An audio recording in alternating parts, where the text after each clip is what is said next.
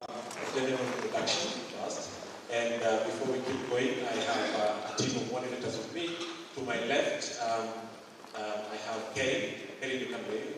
And it would be nice for them also to hear your sound. You have a microphone next to you and say hi.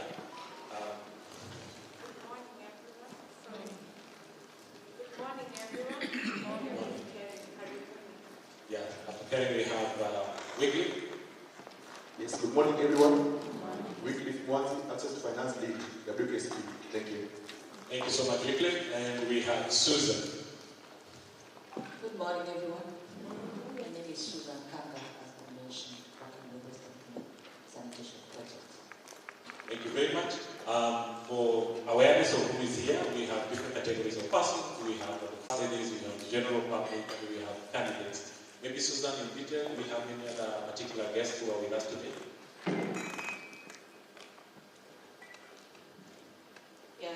Thank you, Bill. This morning we have a number of guests who are with us. We are having besides our judges and the first ladies, we are humbled to have representation from county governments, from county government of Bungoma, if you're here. Kindly. Thank you. Just stand and wave. Thank you. County government of Kakamega. County government of Kakamega representation. They are not yet here. I believe they are on the way coming. County government of Busia. Thank you, thank you. Just stand and wave. Yeah, thank you, thank you. County government of Siaya. Siaya is with us, thank you.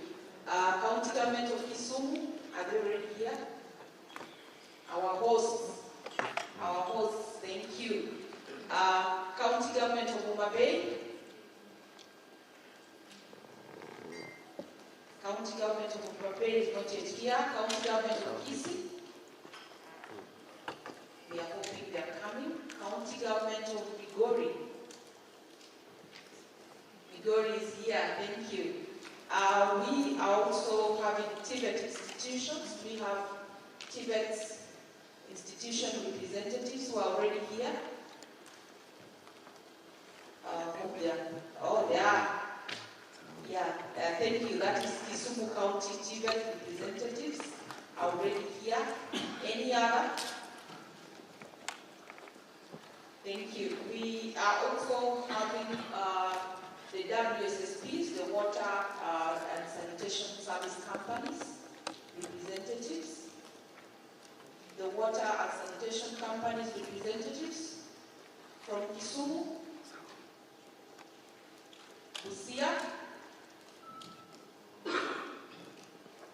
The WSSPs, they are not yet here. We hope they are on the way. We also have financial institutions, the banks, and the microfinance institutions. Are they yet here? Thank you very much. Then we have got Kenya Water for Health Organization, Kwaho. Thank you, Kwaho team. We have a team from Mama Agnes Ochilo Foundation.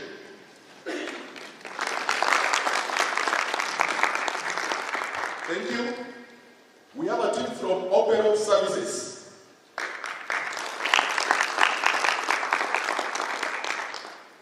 Then next we have a team from Sanevi. Sanevi, are you here? Guys, let us present them. We have a team from Sunnywise Technologies. Thank you for coming. We have a team from Soldier Fly Diverse. We'll get to know more about that. Soldier Fly Diverse. Thank you. We have a team from the far end, Webuye West Mendeleo ya Wanawake team.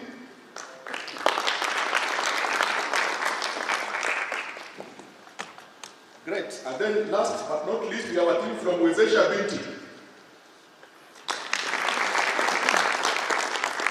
So karibuni sana, we get more details as they present, to get to know more about them and what they do and what they have for us today. Thank you. Hope you're ready. Thank you so much, Wazir. At this particular moment, we will also get to our guests, right? Karen, you want to take it over? I will have the pleasure of introducing our judges, and this will be a brief introduction. So we have judges from the Western Kenya Sanitation Project. We can stand as well. Sure.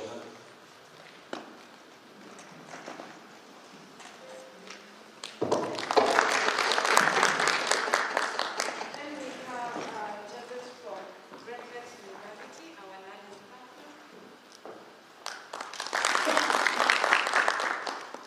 We have a judge from University of Nairobi.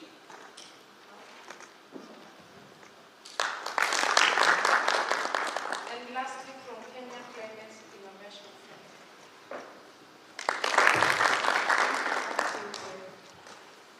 Thank you so much, Karen. This particular moment in time, I would like to welcome our chief party, that is Dr. Paul, to speak to us. Why don't we give him a big round of applause? Tell your eyes here, not to keep laughing so that you can walk.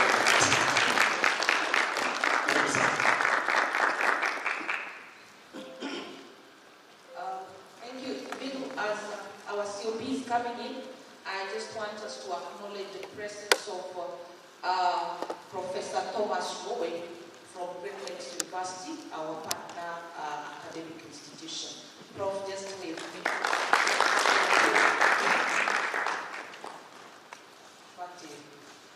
Thank you, Susan. Very good morning, everyone. Good morning once again. Good morning. The MC mentioned my name. I'm Paul Orengo, Chief of Party of USAID Western Kenya Sanitation Project. Mine is very brief. First, to welcome each one of us here.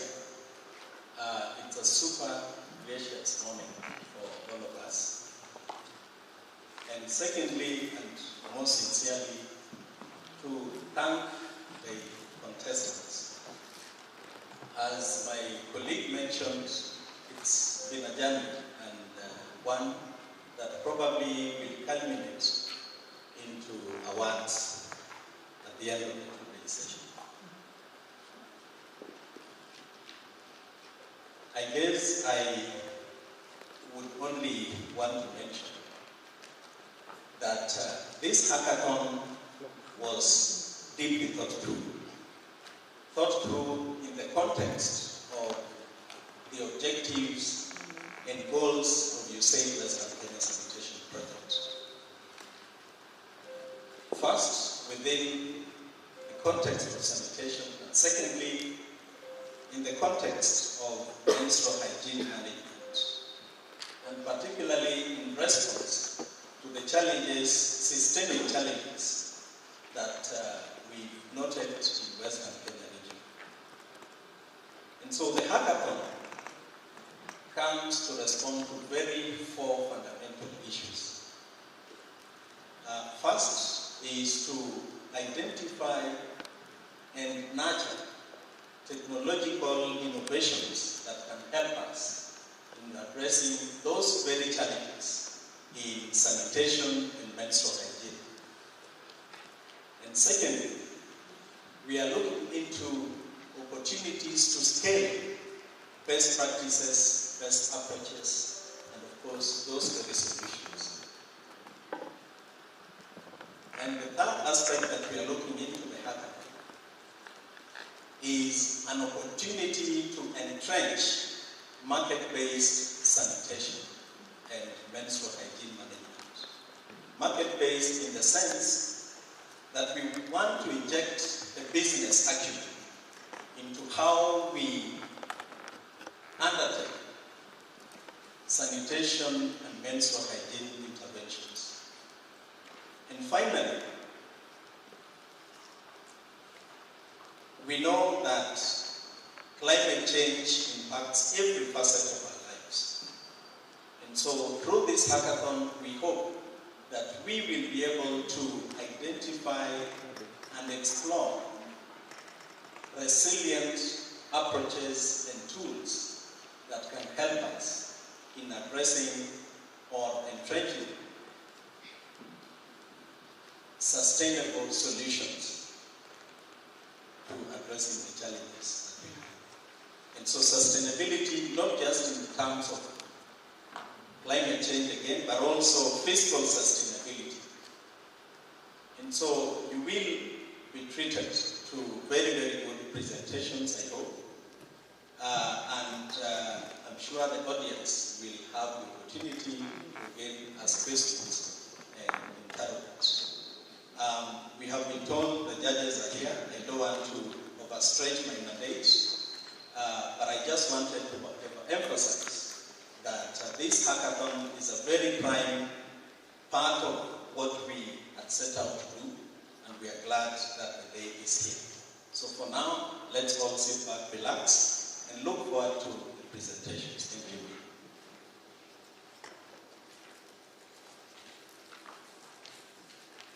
So with that, we do have in our midst the county first ladies, and to lead us in the session, to introduce the county first ladies and lead us through that process, I will request the chairperson of the Lake Region Economic Bloc First Ladies Forum, Her Excellency Emily Nyaribo, to lead us and eventually formally launch the hackathon.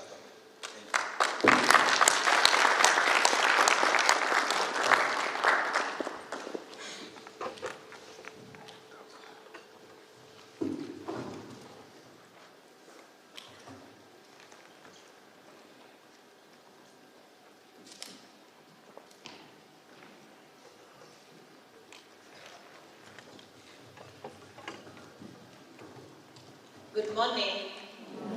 Good morning, everybody. Good morning.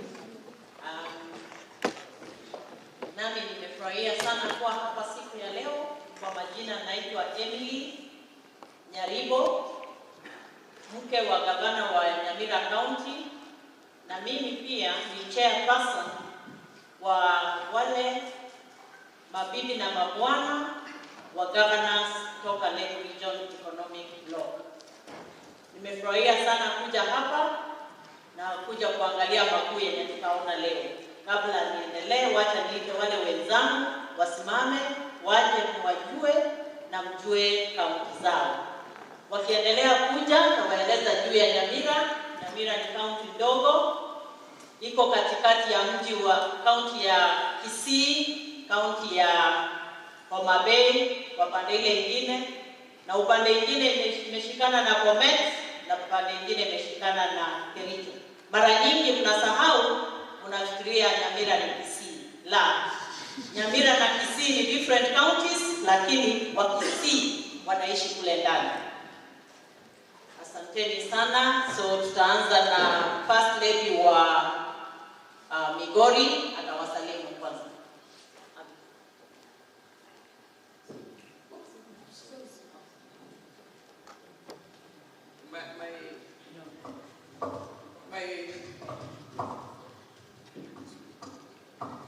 My fellow first ladies, the officials from the WKSP, the competitors, and the other guests, good morning. Good morning. Good morning. You all look scared. This competition must be tough. My name is Agnes Ochilo from Migori County, spouse to Governor Ochilo Ayako. Receive greetings from Migori County. My takeaway or my hope for this meeting is that eventually we will have a situation whereby the people who supply us with sanitary buckets in the toilets will be able to economically also purchase the product so that they do an all-in product. They supply the buckets and they also give the sanitary pads in the toilets for everyone to use. Thank you.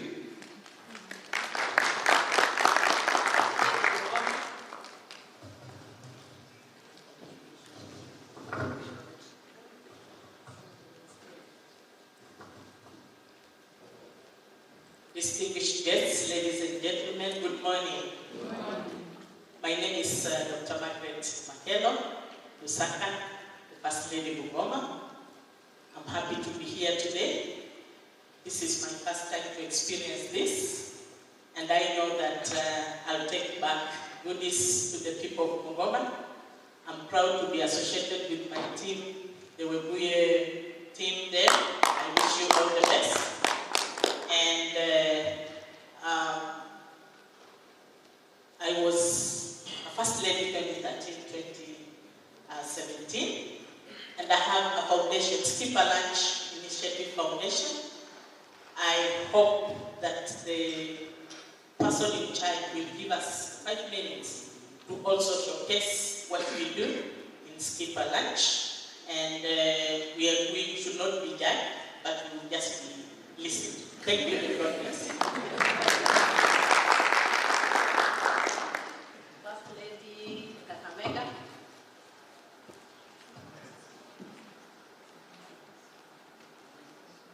My colleague First Ladies, judges, and everyone else, good morning. Good morning. What are the way Are you scared of the presentations? My name is Professor Janet Kasili Barasa, the First Lady in Kakamega County. I'm glad to be here to learn more about menstrual hygiene, and I'm hoping by the end of it all, one of you is going to offer a dispenser in my county full of sanitary pads, so that we can avoid the stigma that goes with menstrual hygiene. Secondly, during the COVID period, we had Barasa Foundation, and we did a bit of menstrual hygiene to the girls. I'm just here to learn more, and so that I can revive it and do it more. Thank you.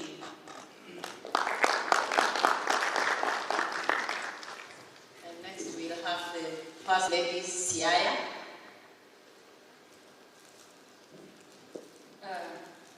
Good morning, everyone. I'm really happy to be here. My name is Betty Murungi Orengo.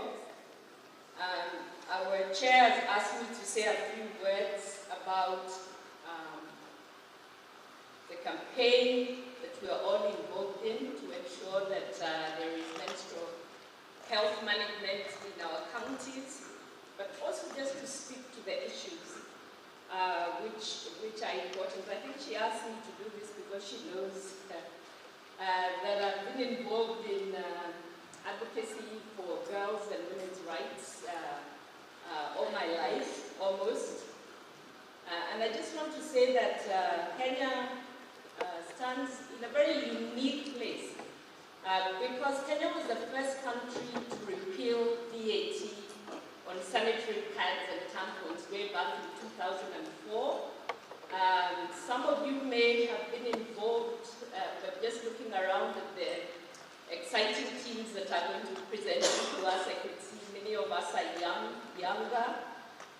But in 2004, there was a spirited campaign by an honorable member of parliament who is now a judge of the Supreme Court of Kenya, to remove VAT from sanitary pads and tampons.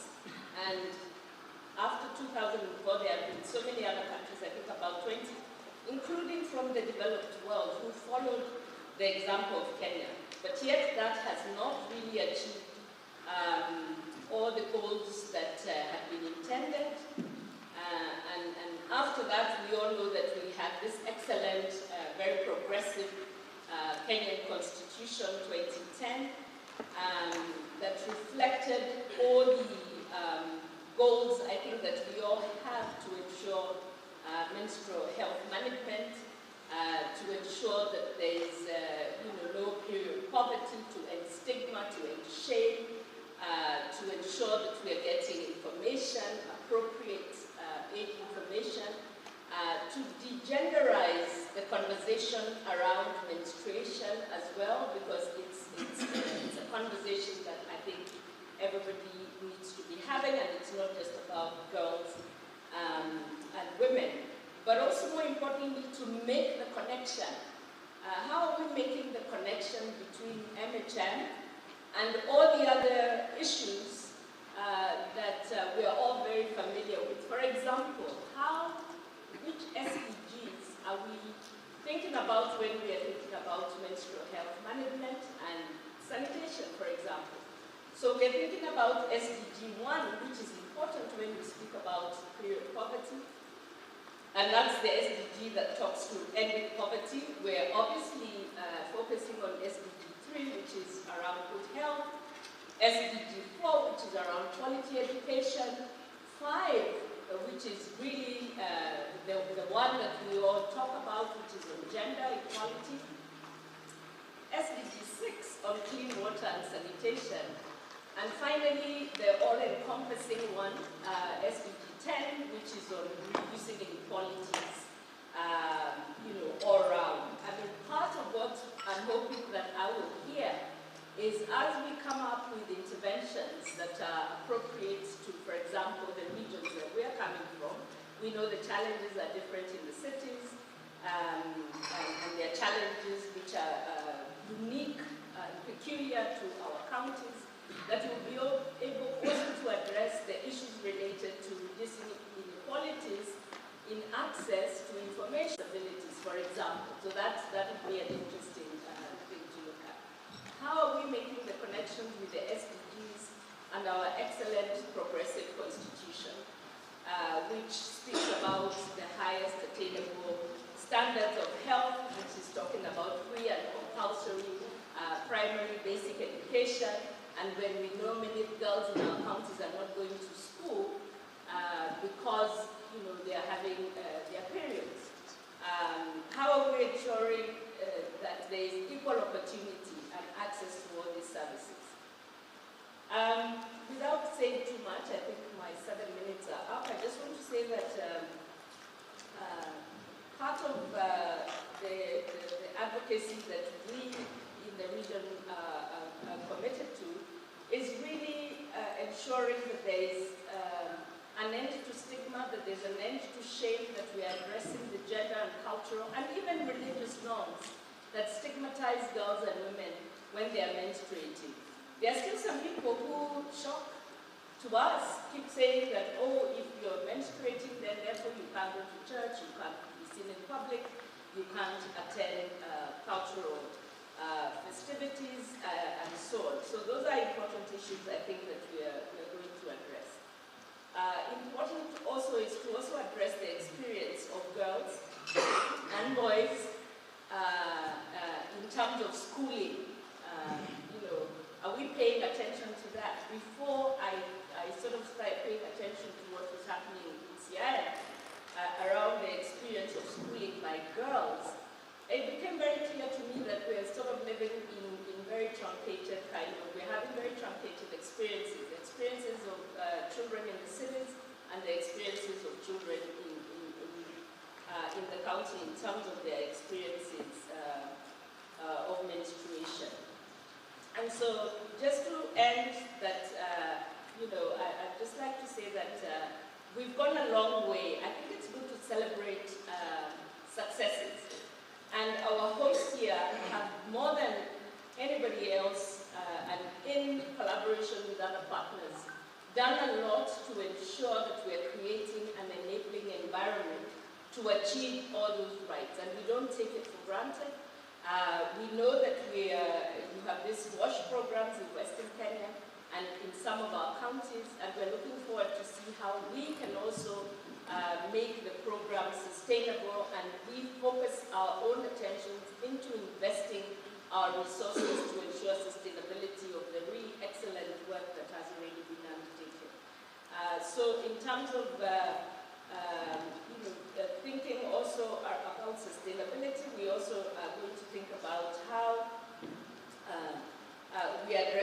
challenges related to ending period poverty, ending stigma, and ending shame. And we're all I'm very excited to be here and to learn over the next 2 days. Thank you very much.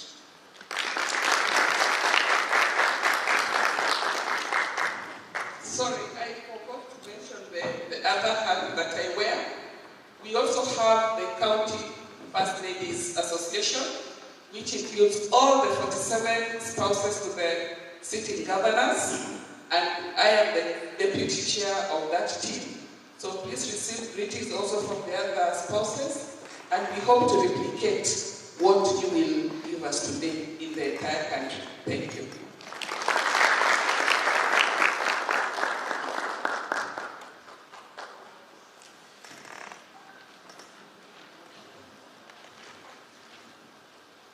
So mmewasikiza wenzangu walivyoongea. Nami basi wacha nimalizie kusema ya kwamba katika region, the Lake Region Economic Block, zile counties zote, ukiwa na cholera pale ndio kunaamka cholera kila siku. Hiyo inatuambia kwamba sanitation yetu sio sawa. Ukiwa na teenage pregnancies kule ndio iko juu zaidi. Na tunaambiwa ni kwa sababu watoto hawana vile vifaa vya kuwasaidia wakati wako kwa ile hali ya menses.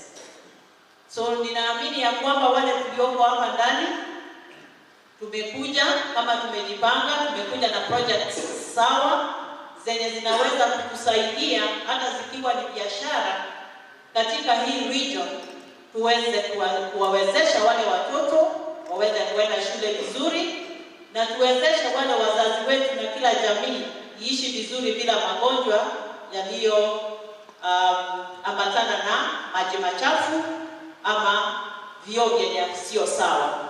So leo hapa ndani nashukuru sana kuwaona nyinyi nyote, naona nyinyi nyote ni wachanga. Naamini ya kwamba kutoka hapa tutatoka na kampani moja kubwa ya kutengeneza hivi vifaa vya kutusaidia katika region ya the Lake Region Economic Block. Nikiangazia sana ile county ninatoka, county ya Nyamira, unajua ni county ndogo na tuko wengi. We are very fertile.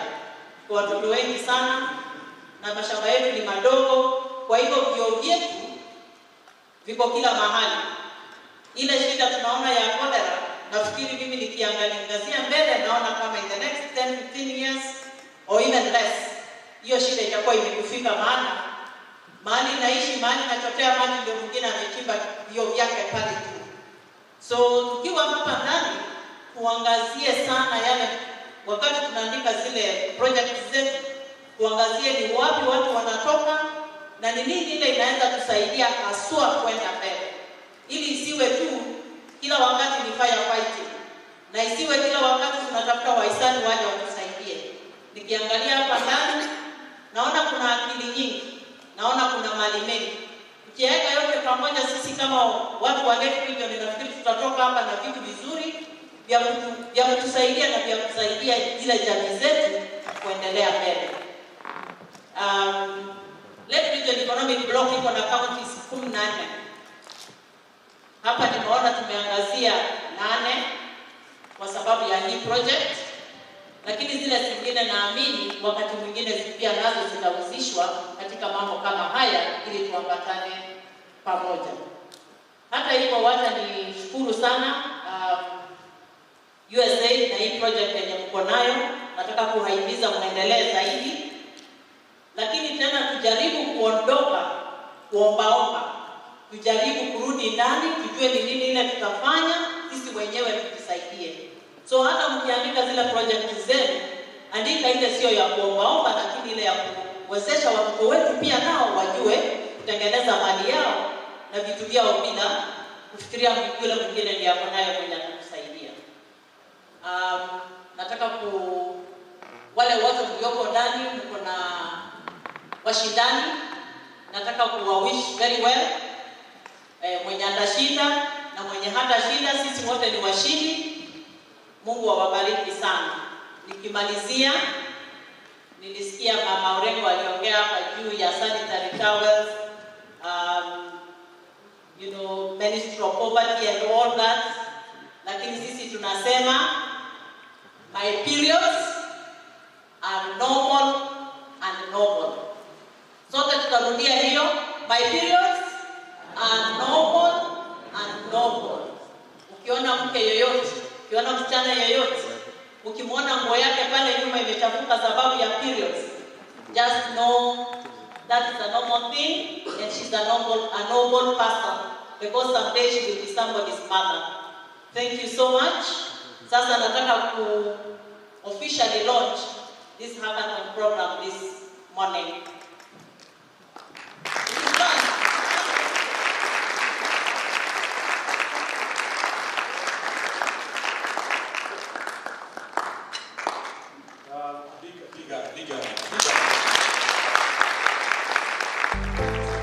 Roha unit vile tunafanya kwa kijiji ni kuhamasisha watu juu ya usafi kwa kijiji.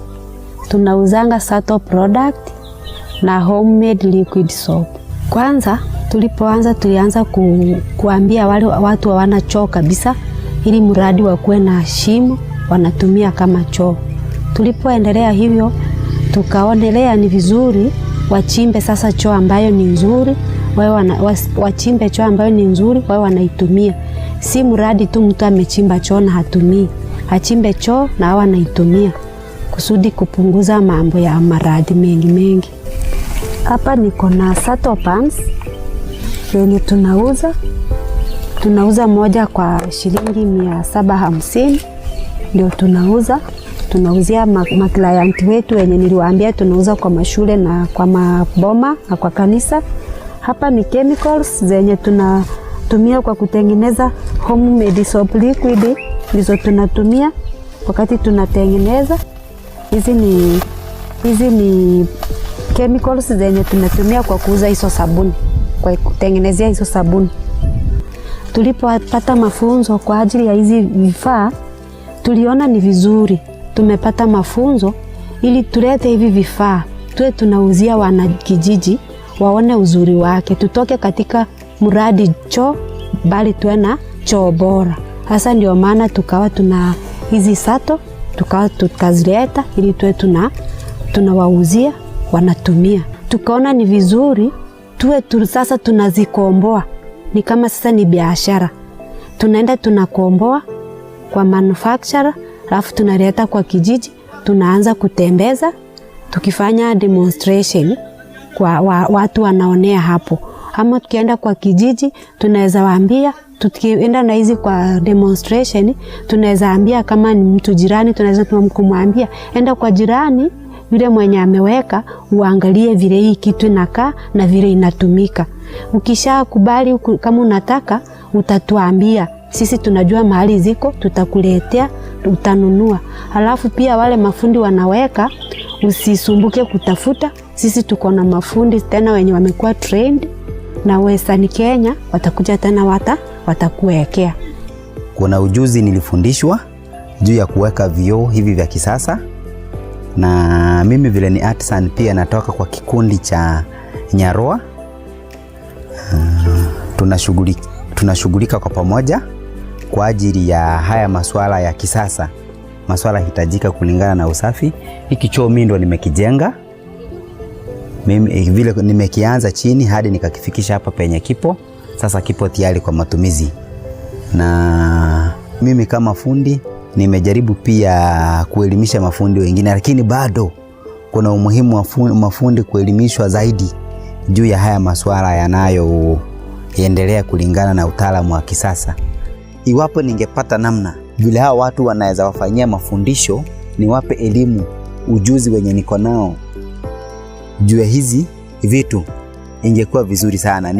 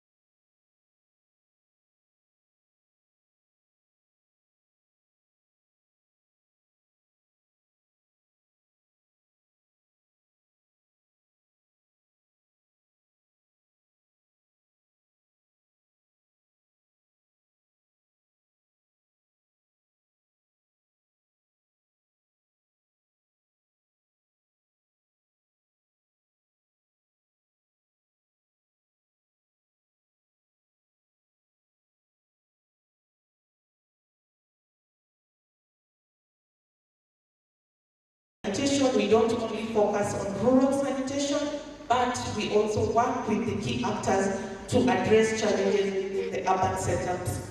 Number 2 is to increase access and uptake of market-based improved menstrual hygiene management products and services at the household level. So moving forward, let's take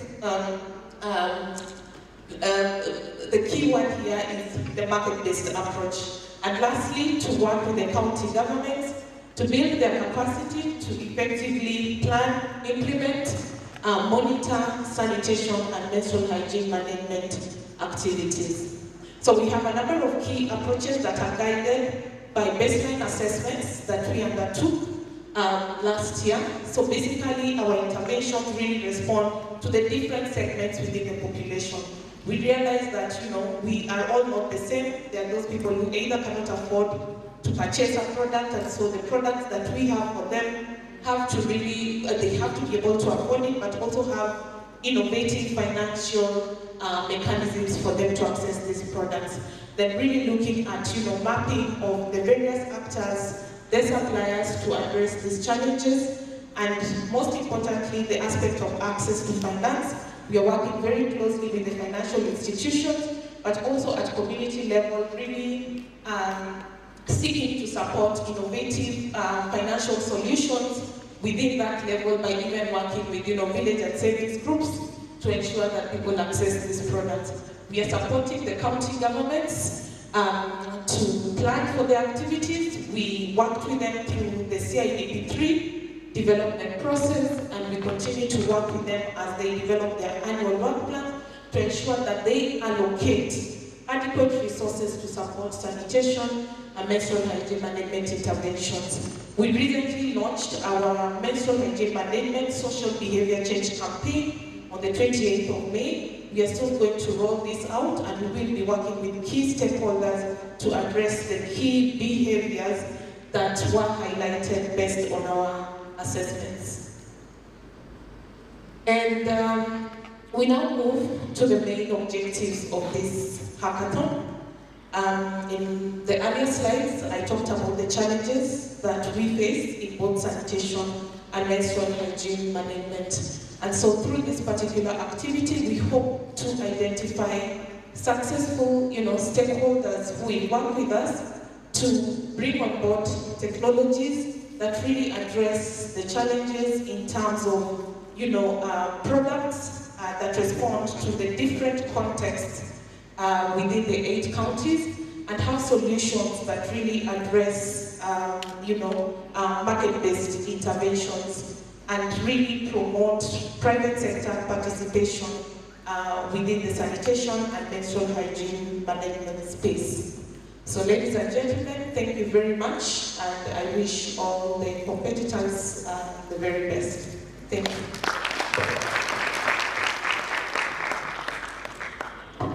Let's appreciate. Thank you so much.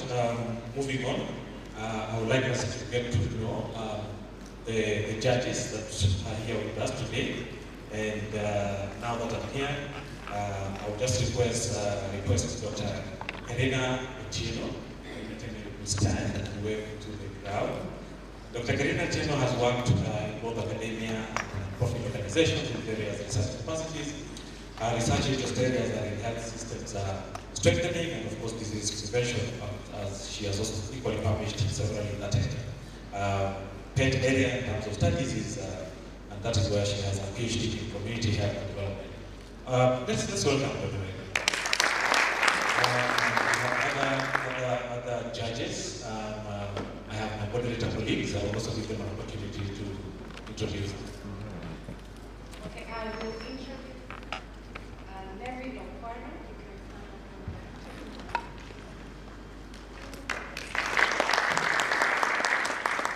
So Mary is currently working as the MHM,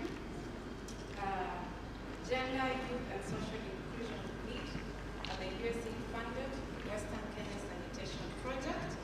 And prior to this, he was on secondment at the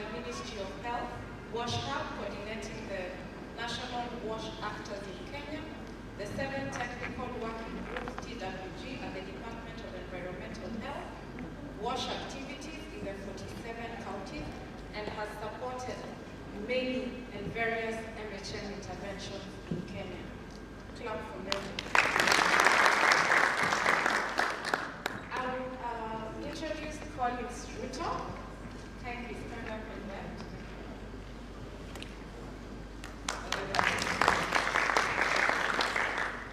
So, Collins is a research and development expert with over 10 years experience in monitoring, evaluation, research, learning, and accountability in the development sector, and has worked with various agencies including USAID, EU, and and he's currently working with USAID Western Kenya Sanitation Project as the research and development.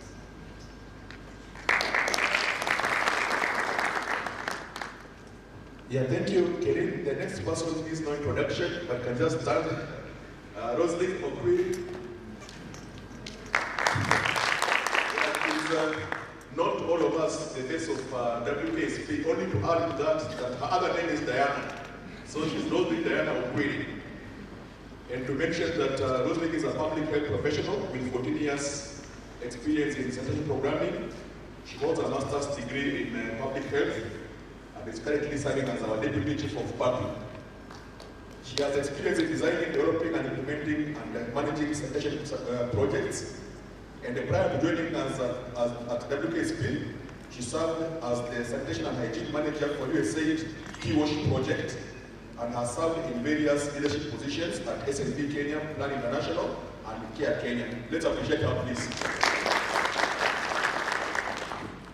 Our next judge on the bench is Samson Washara. You can stand, please.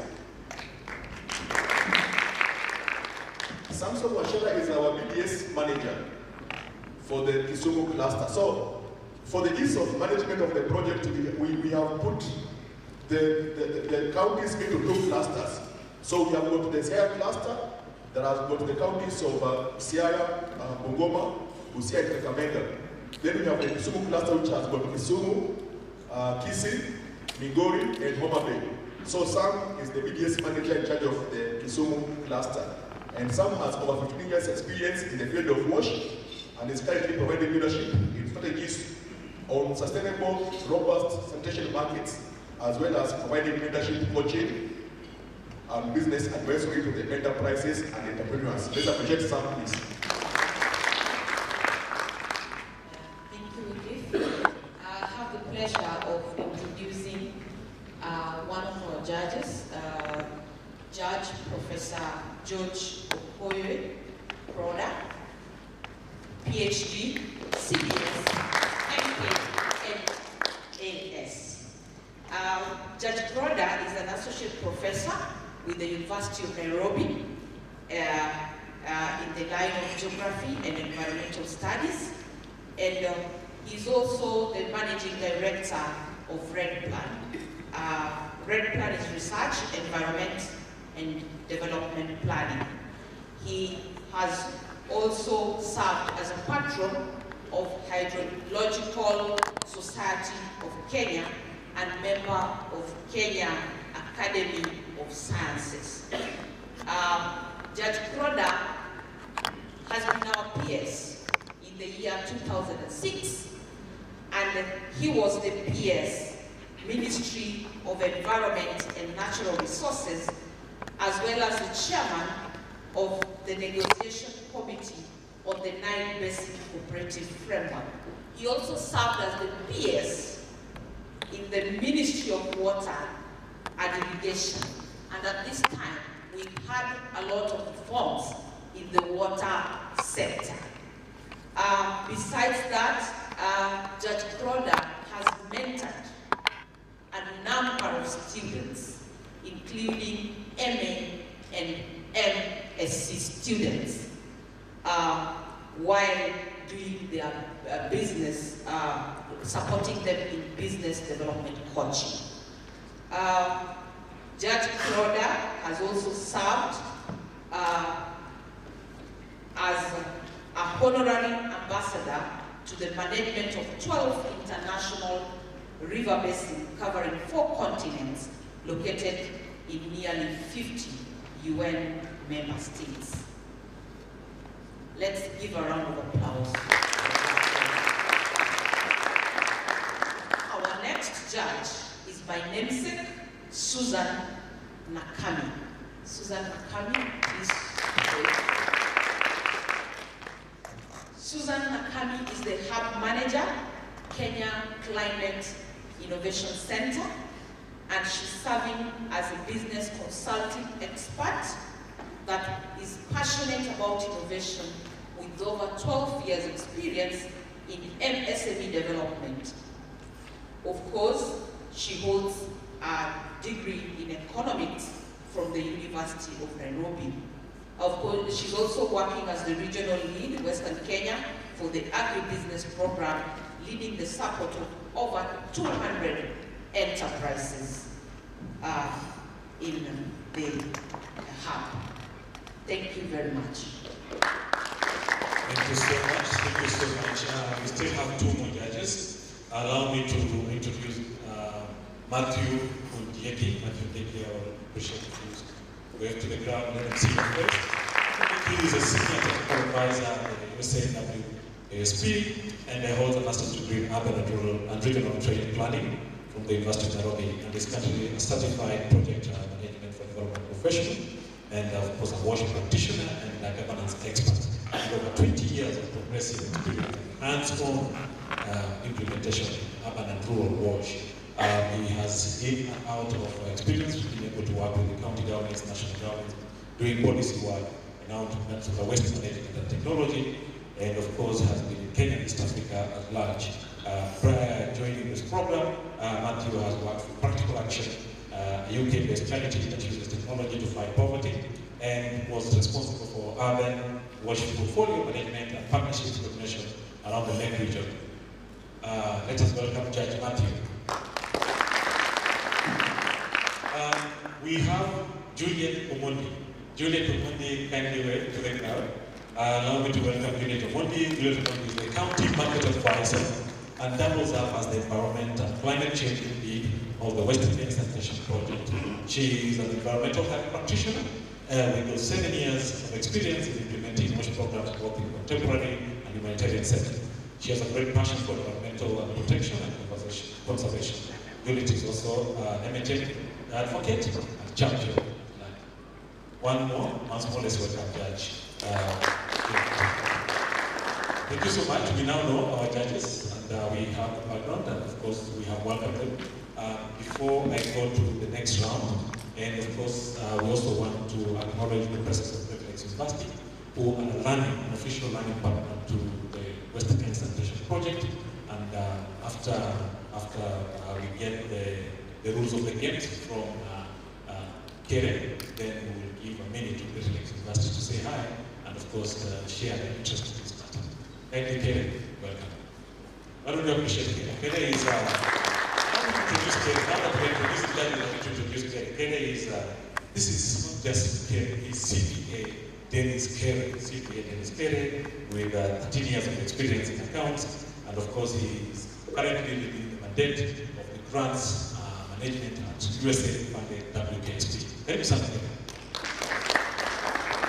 Thank you so much, Bill, and thank you to our excellencies, judges, and ladies and gentlemen, good morning. Yeah, it's a pleasure to be here with you together. As you heard, my name is Dennis Keren, the Grants and Strategic Fund Manager of Western Kenya Sanitation Project. I know to the candidates we have a lot of communication, but one thing I want to say, as you heard from our Deputy Chief of Party, this has been a very, very rigorous process. WKSP is a USAID funded project, and we have a mandate also to work with the local organizations, manufacturers, enterprises. Just to an overview of this, until today, WKSP issued a call for concept papers around innovation, as highlighted by my colleague. This was done on 6th of March this year, and we had a period of 30 days to give applicants an opportunity to put up concepts that responds to the key thematic areas. This we did through the dailies, that is nation media, and we also utilize the county frameworks and the project networks that are existing to float this, and through that we receive concepts from 107 applicants, which this team that here with us, the batch of the 15 who are here today, and I want to still say congratulations to everyone who made it to this level. As a project, this process is very, very intensive because we use a composite of various regulations. Number one, USAID regulations that require a very intensive process before somebody receives any form of support. We also guided through by the government of Kenya regulations in terms of eligibility criteria even to come through these, as well as our internal policies and regulations. So at this level, one thing I want to say, this is still an evaluation process, and we will wish everyone, an opportunity for any potential award. At the end of the day, we looking towards a situation where we may have potential organizations as well as institutions that may work through our normal granting process to step through our implementation approaches. So that is how our processes are, and we will still communicate and ensure that everyone gets the full information. Otherwise, thank you so much, and we appreciate it. Thank you.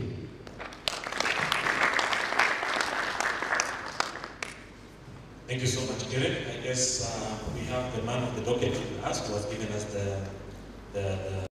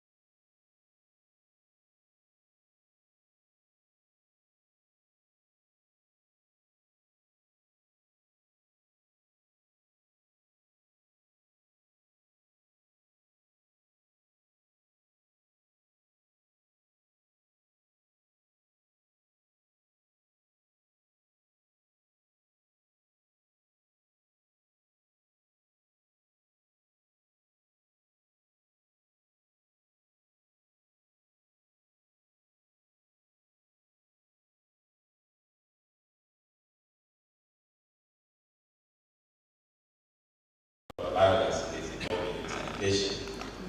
But those are things that are in the public space now, and people are working very hard in public good services. I've said it again, they are public good, but it doesn't mean that they cannot make a profit. That is why I'm very glad that the USAID president be sustainable. Three things as I close.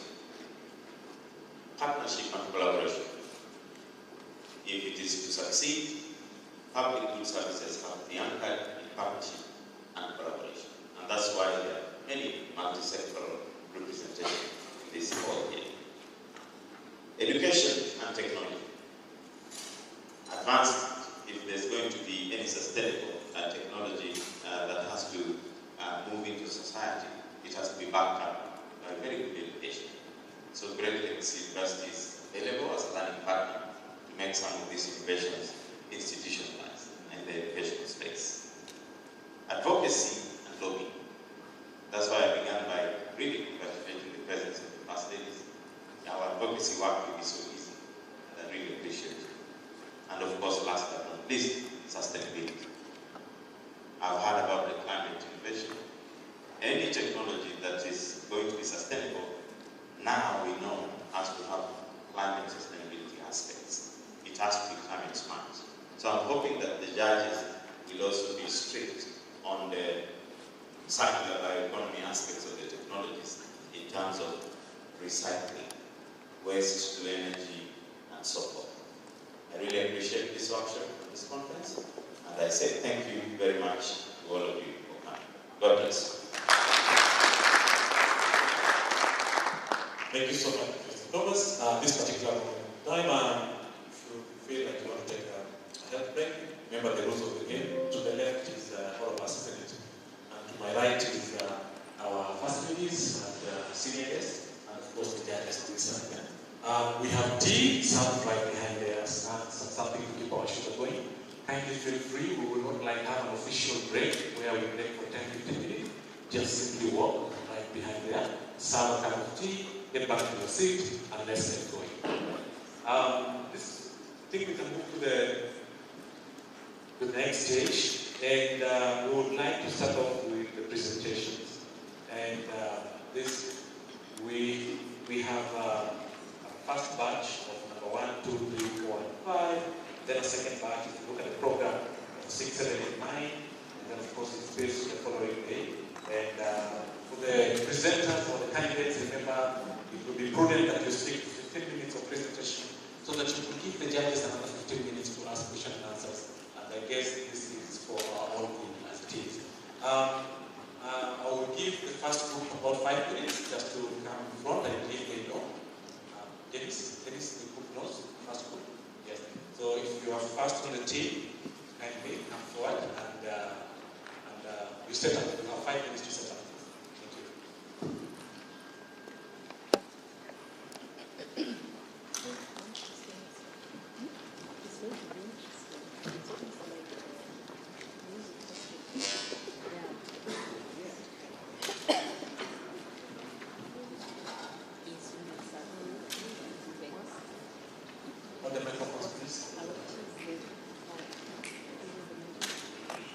Thank you.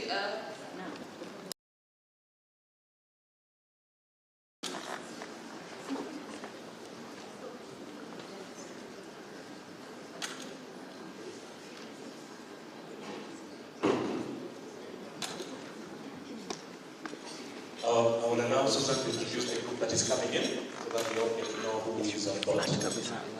Okay, the first group on stage is ADMI. ADMI is African Digital Media Institute. ADMI is based in Nairobi, and it's an institute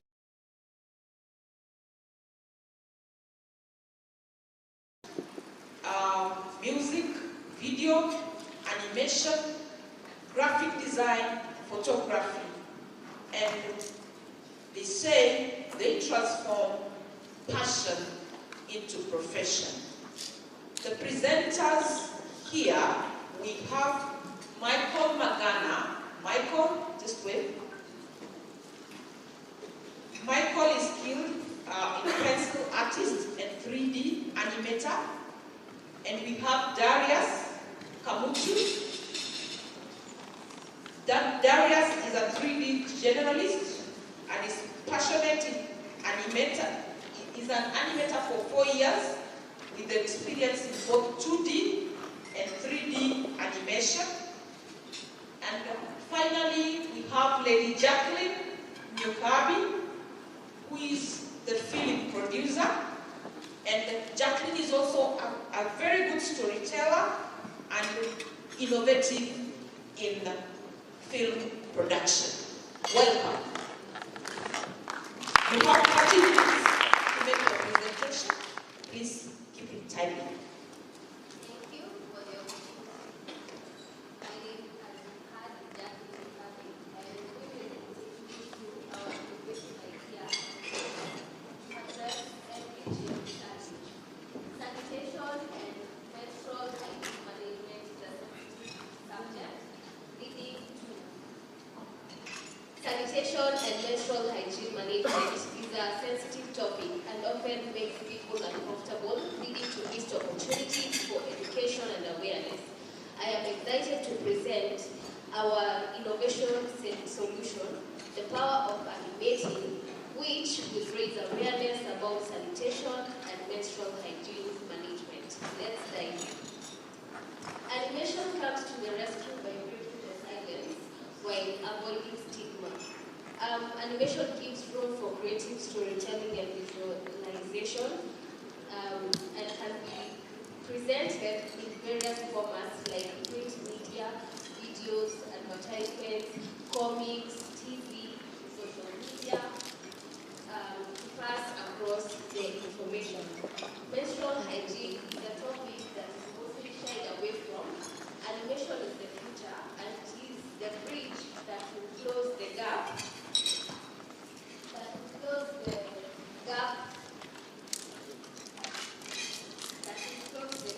In creating awareness and passing information concerning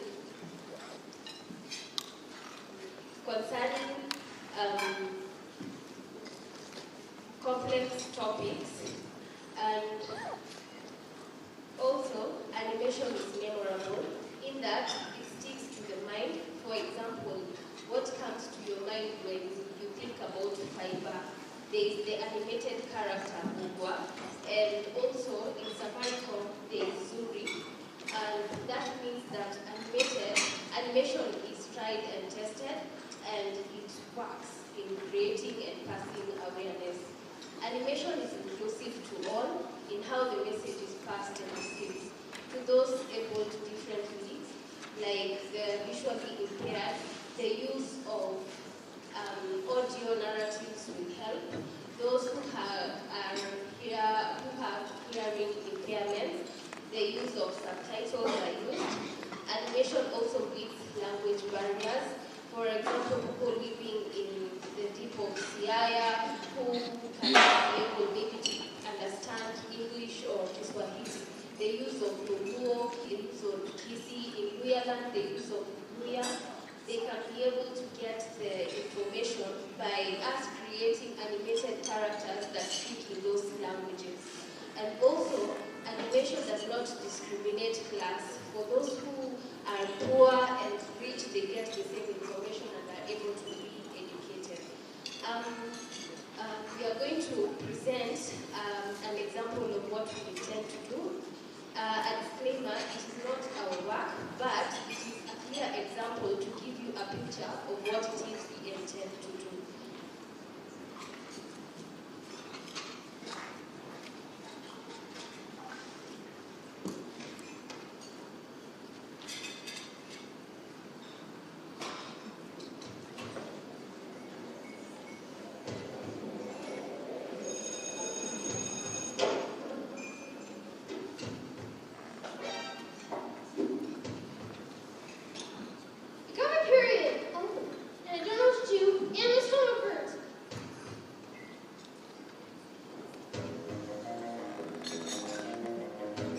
So let me give you the rundown. Basically, between the ages of 10 to 15, you get your period. It prepares your body so that one day, if you want to, you can have a baby. I don't want to have a baby! Relax, you're not going to have a baby now.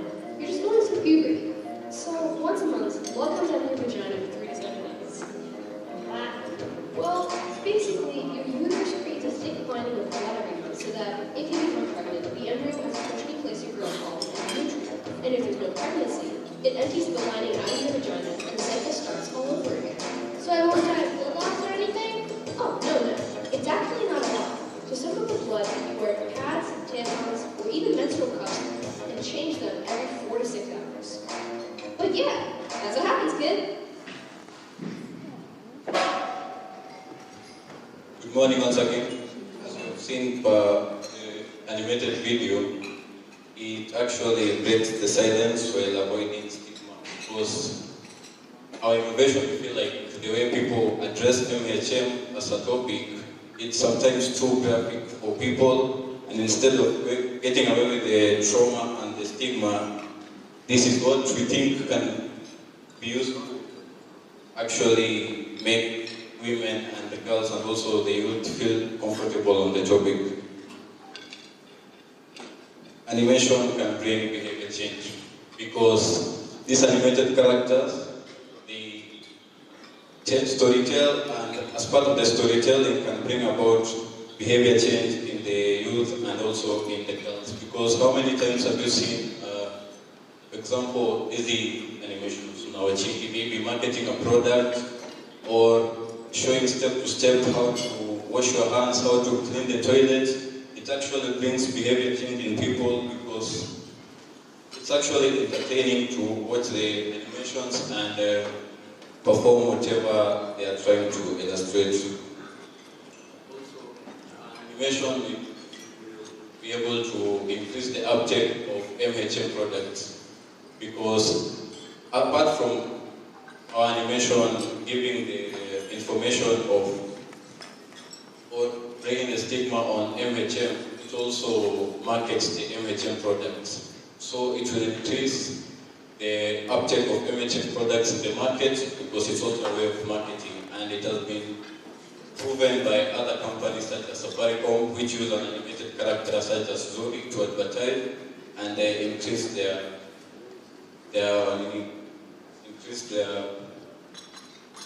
Safaricom subscribers.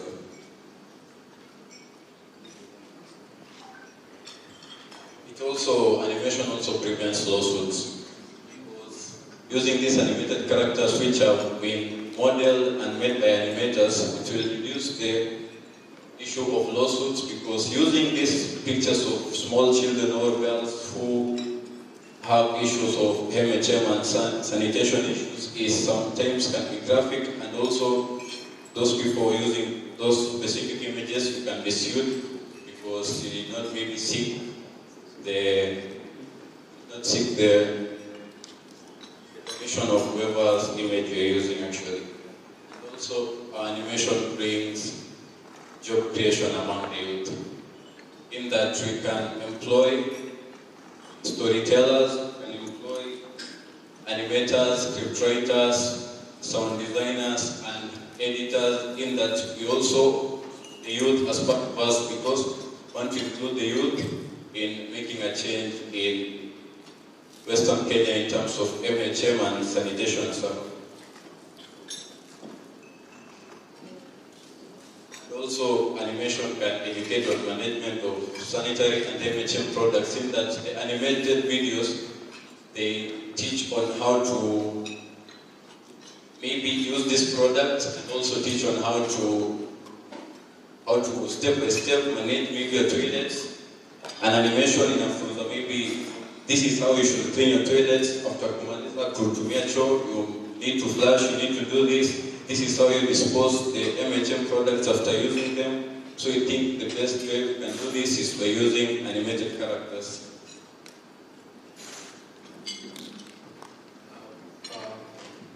In order for innovation to work, an animation. In order for innovation to work, animation simply requires an animation system. Some of these infrastructure include things like a powerful workstation. This helps during when working with demanding softwares that tend to crash when trying to animate. So having a powerful workstation helps in creating a stable platform for our animators. It also helps when animating complex models, for example, like characters. Sometimes the characters, it can get heavy during animating, so having a workstation helps with that. The next thing is storage systems. Some of these animation files do get large and heavy, so it's usually good to have a storage system where you can be able to store these files. And also, since animation is usable, having a storage system where we can keep our assets helps us to use our assets in terms of need and help saves a lot of work. Rendering computers. When you talk about rendering, this is the process where you take your made animation and convert it into a video file that can be easily shared to people. So having a computer for rendering purposes helps in terms of giving out information, giving out the videos faster, and the production faster.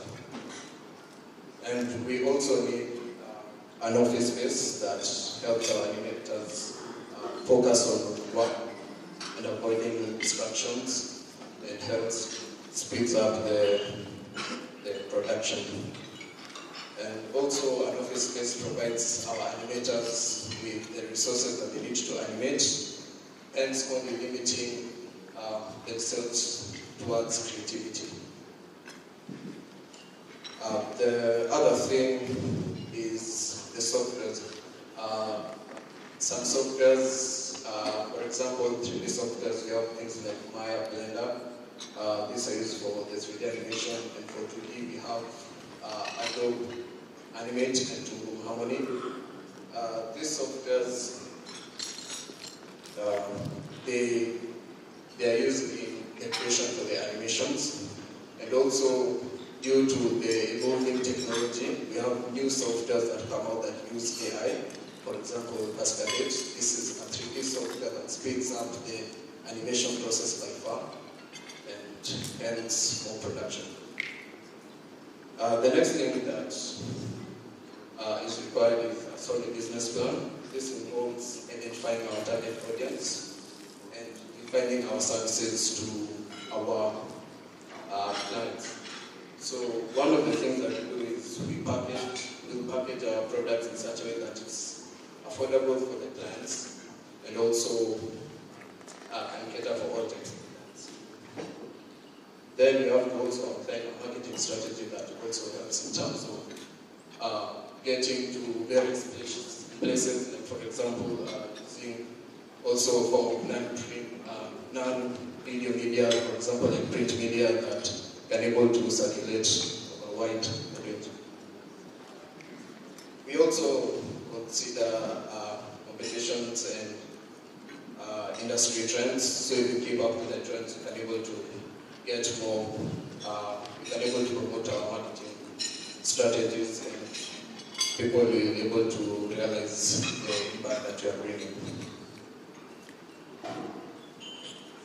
As the business becomes successful in terms of the scalability, expanding, we can able to expand our client base and bring up effective marketing that can able to spread across the social media platforms and everywhere, so that people can able to notice our studio. We can also create job creations by hiring additional animators, artists, technical staff, which in turns give more jobs, and the youth also have a place where they can able to work. And also eventually can able to increase our hardware upgrades so that we can also speed up our workflows. We can optimize our animation workflows. Yes.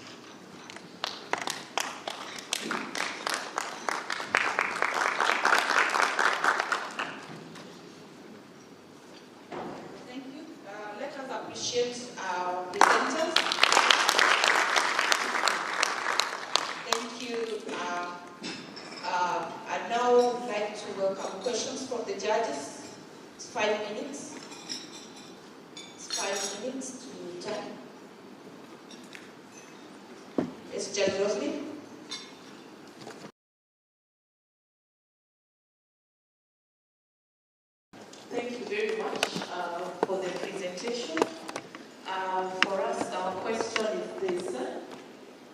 how will you ensure sustainability of your innovation? And number two, who is your target population?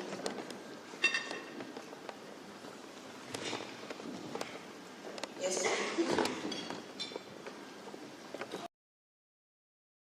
Our target audience is, you can say, it's people from all over Kenya as a whole, because animation is that flexible in that we can animate characters to address a certain problem, whether it's in terms of climate change, in terms of environmental issues, whether it's in some of menstrual health management, and sanitation as a whole. So it's so flexible in that our target audience can be actually anyone.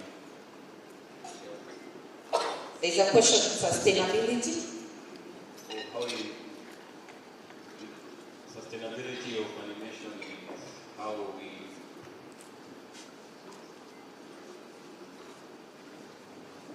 our business. By sustainability, by creating our animations, we can be able to consider the fact that if our animations get popular, we can able to put them in merchandising, which can also be used in growing the business and also keeping the business running, and also working with clients like non-government organizations, and also will provide content that can help their schools. In other ways, you can able to sustain our business. Thank you. Any further questions?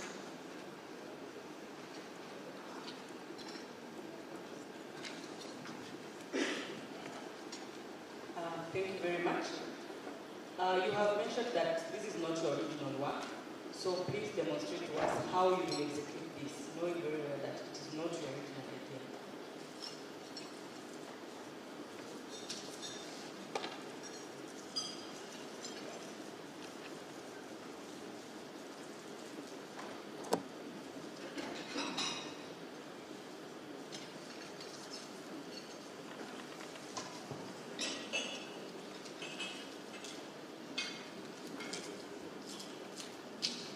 We did a video that we submitted, which was our own recreational work, but we also needed to emphasize on how we can be able to improve on the work that we had already done, because we did not have the financial capability to be able to produce something in the potential that we inspire and intend to do. And what we have shown is what we actually want to reach. Thank you. At this juncture, I'll give an opportunity to one of the first ladies in the table of first lady. The COP wanted to ask the question. Kindly. Do you have any of the first spouses so that Bill, you can take charge of that after COP? Thank you for the opportunity. My question is, the bulk of the communities in Western Kenya region are rural communities. And the reality with most of those rural communities is that they do not have access to TV, neither do they use WhatsApp, assuming that you want to do a short animated video and circulate. It appears to me that this pitch focuses on social behavior change, communication. How will we drive change if using this system or approach if it is not reaching the very, very cracks and input of the population in the rural homes? Over to you. Thank you for your question. To answer that, I would say that animation is diverse and it can be used not only in videos and media, it can also be used in print media, whereby we can have comics, pamphlets, brochures that can be passed to those who are not able, to those who do not have televisions. We can also be able to organize meetings that we can give talks to the people that are not able to afford their smartphones so that they are able to be reached with this information by going directly there to be able to give them and pass the information to them. And with us, we can carry the comics, the pamphlets, and the brochures to supply to them. At the response, just one from the First Lady's table. We are closing.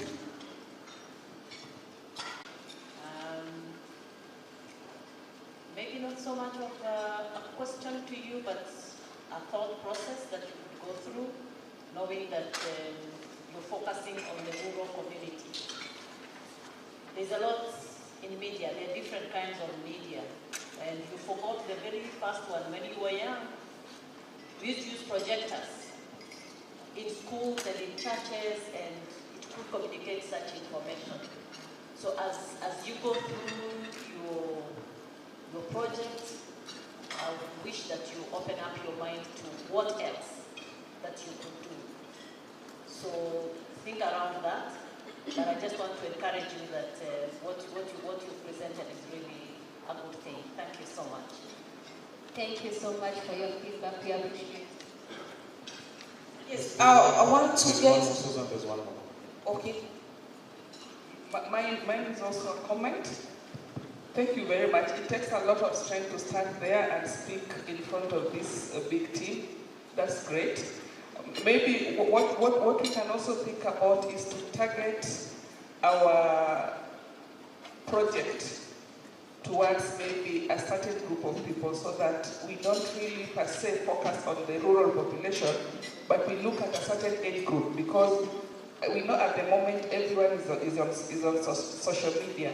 So maybe we can look at that, and then depending on what we produce, it can also be used in the media. You know, you can even put them on TV, and that will enable you to sustain the process. So maybe we can also think along that line. Rather than putting it to the entire population, let's pick a segment that will be able to understand and access what we have developed. Thank you. Thank you. Thank you. Let's appreciate Michael, Daria, and Jacqueline. We have all seen what pencil can do. Thank you so much, admin team. And I'd like to pass over the mic to the next presenters. Please take your seats back. Thank you so much. Thank you so much. Karen, could you introduce the next team, please? So thank you so much. I would like to introduce the next team. And the next team is Arunlu, East Africa. As they set up, I can hire of Arunlu. So Arunlu East Africa is a dedicated business that aims at designing, manufacturing, distributing innovative low-flash toilet solutions and water and wastewater treatment solutions to various sectors. These sectors include residential, commercial, public, and private institutions, with a vision of becoming the leading business offering sanitation solutions, low-flash toilet and wastewater treatment solutions that are highly efficient, user-friendly, ecological solutions that promote equality, dignity in sanitation and environmental sustainability. So our presenters is one Ruben Otieno, you can web. So Ruben Otieno is the CEO and business developer. He is an entrepreneur. He holds a bachelor's degree in geomatics, engineering, and geospatial information systems, and a diploma in project management. Ruben has 10 years in construction and water and sanitation sales and marketing. He has a passion for water, sanitation, climate change, and sustainability. You can clap for Ruben. Our next presenter is Clara Aurora, who is the operations and marketing. She is a geochemist with a master's degree in petroleum geochemistry and undergraduate degree in industrial chemistry. She's enthusiastic about entrepreneurship and climate change initiatives with emphasis on plastic waste recycling, affordable and safe sanitation to the vulnerable population. Our third presenter is Jen Lea Wanyama, who is also the sales representative. So Jen Lea is a proactive and highly motivated individual who may be the most pleasant sales representative you will ever encounter. Wow. She is currently pursuing a diploma in water engineering with a passion for sanitation and entrepreneurship. So karibu Arundu, East Africa. A reminder, you have 30 minutes and we would encourage you to present for 15 minutes and have questions for 15 minutes. So we begin.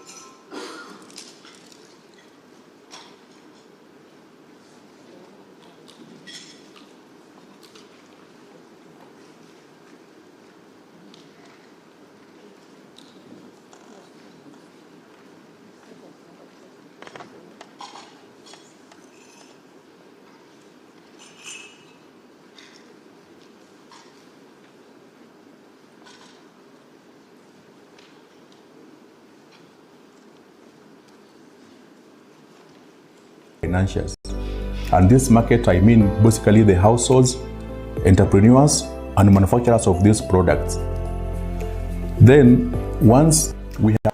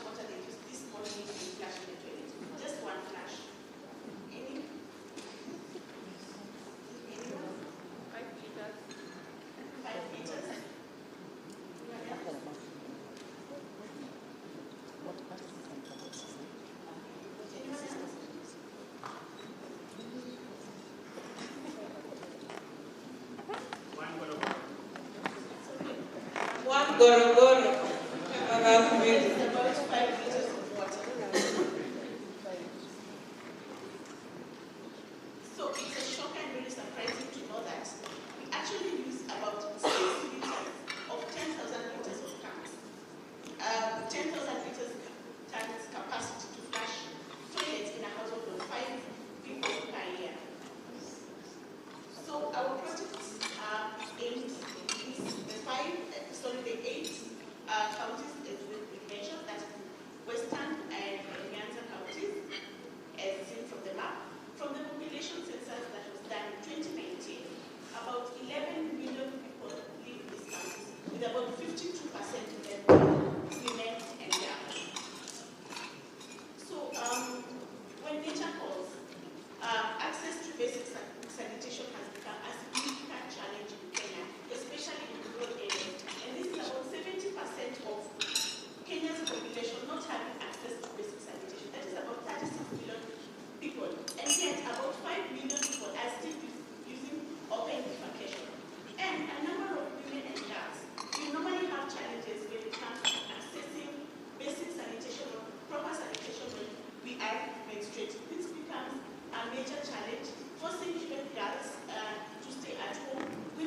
institutions' staff do not understand the opportunities that exist in sanitation, financing, and menstrual hygiene management.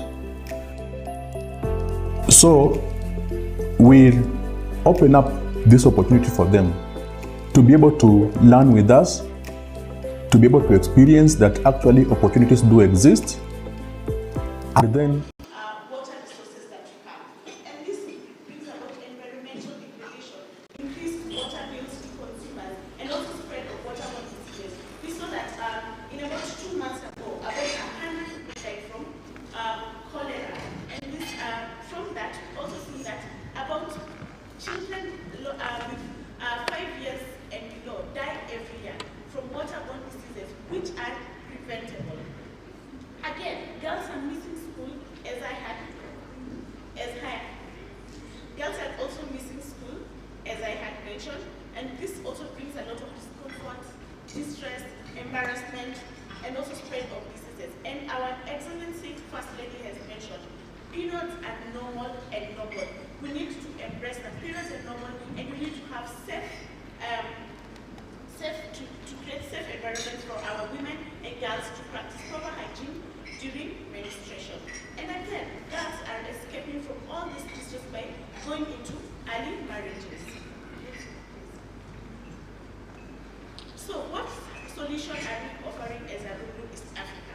One, we are offering toilets that flush with less than 2 liters of water, saving about 70% on treated water. Therefore, we're providing affordable, equitable, dignified sanitation to all population, especially to women, children, and people living with disabilities as well as with age.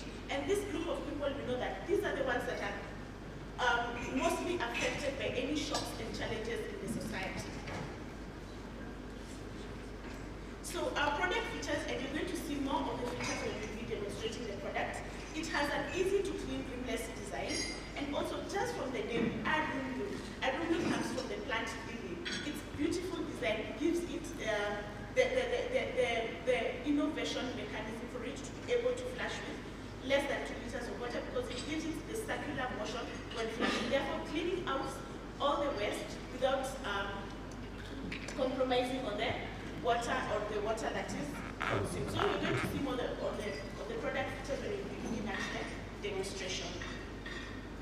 So for the toilets, we have 2 main options. One, we have the ceramic option and also the plastic option. The ceramic option, which goes to a selling price of about 23,000, that includes all the manufacturing, distribution until it reaches the final consumer.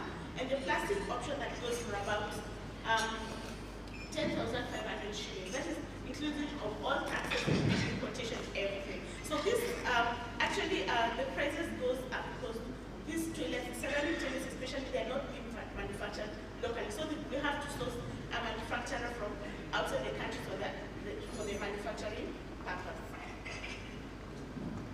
So the story even gets better. So with Arungu, we use about 1.2 liters of water in flushing. So in a household of about 5 people, with an estimate of 20 flushes per day, we save about 2,880 liters of water per month. That brings us to about 36 liters of water per year. So in a population of about 100,000 people, either rural or urban population, we save about 3.6 billion liters of water a year. You can imagine that's a whole dam that we have saved on water. So this, with this innovation, even looking at households, looking at public facilities, we save about 70% of the normal consumption of water that we use in the traditional toilets that we have. So what is Arungu bringing to the table? What is the value of Arungu? One, we're looking at the health and hygiene. We reduce on waterborne diseases, especially to women and children in most rural setups or in low-income settlements. Given that you have a pit latrine right next to a water source. Therefore, there's a lot of cross-contamination of the water that is used for other consumption needs. Again, social impact and environmental inclusivity in women, because sometimes we feel that women and girls are the ones who are subjected to looking for water. They walk for long distances to just to get water. Therefore, girls are missing in school. Women again are missing opportunities that they could put the time into other revenue generating projects. So for this inclusivity in women and children that they are able to focus on other important income generating activities. There's also the issue of environmental sustainability concerning water. And again, Arumi is a very good sanitation whereby we are able to adapt to climate change. Water is scarce as a result of climate change. You have seen, each and every one of us has experienced in one way or another the water scarcity, either living in urban areas or living in a rural setting. Therefore, this is a good measure for adapting and mitigating to climate change effects. Employment opportunities. Working with youth and women in the manufacturing of the toilets, distribution, marketing, and installation of these toilets. I'll hand over to my teammates to continue the story. Menstrual health. Menstrual health. This will help in improving menstrual hygiene management, which contributes to the well-being, dignity, and empowerment of women and girls. Again, it will also allow the girls to reach their potential talent and education. As you know, menstruation has always been a major concern, mostly to women and the young girls. Economic growth will help in spending more time on working, full school attendance to the young girls, social dignity and reduced exclusion in workplace, money saved from cost of water related to other needs like buying menstrual pads and also health saving. Our environmental sustainability, there is sustainable water management, climate change resilience, and drought-resistant rural redistribution. I think the first lady here County mentioned about SDGs. What SDGs is Arundu contributing to? One, we have SDG 1, 3, 5, 6, 13, and 15. That is no poverty, good health, gender equality, clean water and sanitation, which is a major issue, climate action, because we are trying to conserve the water that we have, and improving the life on land. So briefly, we are an enterprise in Kenya, and we are providing sanitation solution for efficiency in water conservation and wastewater treatment. Our mission is to offer sanitation solutions that provide customer satisfaction, meet the aspirations of society as a whole by providing water-efficient technologies. A bit of history where we've come from. This was an idea that we've been having for quite some time, and trying to find solutions on how we can conserve the little water that we have in sanitation. So we identified a gap in sanitation from previous projects that have been engaged in, and I was challenged. Then later on, we started researching ways on how we can efficiently manage water or use water in our toilets so that at least we can conserve the water. So in 2021, we happened to have gotten in touch with a good friend who was also doing a project that I was engaged in, and he also had the same idea, and that's where we came about. And the good thing, he had already advanced at a stage of whereby we can go for the prototype. And in 2022, the prototype was developed and we tested it, and it was successfully working. So what is our business model? Our business model, first, we are offering low-flush toilets that are flushing with less than 2 liters of water. Our competitive pricing that we are offering in terms of the price of the product, that every, various categories of the society can be able to afford, from the mid-poor to, as the class goes up. Manufacturing and distribution, because we are producing, Kenya is it has many manufacturers in tons, and as we said, we have two products. We have the plastic, or rather LDPE, and ceramic. So part of our business model is collaborating with the local manufacturers to be able to produce the product locally and make it affordable. Collaborating with NGOs, policymakers, in that they can enforce, or rather encourage the masses to be able to get this product and help conserve the environment. Financial institutions who can be able to come in and give us giving grants or offer loan facilities to people who want to uptake the products, and also partnership with distributors in distributing the product. Part of our business model also involves innovation and in research and development, whereby we are looking at Asian products, or rather Asian toilets that are able to serve the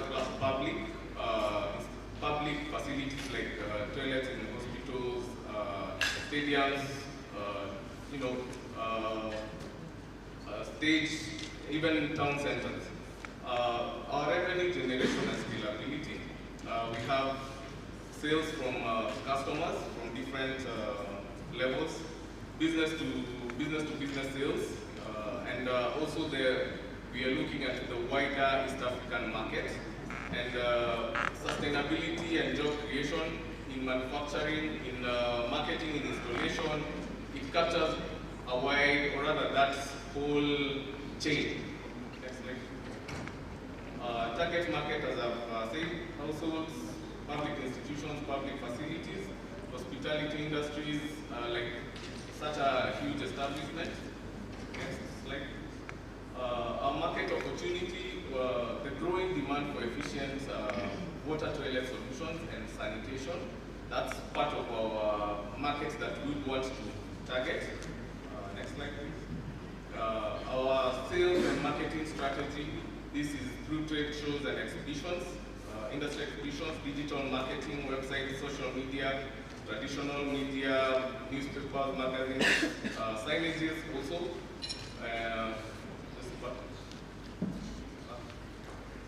Influencers, flyer distribution, and then we have generated a rough estimate for the cost.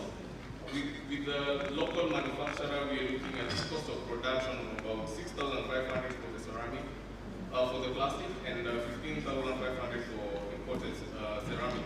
So our selling price is 10,500 and 23,500 respectively. So we are looking at revenue generation and sustainability of the business.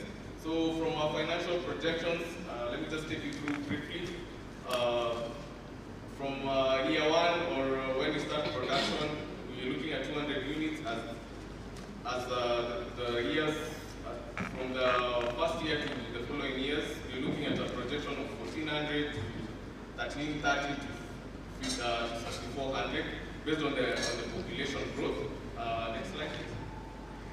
Financial projections, revenue and cost, as you can see, bar graph based on the sales volume that we're looking at, the business is able to sustain itself, and we are able to contribute a lot to the environment and even the wash sector.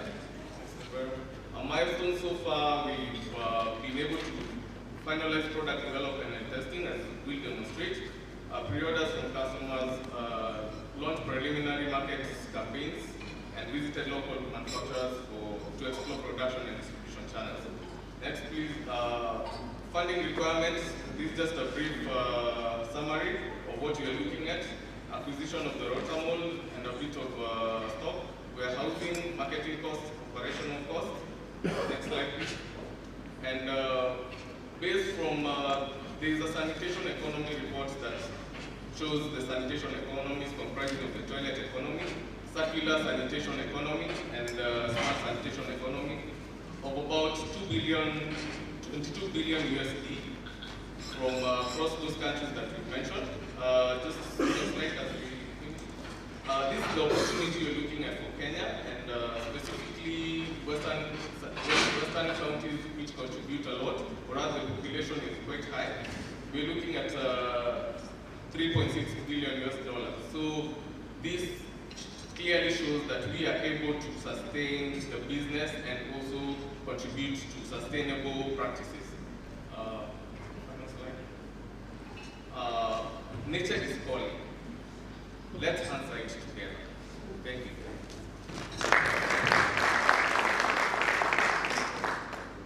Thank you very much. We have 12 minutes to go. We give that is not for time to our judges. Any questions? Could I briefly demonstrate? Sorry, please go ahead. We unveil the plastic. Isn't it beautiful? It's lightweight. Judges to come over. Yeah. Kindly they're requesting the judges. That is, you're being requested to just walk close to demonstration.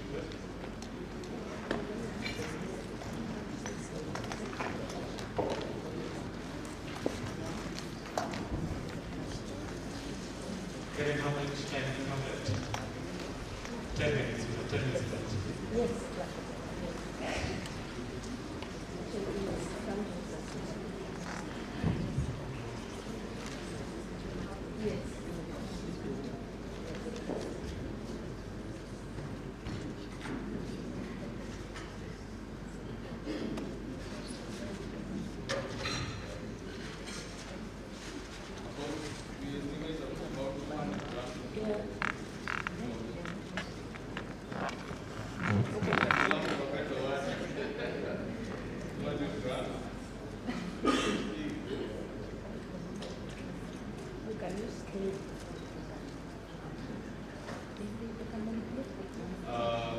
Here we go, demonstrating.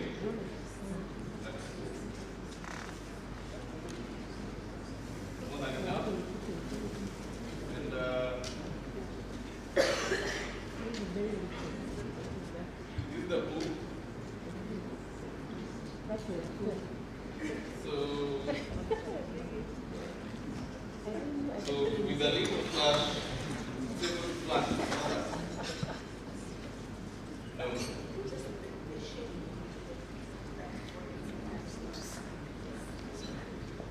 It doesn't use pressure.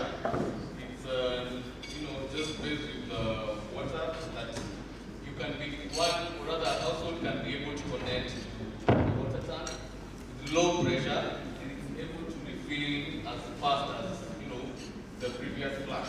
So you're able to a family or other household of five is able to use less water, more days, and save on water. So you're looking at 36,000 liters a year in water saving for one single household. Those are 3 10,000 liter tanks in a 6,000 liter tank. So assuming you have a population of about 1 million households, that is a lot of water we are able to save.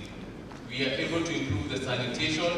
We are able to cater for women and children, because they are able to sit and, improve on the environment. So let's join hands. Thank you. Nature is calling. Let's call it together. Thank you. Let the judges please resume to the seats.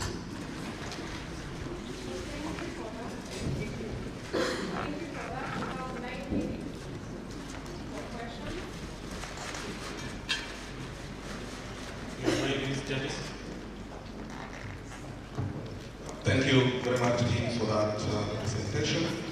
Kindly clarify on the following. Number one, the affordability of the product, considering the region where we are talking about Western Kenya, with a huge population that is largely rural. Number two, speak briefly about the local supply chain of the product currently, and then also speak to whether this is locally produced or imported. Do you have another set of questions for the judges? In terms of affordability, do you take all of the questions that you just asked? Good morning and thank you so much. I just wanted a clarification. The summary costs that you indicated in your presentation and for the one that we have for your submission, just clarify because I see they are different. And then the production will continue as you stated for importation. Thank you.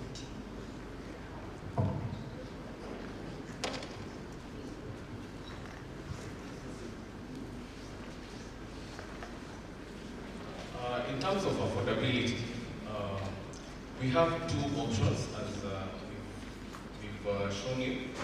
The most affordable one we are looking at is if we can be able to get subsidies in terms of grants and the likes, we are able to bring the product to just close to about 8,000 shillings. And I believe that's it's even competitive in terms of if you compare with other products in the market, which are not offering the efficiency that our product has. So affordability, I want to believe less than $100 is manageable in terms of in terms of the population, or rather the location that we're looking at. To the local supply chain, we are currently exploring options with various markets, or rather various players in the market who are able to take our products to the market in terms of the local hardware, the big distributors, or rather the local distributors within Western and Nyanza counties. We like to look at ways, or rather partnership, in terms of distributing the product. And then local production, as previous, or rather as in my presentation, I mentioned that we've explored options with the local manufacturers. The local manufacturers include the tank producing companies, which we have quite a number, who are able to do the rotor molding. I believe there are tanks all over and they're being distributed. So those are the people we are looking at in terms of how can we be able to produce it locally. That is the LDPE one, because they share the same characteristics in terms of the material. So we are looking at producing it locally once we are able to secure a mold. And the cost of production we've been able to establish, which is about $4 per kg in terms of production. And then on the summary of costs, we dwelled into, can you just go back to the slide? Summary of costs.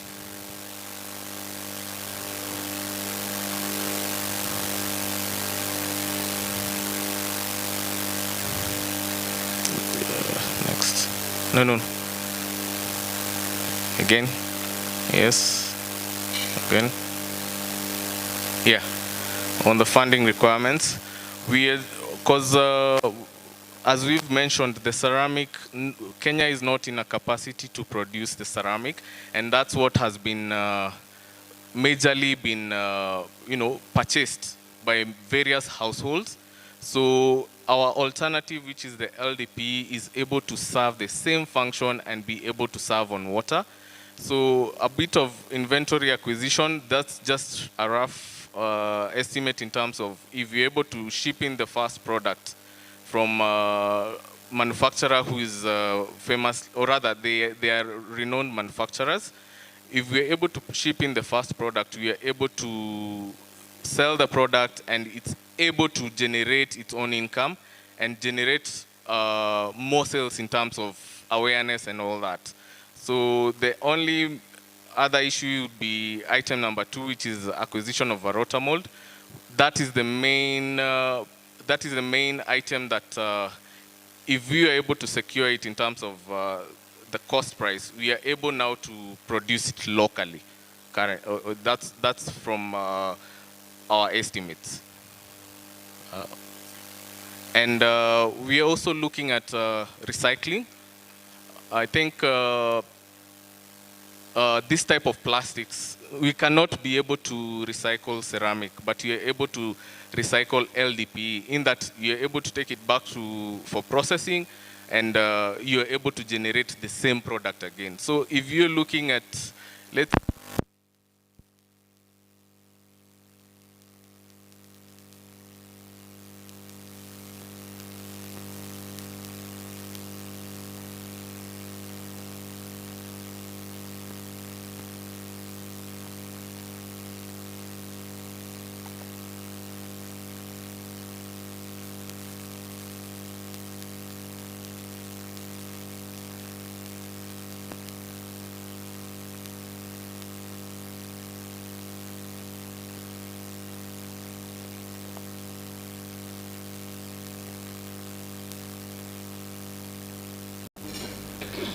very elaborate and well done.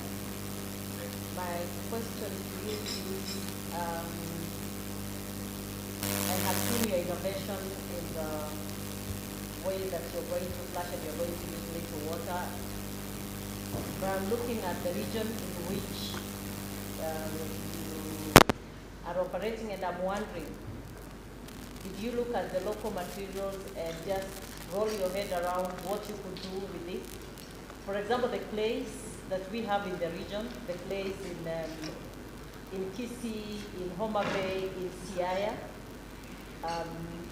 because you have immense knowledge. How could you manipulate that to come up with toilets that can actually be used in our rural places and also probably in the town area? But remember, most of our population is in the rural area, where really water, is not available unless we go So I don't know whether that's something that we look at. Then on a collaboration, whenever we see anything that is above near level, and that's the place, that's the situation that we really want to address.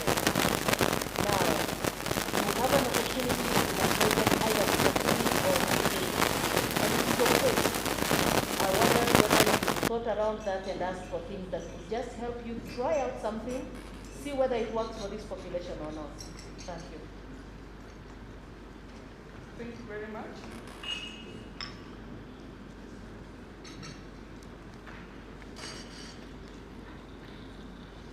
I don't know if you'll be able to hear me. Let me use my voice because the mic is not working. Thank you for the good research and the good presentation. I was just wondering, because this appears to target the people who are using toilets that are flushable, have you thought about the population that already has the other type? How are you going to entice them to be able to change? Because changing will require another investment and of course expenses. So how will you persuade them? Because the figures we're using are the figures that already exist. So how are we going to change the existing?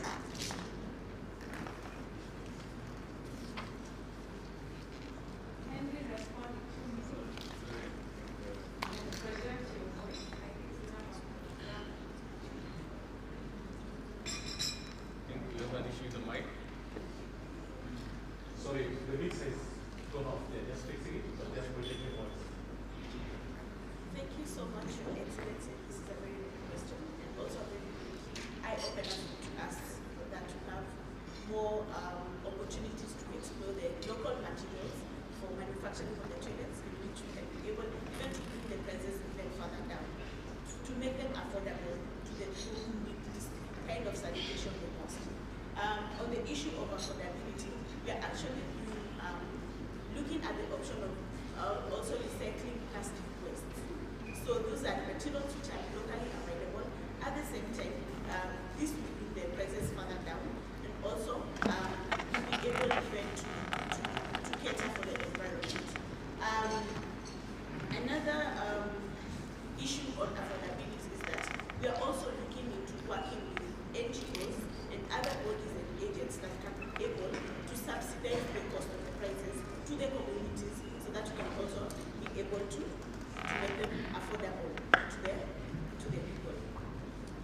the issue of, on the question of pit luncheons, I know as Africans, we are very adamant to what we know or what we want. We are very traditional, and it's very hard for us to be convinced to move from this type to a different or advanced level. Part of the SDG goals is to be able to ensure basic and proper sanitation to the community. And proper sanitation comes with having sanitation that is efficient and sustainable in order for us to even boost the health of the community. As I had given an example earlier, you find in many communities, especially in the slums or in settlements where the population is high, you find that you just have a pit luncheon just is right next to a water source, therefore bringing a lot of pollution. And we have a lot of children, especially below 5, who are dying from this waterborne disease. So it would be good if you have even different bodies who can come on board to help us make the product even more affordable in purchasing and installing the product, so that we can be able to provide the basic sanitation to our rural communities and also low-income settlements. So thank you very much, and clap for that.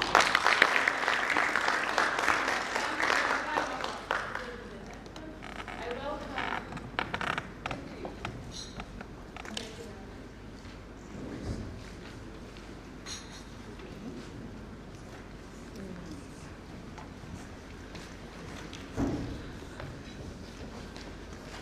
So our next group is Center for Advisory, Counseling and Support Services, CACASS.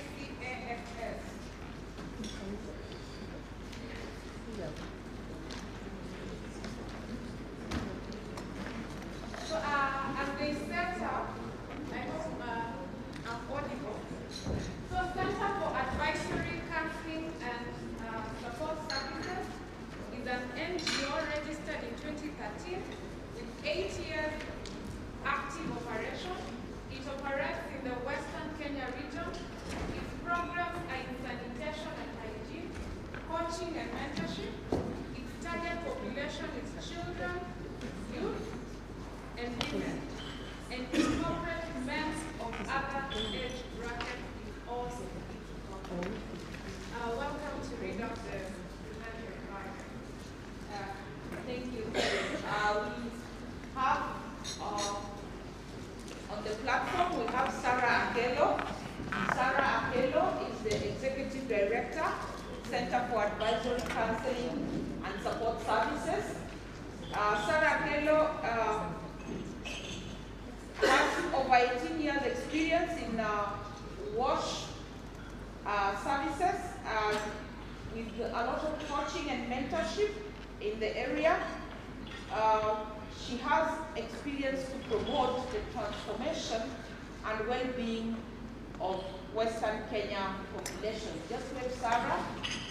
Thank you. We also have Paul Butasi.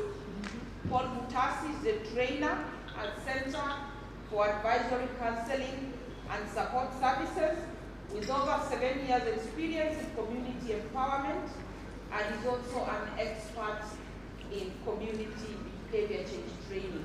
Wave to the audience, Paul. And then we have Deborah Simbavas. Deborah is the operations manager at Center for Advisory, Counseling and Support Services with 2 years experience actualizing the implementation of the HACKATHON program in sanitation and hygiene services. She's also been supporting in mentorship and coaching. Welcome. You have 15 minutes to make the presentation and also 15 minutes for any questions. Thank you. Your time starts now. Okay. Thank you very much. Good afternoon, everyone. Can you all hear me? Yes. I'll try as much as possible to project my voice because of the pitch of microphone. We are a non-governmental organization. Our headquarters is in Bungoma, but serving Western and Nyanza. counties. We have a mission, and our mission has to do with the menstrual hygiene management, is to promote and support environmentally sustainable menstrual waste management disposal mechanisms. So our mission is to support, is to promote environmentally sustainable menstrual waste management, menstrual waste disposal mechanisms, options, solutions, so on and so forth. So that is what has brought us here today. So what is this program that we are talking about? It is called SUPDEP, S-U-P-E-D, Safe Used Pads, Safe Use Pads, environmentally disposable pads. Safe use pads, disposal for environmental protection. Yes. Yeah. So that's what we do. So what is the problem? The problem is we have the world population. We know that the world has about 8 billion people in population, and the earth that we live in is limited. How is it limited? Because it is just one earth.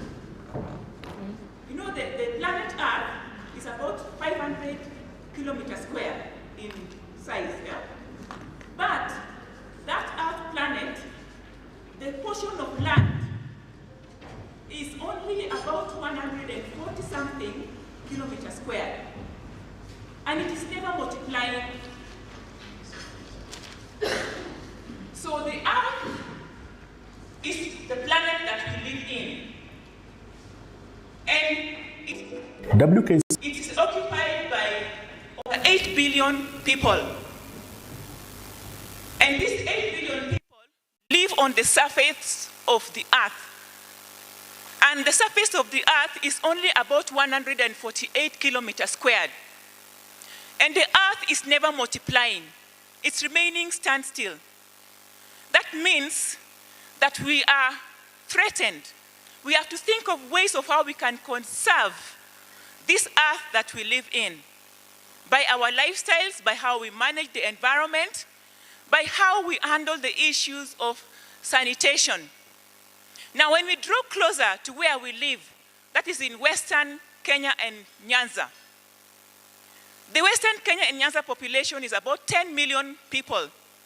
And out of that, we know that about 50.31% of that population is female. So out of the 50.31%, we have female population of about 5 million.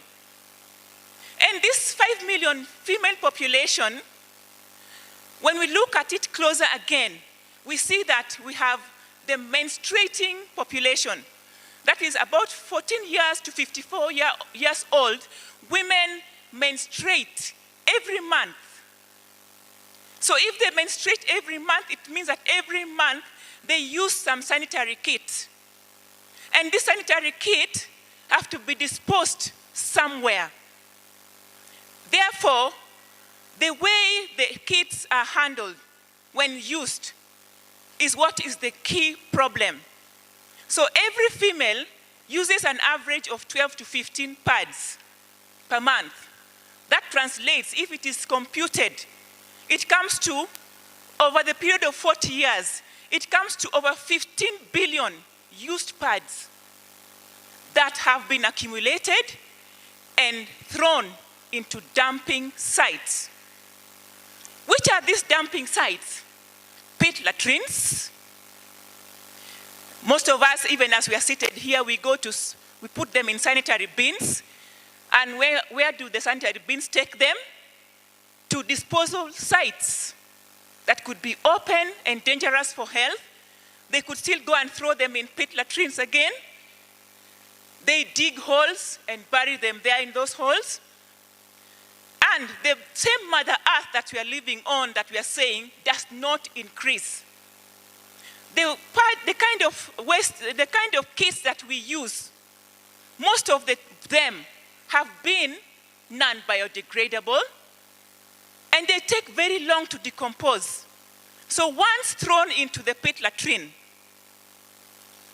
or a pit is dug and they're thrown in it, or whatever has been collected by bins has been taken to some dumping sites, they will stay there for the next over 400 years without decomposing. So what problem are we posing to environment? A very big one.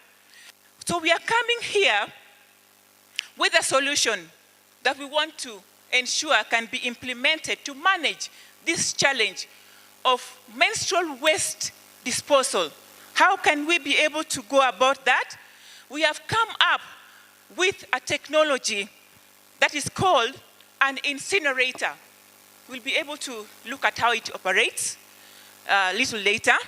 So this incinerator is used as a disposal point where all the waste that is produced after menstrual use, cycle use, is thrown into the incinerator and then burnt completely to ashes. Well, the ashes are safe to be thrown into the farmland, can be used in other ways for other farming uses, like it provides very good temperature for chicken laying eggs. Where they lay eggs, we use that kind of ash. So what is this technology meant? Who is it meant to be used for? This technology is meant to be used by various sections of the population. They can be used by households, used by institutions, like which ones? Churches, mosques, hospitals, dispensaries, clinics, and we have schools, all of these institutions, and then rental facilities too, where we have rental homes, and they are placed there. The issue of waste management can be easily taken care of by the incinerator. So we'll look at details of how this incinerator operates. It is energy saving, it has compartments, and it is handicapped person friendly. In a number of ways, we shall be able to go and scrutinize the details. So do we have the institutional capacity to be able to manage this technology as CACAs? Yes. How will we go about that? We produce this ourselves. This is our idea. This is our creation. We have come here as representatives. We have left others behind. Those who have helped us to manufacture this are employees of CACAs. The brain behind this are employees of CACAs. We developed all this by ourselves and brought it here for you to see. We have the technological expertise on how to create it. We have the skills on how to reach out to the niche markets that we have already mentioned, on how to train them for behavior change to take place so that they begin to see that we are really endangering our environment, and unless we change, we keep on disposing all this waste everywhere, we will get into a very serious challenge. Is it scalable? Yes. Scalable because we have the raw materials. This is just a sample. We have a collection of all other things that we need to use. We have the labor, experienced and skilled. We have the capacity, the skills to train. We have partnerships that we engage with to ensure that this idea becomes very scalable. What about financial costs and affordability? This sample here, I may just mention, because of the kind of material we have used, the materials range. We have recycled metal, and then we have metal that we can get from hardware shops. This one is from the hardware shop. Recycled means it has been used over again and it can still be used for making this. that means the cost of manufacture will range from 5,000 shillings to 20,000 shillings. This is 20,000 shillings, and including cost of transportation to bring it here, it brought it to 22 because of coming from Bungoma. It is energy saving. We are also looking at how do we manage the environment by ensuring that the fuel consumption does not go up. So the component in there, as we will explain, is to enable it to conserve energy, to produce enough heat to ensure that every substance there is incinerated, and we will use the kind of fuel that is environmentally friendly, that does not produce carbon dioxide, that produces very little smoke, so that it helps in the combustion process, which is briquettes. I can also say something about environmental considerations. We already said it will get rid of the issue of putting things in our Mother Earth that will take over 400 years to decompose. It will also ensure that all the other wastes can be taken care of here. What other wastes?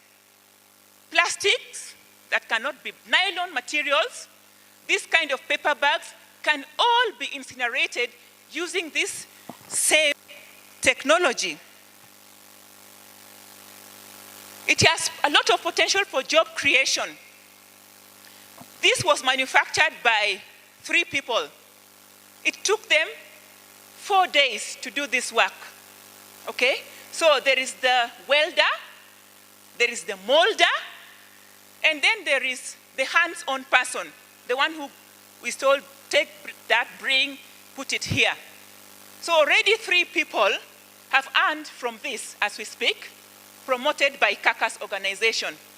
And any other that they will make, it is already a clean source of income exposed and available to them. We have financial capability. This was produced and financed by HACKA's. We believe that as we go along, we'll get partnerships. We have financial institutions. We have Western Kenya Sanitation projects that we believe will be able to help us in one way, especially in the empowerment and behavior change process. This will be able to succeed and bear fruit to ensure that Western Kenya does not remain the same again, because we are here to touch lives and change futures. So we briefly want to look at how this technology operates. I will welcome my colleagues to take us through that in just a few minutes. Okay, so. Good morning, everyone. So this is our energy saving incinerator, and it has 3 compartments. So the 3 compartments are separated by metal grills. So the first compartment is where somebody disposes of their used pads. And then the second compartment, there's a grill over there whereby we place the briquettes that is used for fuel. That is the fuel we use. And then the lower compartment is where we use to light the fuel. And yes, those are the 3 compartments. And then it has 4 openings. This opening at the top is where you dispose of the pads. And this opening, because of matter sanitation and even COVID, we don't want people to be touching the opening and just touching the incinerator in general. So we have a pedal step here, which when you step on it, it opens the flap and you can put in your used pads, whatever diapers, whatever you want to incinerate. And then you just push your leg up and it closes.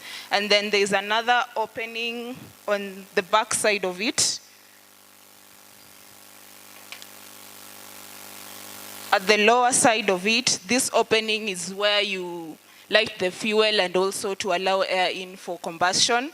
And this opening is where you place the briquettes, the fuel that we use.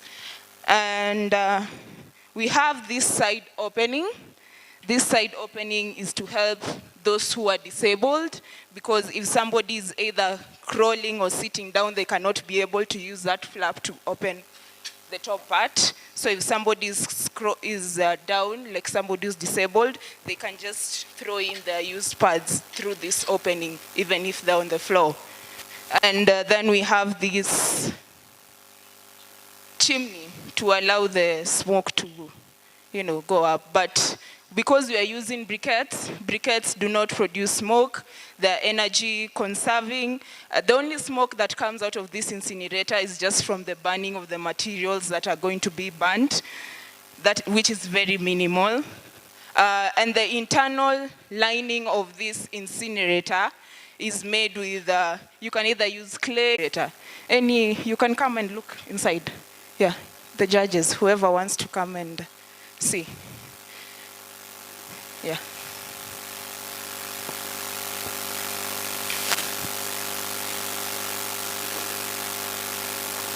So this is where the pads are placed. Unfortunately, kwa briquettes. Yeah.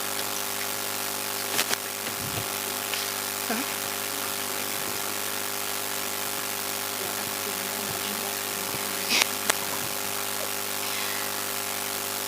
So this is where the pads are placed. Yes. And then the bundle.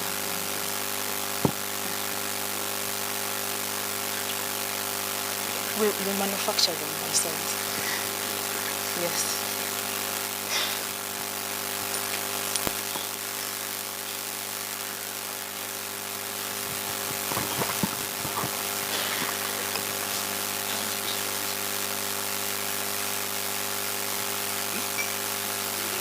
How much waste can you put in here?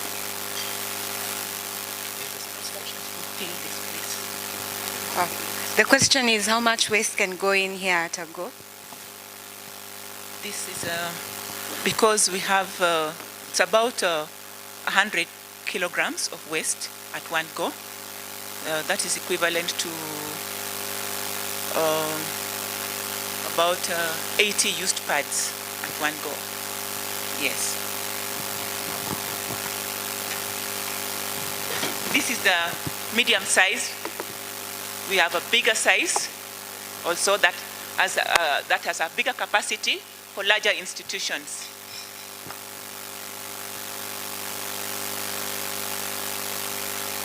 Okay, we are done. Thank you very much. Let's appreciate them. Thank you very much. We can have, how much time do you have left? 10 minutes, the maximum. Okay, we can get some Q&A from. Thank you very much. Very quick question. What are the gases which are discharged from this waste, and where do those gases go? Secondly, when the ash is collected, what do you do with that ash? Where do you dispose of that ash? Thank you. Okay, thank you very much.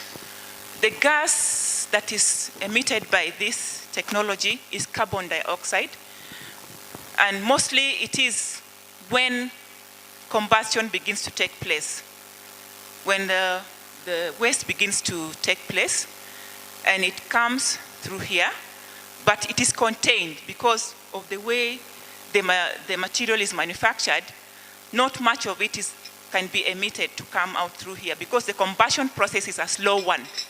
So the amount of gas that is released gets limited, and it is mostly carbon dioxide from the used pads and other materials. And then, your second question again, please. Where the ash goes, we collect the ash, we throw them back to the soil, or we can use the ash to put into the trays, the egg-laying trays for chicken. It provides adequate warmth for the hen to hatch on that ash. So it is a farming material.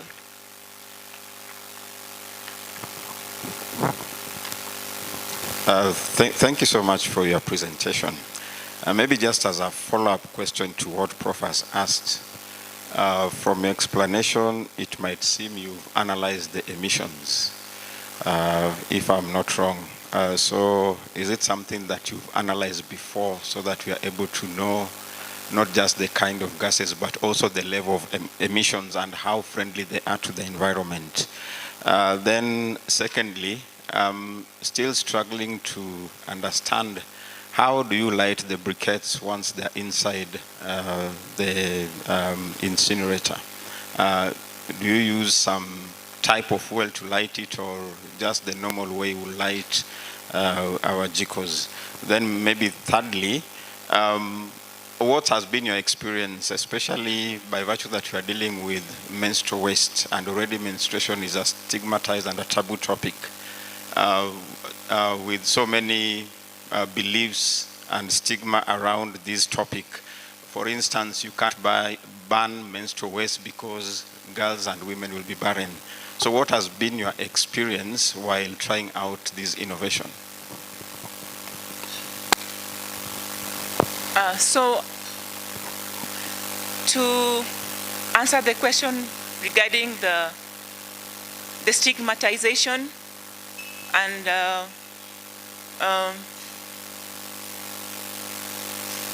how to handle, I didn't get all your questions, but what we are doing is to ensure that we do a lot of behavior change, because the society has raised us up with this kind of culture that we all know, and it requires behavior change. Behavior change is not a day affair. It is a life-transforming experience where you have to work with people, you have to train them, you have to take them through the process until they're able to begin to embrace the process and say, yes, in my homestead, if I keep throwing used pads into the toilet, or if I dig a pit and throw it there, then I'm only doing a damage to my own land. It takes time for someone to get to that point. And that's why we emphasize a lot on behavior change training for this to take place. You also asked about aspects of, you can answer that. Okay, before this technology was developed, there were a lot of researches that were done. Some were done online, some were done with the experts to help us come up with this technology. And so before we developed it, that means we had the idea and the information. And you know, when you are starting something, it is still on the stage of improvement. We can still seek more advices from the experts to do more research and improve on it for the betterment. Thank you. Thank you very much. I think one of the judges wanted to know how you light it up. I don't know whether that has been answered. Oh, how to light. Okay. Yes, and what fuel you use. Okay. And as you just respond to that, kindly combine it with this question. Thank you for the presentation. Mine is a follow-up from one of the judges about disposal of the sanitary pads.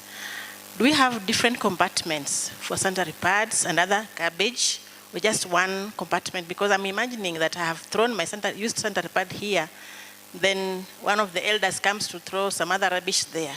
You know, the issue of stigma and self-esteem. If this is an institution, how do we take care of the ladies? How do we help them not be stigmatized? Because I have just thrown my pad here, somebody is coming to throw some other rubbish. Plus the cultural beliefs that we have. Thank you. Okay, we've already said that this thing is not just for menstrual waste disposal. We are educating the community to begin to understand there are other extra benefits from beginning to use this. So when the community is advancing, they should begin to know that this is a mechanism for getting rid of used sanitary pads, but also other wastes can be thrown in here. It's a process of educating them to begin to understand that it is not just for one use. Also, those others that have been problems to us can be incorporated into this. And this is all rubbish. We cannot apportion this section for one kind of rubbish and the other section for another one. they should all be thrown because they are similar materials to be combusted in the same compartment. And then you will explain to us about how to light and what fuel to use. Yes, just briefly, you have 1 more minute left, just 1 minute I left. think to also answer her question, when we are doing behavior change, we also include the men. It's not, we don't only include women when you're doing behavior change concerning using this technology. Men will also have to be there to learn how to use this thing, because you can find there is a woman in a household who is not able to access this thing, but men can be able to access this thing. So behavior change covers all genders. So I don't think when we cover all genders, the stigmatization of, oh, this man saw a pad here, so he cannot use this technology is null and void. And then the briquettes, you can light it anyway, depending on the user. You can use a lighter, you can light it like a normal G-code depending on what you have available, because you're also trying to use locally available resources. So the briquettes can just be lighted in any way, because there's this opening at the bottom where you can use to light the briquettes. All right, I guess that is it for the team's time. There's a judge who has a special request for question. Maybe because he's a judge, I would have to. Okay. Just a clarification from the group. We wanted to know what's the certification status of your innovation. Are you in the process of having it certified? Secondly, what's your business model? Who are the people you are targeting with this technology? Is it households? Is it groups? So maybe clarify that, and then we'll be done. Thank you. I hope you got the 2 questions. You just have strictly a minute to respond, please. Okay. We are in the process of getting certification for this, because it is an invention that we've come up with, and we can't say we are finalized. We are in due course to be able to obtain it. The business model. Our business model is that we are targeting homes, and for homes, those ones that are able to afford this kind of equipment to be placed, we are targeting schools, primary schools, secondary schools, dispensaries, clinics, wherever they are placed, churches, mosques, and a number of medium-sized and small institutions. Okay, thank you so much. Why don't we appreciate the team? They have done a good job. So as they park to move off stage, just take care of my TV down there so that it doesn't, I wish somebody was at the front and somebody behind to make sure it doesn't topple over. Thank you so much. At this juncture, before I welcome Mwanzi to introduce the next team, I have our excellencies here who have just some comments as we wait for the next team to come on board.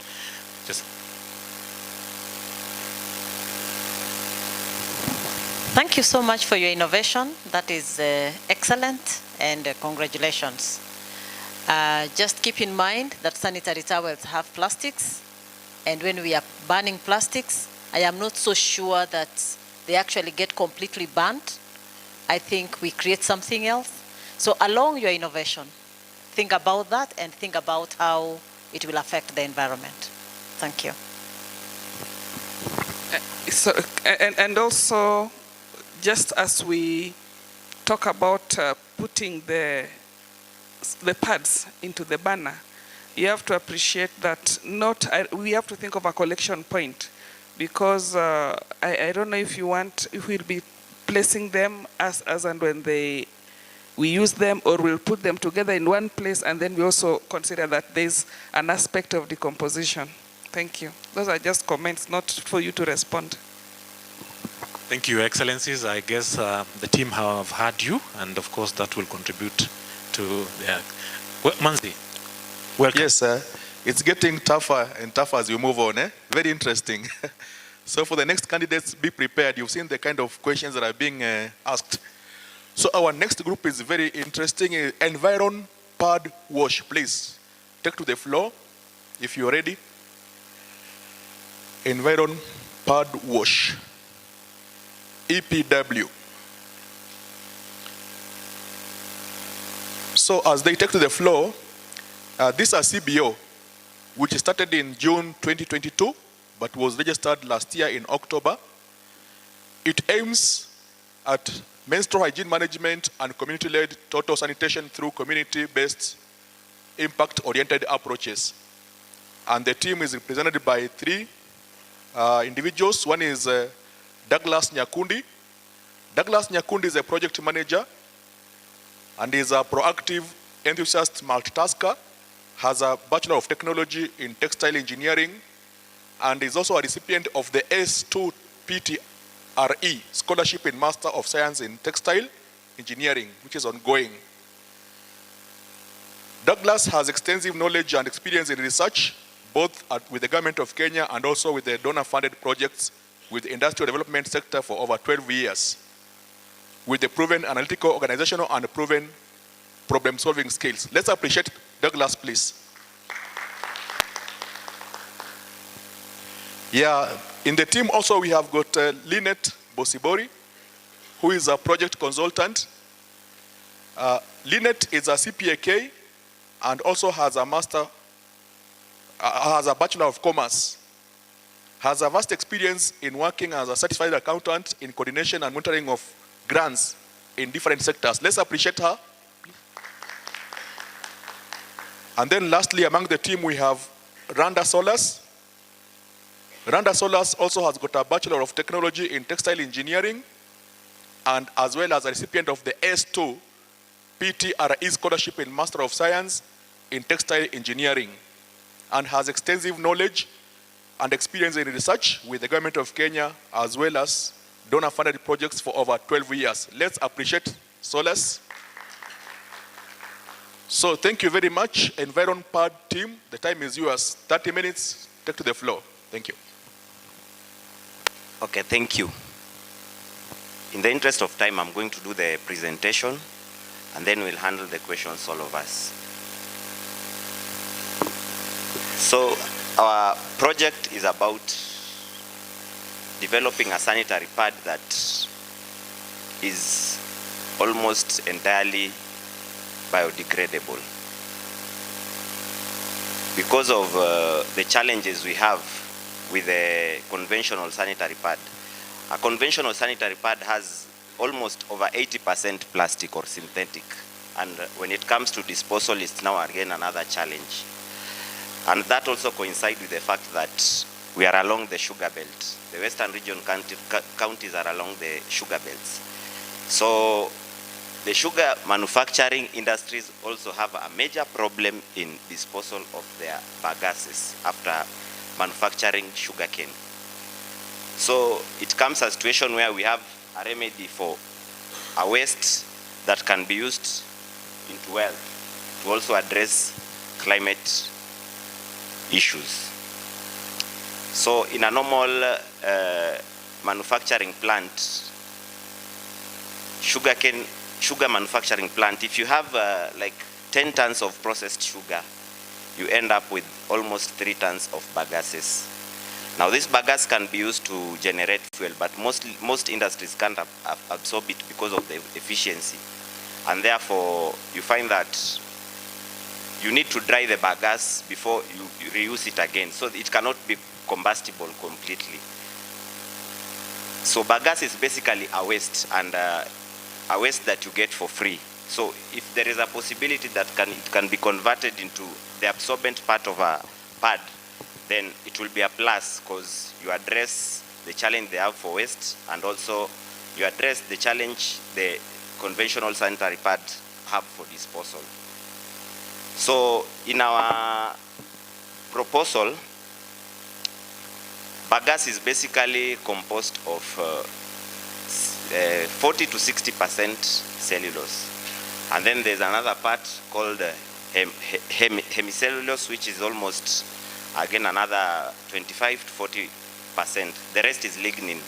So lignin is basically the glue that binds the components that are in a sugarcane bagasse. So the idea is to extract the lignin, reduce it to the maximum, and the hemicellulose, and then you remain with the cellulose itself, which now you can process it to become a fiber for absorbent part. So by this we intend to use the process we described in our slides, that they'll just be heated in a sodium hydroxide to remove the wax, the hemicellulose, and the lignin. The level of lignin can be determined by the color of the pulp you end up with. The darker the pulp, the more the lignin and the lesser the absorption. So you need to at least try, and there's something called kappa number that determines the standards that are required to ensure that the entire lignin is removed. So we have a general part of how a sanitary pad looks like. I'm sure most of you know, but just for the sake of explanation, I can go through it. On top of it, you can see the skin of the end user, and then there is a top sheet that is used, and then the core and the back sheet, which is semi-permeable. Now, in a normal sanitary pad, the top sheet you see there is polyurethane, which is non-biodegradable. It takes about 600 years to decompose. And then the lower back sheet is also a polymer that also has a challenge with degradation. With the core inside, now there can be variation, but now you find that most people address the challenge of the core, and we forget to address the challenge of the top sheet and the lower sheet. That's why I said a large chunk of the conventional sanitary pad is plastic. So for us, we have already described what they use for the top sheet now. Now, for what we propose now for the top sheet, there's the normal natural fiber that we can get in Kenya, which is cotton or linen. Can do the same work and absorb the fluid from the end user, and then you get the fluid flowing to the absorbent part. And then now we also address the issue of the barrier. So for the top sheet, we are proposing cotton and linen, but there's also research on, if you do a little research, the research being done, we were doing with my colleague who is out of the country. There's a fabric called tencel. The tencel can also do the same work, but where the challenge we have now is that it can be a bit costly because it's a new initiative. Cotton is readily available in Kenya. And then for the non-permeable part, we have what we call, we've come up with something called an oilcloth. Oilcloth, to give you a simple explanation, if you've gone through this hotel, you'll find some paintings done on a canvas. So there's a natural oilcloth that you can make using something called linseed, which is readily available. We acquired one at Naivas, and for lab scale purposes, we did the boiling to extract the oil, and then we applied, as you can see on the slide there, we applied on the cotton seed, and we ended up with a fairly or almost impermeable cotton fabric. That's what we intend to use for the barrier part.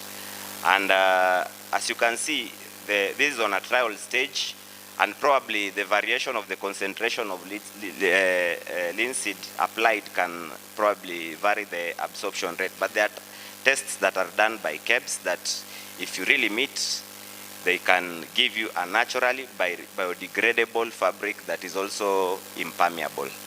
That will address the challenges we have with the disposal of conventional sanitary pads, and say probably the gases that are emitted from probably incinerating the conventional pads, which has plastic and can emit toxic substances to the environment. The reason why we settled on sugarcane bagasse is simple, because we have a vast sugar belt in these western region countries, and the innovation, it can be easily absorbed by the communities through training, because the idea is we acquire the equipment that can operate it, and once you do the beating, you do the pulverizing, you come up with your core, you do the molding, and then you seal it in between the top and the barrier sheet. You are done. The technology is fairly simple. It's only the machinery that can probably assist. Because as you can see from the slide, 65% of Kenyan ladies cannot afford to access the conventional sanitary pads. And it is even said that there's a report that said that 40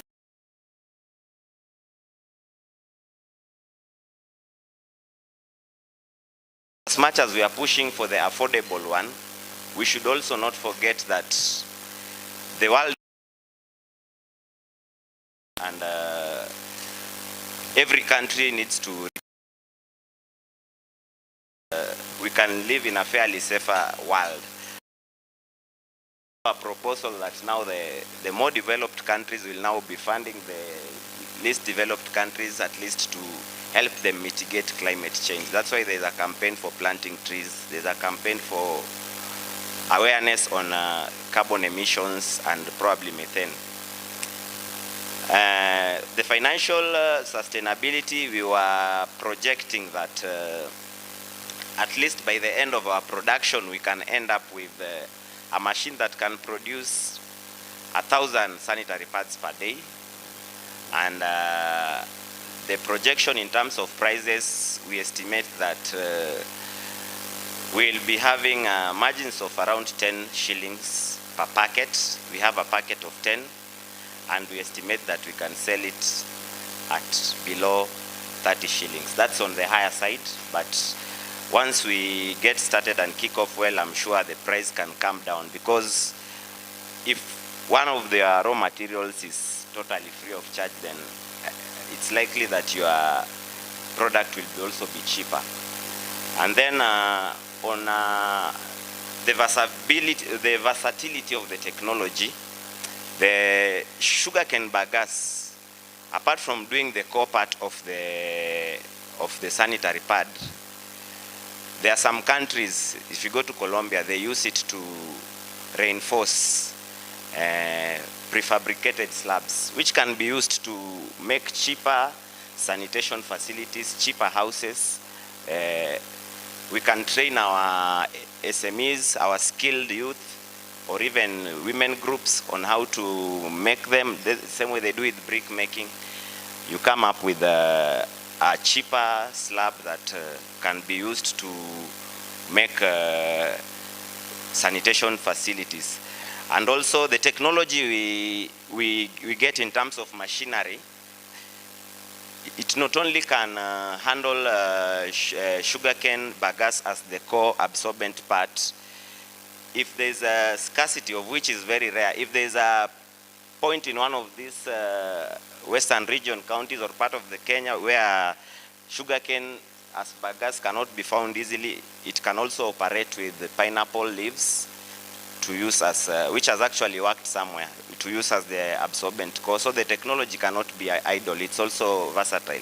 You can also use it in banana as your core absorbent. You can also use it as bamboo as your core absorbent. You can also decide to blend. So the technology is also versatile.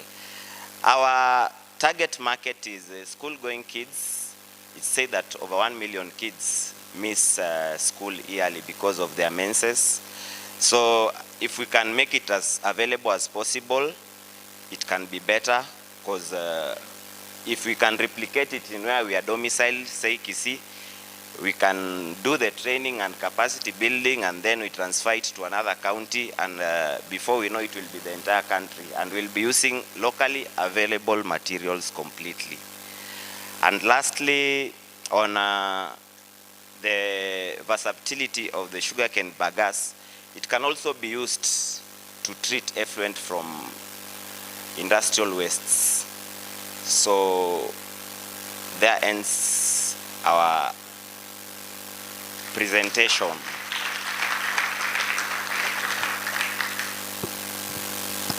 Thank you for finishing in good time. Gives us enough time for questions and answers. We have about 15 minutes. So if there's any question from the judges, please.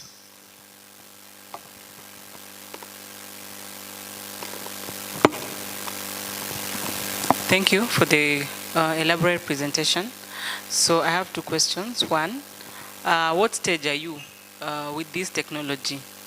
Number 2, are you buying the machine or you already have it? Yeah, thanks. Any other question? Just a clarification, and this is in regards to the pricing of the final material. A 10 pack going for 30 shillings. Just a clarification whether that is correct. Thanks. Sorry? Come again, please. I'm saying in your presentation you've made the fact that the pads will be a 10 pack will go as low as 30 shillings. Yes. So that is what I wanted you to clarify whether that is a fact. Thank you. Okay, you can just take note of all the questions, yeah? Okay. Then you can handle them once. Okay, my question I think is a follow-on to what Juliet has asked. Do you already have a prototype in place that we can have a look at?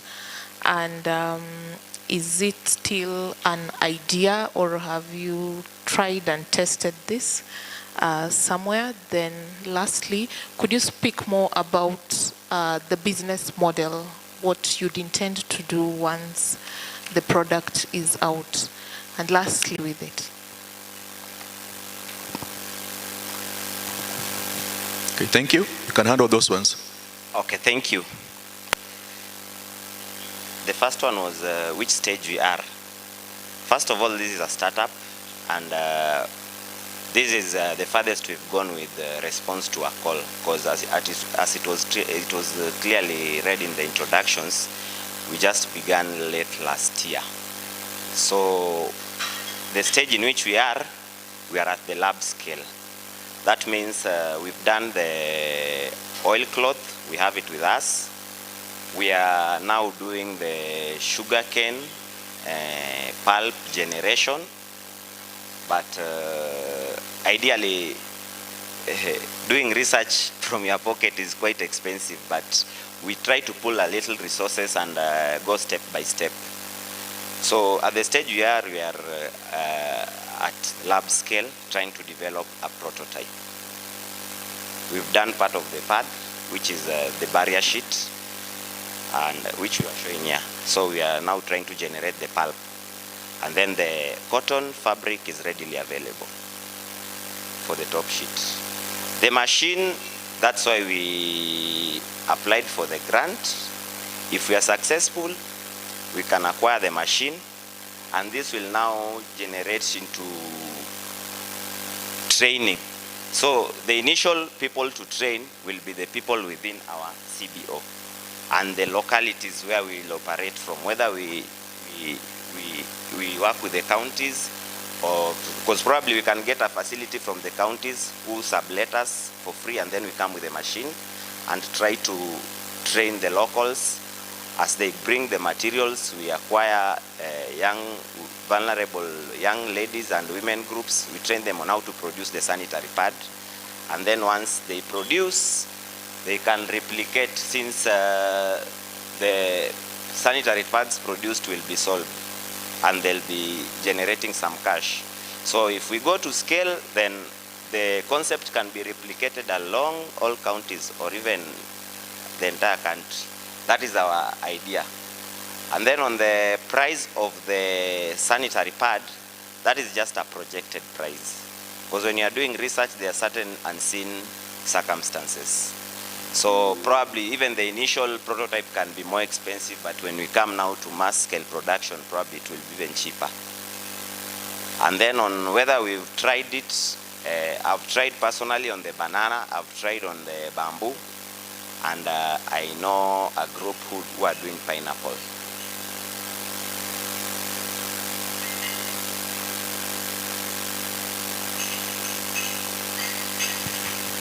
So that is it. Thank you very much. Let's appreciate the group. So thank you. We still have there is a tea remaining. We are not having any break for now until lunch hour. So we'll have to get to one more group to present. Then we can break for lunch. So if you need to refresh, you need to have a health break, you can just walk out slowly, then you come in as we continue. So I will welcome our next co-host to welcome the next group. Kerin, karibu. So thank you very much for the group that has just left. Our next group is Gender, Environment and Sustainable Development, GESD. So as they come, I will read their bio. GESD is a national NGO registered in 2004 under the NGO Coordination Act with a mandate to facilitate social economic empowerment of women and youth. GESD's vision is of a world where all people, especially the poor and oppressed, have the means and opportunity to live life and live it to the full. The mission is to work towards sustainable development through capacity building of women, men, youth, and promotion of economic empowerment for wealth creation and investment to contribute to poverty reduction within a conducive environment. So GESD supports community initiatives through designing, planning, implementing, monitoring, and evaluating poverty reduction and sustainable environmental initiatives. They work in Siaya, Kisumu, Marsabit, Mombasa, Kitui, Isiolo, and Maralal. The presenters are Alice A. Ligunya. She is a social scientist with a master's in project planning and implementation. She has the technical expertise in ensuring gender responsiveness of programs, policies, and organization structures. Our next presenter is Benson Odwor. He is Information Communications Manager.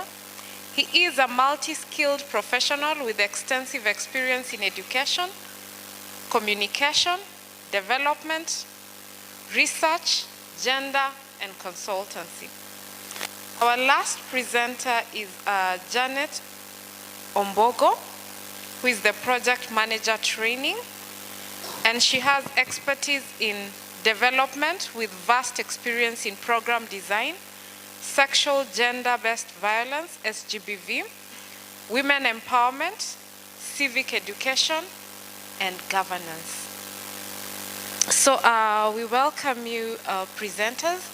You have 30 minutes to present and showcase what you have, and we would advise or suggest that you use the first 15 minutes to present and the other 15 or the last 15 minutes for questions. Thank you very much, and karibu. Asante sana. All protocols observed, and greetings from GSD. For the sake of time, I will do most of the talking. Being a teacher also, it's okay. And when it comes to the questions and the responses, my colleagues, Elder Alice and Elder Janet, will help.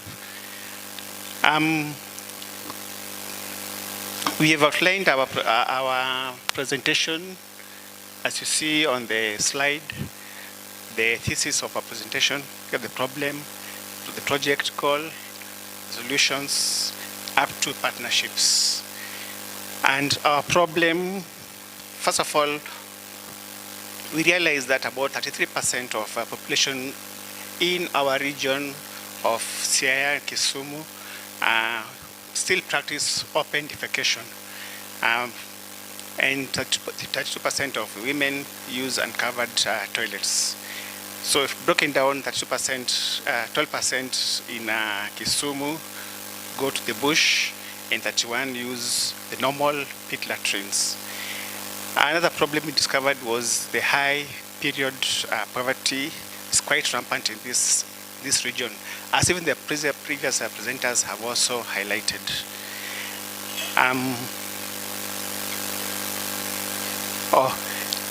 These area also, our region also suffers a lot of land, a lot of surface and shallow water population, areas pollution. And that has led to what also has been mentioned earlier about cholera. So waterborne diseases are common because of pollution. And looking at the toilets we have, they are not enough, especially in the public areas where we want to focus on. So we find a marketplace has one or two toilets, and they're not enough, they're not clean, they're not safe. So those are problems that we identified. And lastly on this, people don't have knowledge on how to manage sanitation options and also the MHM materials. We rely on normal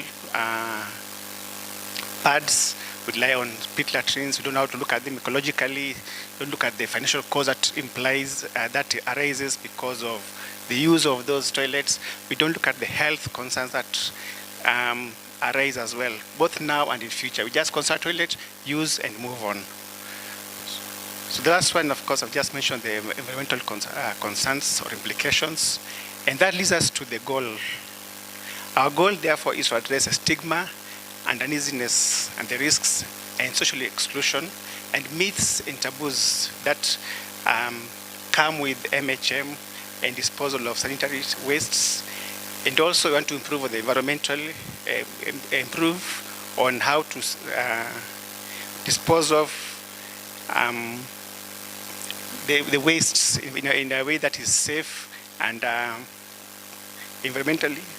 Sorry, I can't see what. If you excuse me, my eyes are giving me a problem. Move back a bit. The screen is too close to me.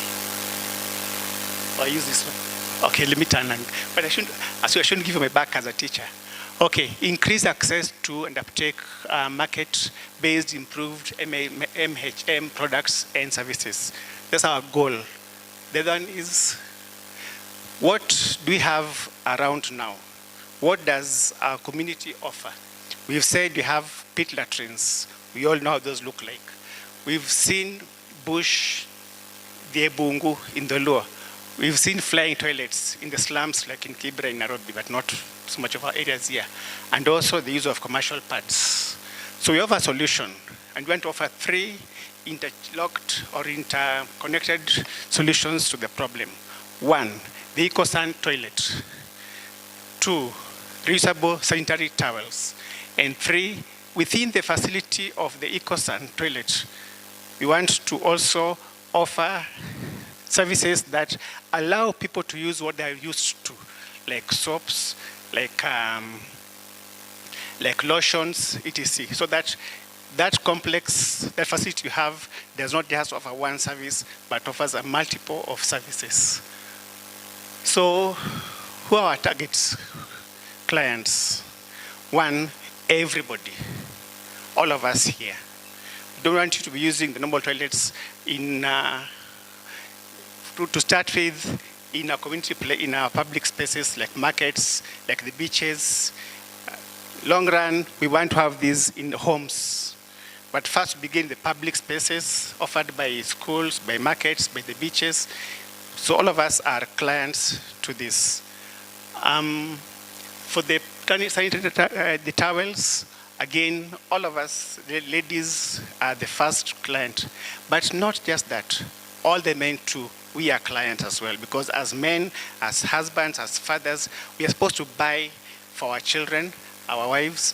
We are supposed to help them appreciate themselves so that we know, we take part in making MHM a noble and a, what do you call it? Noble and normal occurrence. So the features of the EcoSan toilet. 1, it's very safe and secure. You can't fall in. Even your glasses can't fall in because of the way the toilet is designed. It's got a flap that covers it. And it's safe to be used by women for bathing and for menstrual health hygiene, because you also provide a bin in it. Secondly, we have, as opposed to the previous versions of EcoSan toilets, we have an ash dispensing mechanism, like a cistern. Maybe looking at borrowing this one, like this one, where you will simply turn and ash will fall on the lever and cover, so that you don't have to, one, see what you've dropped in, and two, go near it with the cap, trying to cover what we have dropped in. And that eliminates odor, not odor. It also eliminates the risk of handling what you have put in there. The structure itself will be constructed using locally available materials, mabati, bricks, and these make it a low-cost construction. What might look a bit expensive is the hardware, the pan itself at first, but we are working with the partners to try and fabricate what will be cheaper in the long run. So we talk about that as we proceed on. So this toilet constructed with a ramp, and like this podium here, we'll have a ramp that even the physically challenged can access it. The room is big enough so that when you go in, you don't have to squeeze.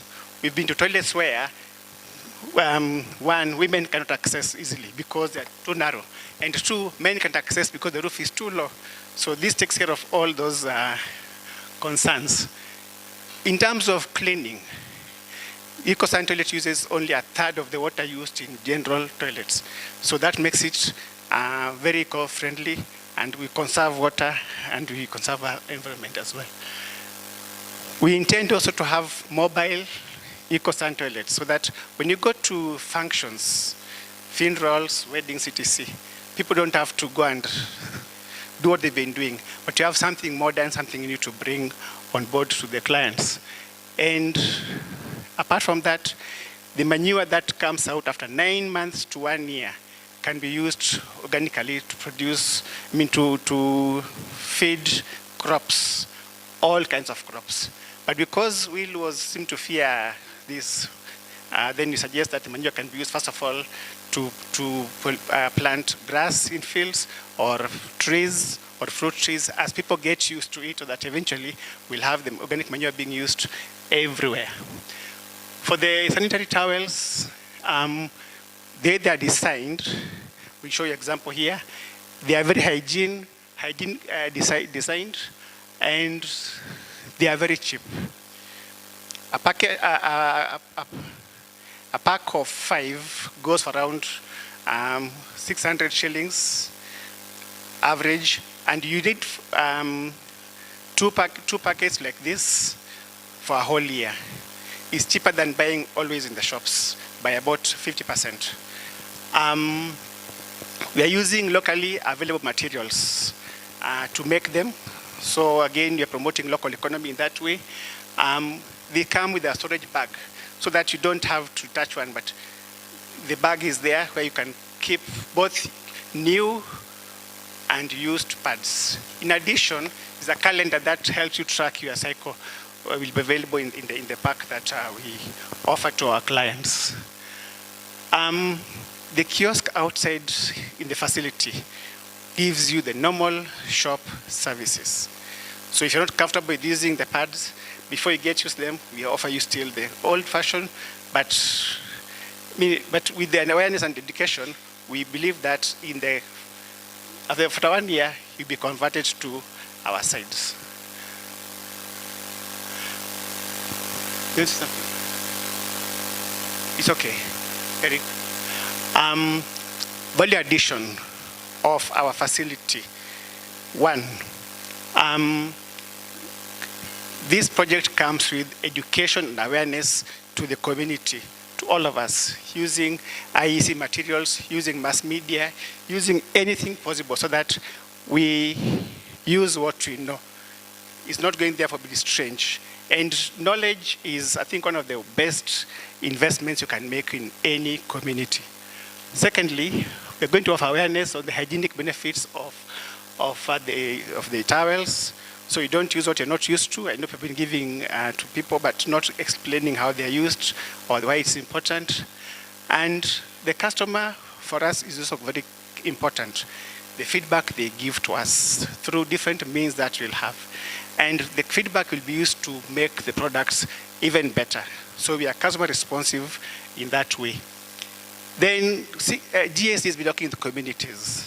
So the communities are key stakeholders, and we make them also feel that they own the process. So through the savings and lending schemes, they'll be part of the project, and they give feedback to us. They also learn and make it look so customized to the customer, the customers. Personalized service to the customers. The toilets, with the design that you have, are going to be beautiful. If you see most toilets that you have, some have grass touch, some are just walls, some are just, I've got banana leaves, and that's not beautiful. You want to go to where you get relief, not grief. So you'll ensure that when you go there, you've gone to get relief by making sure that they're aesthetic, they're designed well, and they're attractive. When you go there, you don't feel ashamed of going to those buildings. Apart from that, the design of the storage of the feces can be modified in the long run to give us biogas.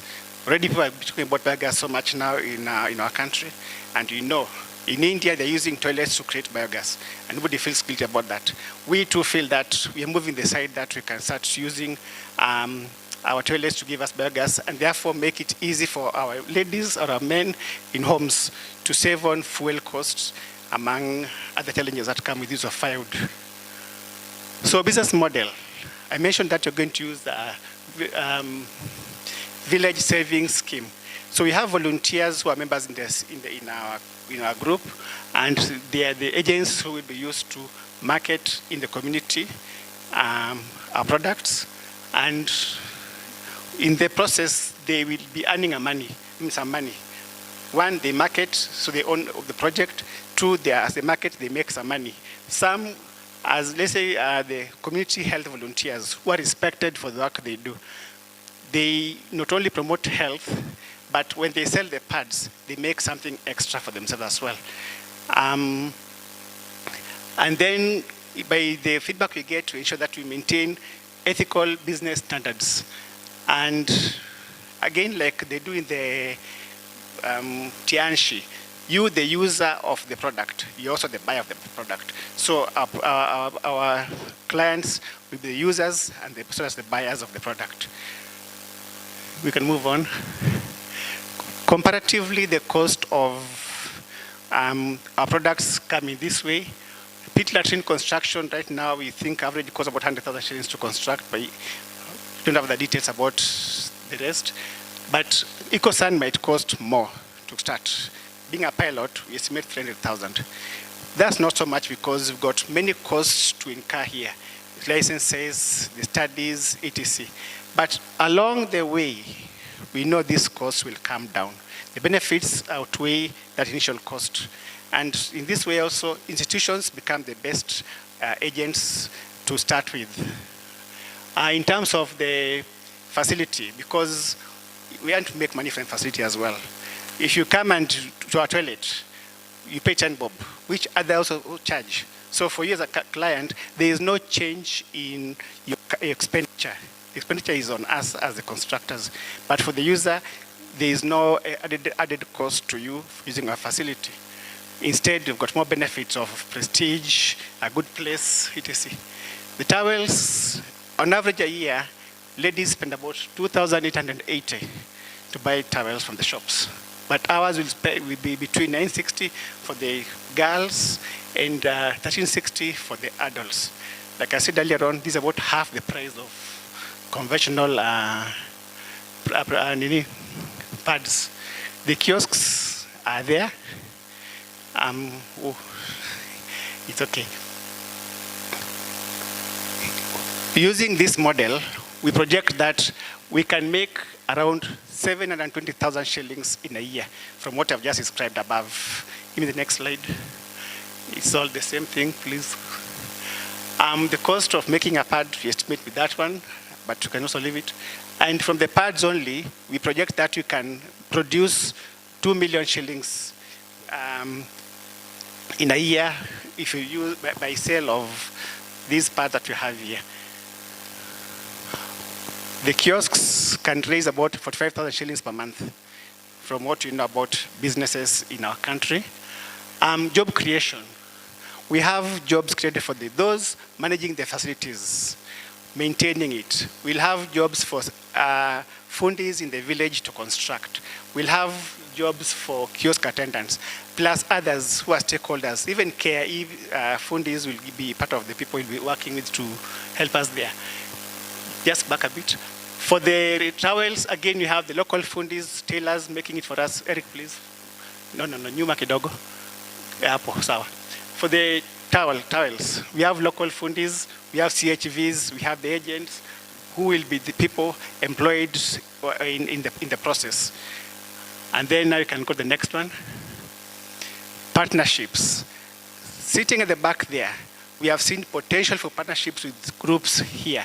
And we will be happy before I leave here to engage some of you to help us with this, because when it comes to disposal of the sanitary towels, for example, the Bongoma group, Kakas, have got a good idea. We are thinking of using institutions around here to use the incinerators, but they have given us something here.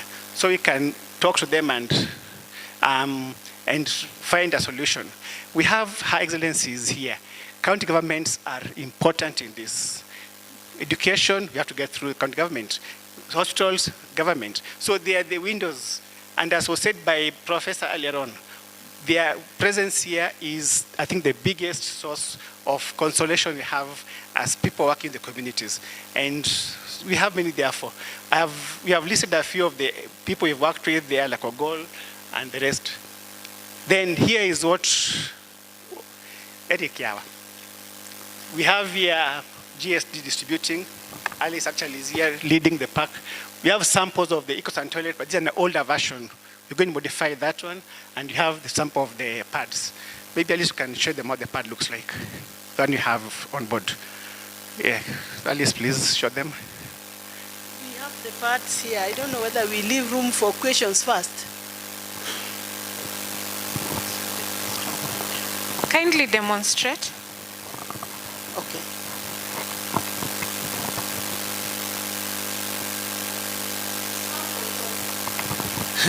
These are some of the samples of the pads that we have, the reusable pads that are already being distributed, and some of which GSD has been involved in distributing to schools. I'll show you just how it works, because when we distributed to schools, one question that came out, girls do not want to touch their blood, and they're saying, I don't want to see it even. That's one issue. But we think if we popularize and reproduce it at the local levels and with a lot of education and attitude change and perception, it will work, because those who are using it like it. So this is what it looks like. This is what it looks like. Simple, light. When you wash it, you will just put it anywhere else, like as if it was a face towel. Some people are saying, where will you keep it? Because they want the ones that you throw. Once you have it like this, you put it this side, you turn it, and the buttons lock up. I guess some of you have seen them because they are in the market, and there are people making this. Once it is this way, the pant is here, it does not soil away. It retains the period, the blood right at the center here. So there's no spilling over, which people are fearing. Once it is done, you unlock it. The girls or whoever is using doesn't have to touch the blood, as many people have said. It is a question of touching the back, holding it this way. No, this is washing. But once you've done, you fold it. And once you fold it, you don't have to touch it. You just fold it nicely. And these buttons will again close at this point. And we have there's a small plastic. If it is a girl in school, they'll just put it in here. There's no shame. Put it in her pocket. Go back to class and put on another one if you need it. but mostly you'll find you use maybe 1 or 2, depending on the flow of the period. So the question of touching it is out. The question of washing it, which the girls also claimed they don't want to touch their blood. Once you hold it like this, put it in the water, it will, because it retains, the blood is not clotting here. Once you put it in the water, it will flow out. Dip it again. After that, that's now the time of washing. You just have to take some little soap and do that, and then again put it in the water. Hang it. Who will know? Somebody will think this is a face towel. So we are proposing something.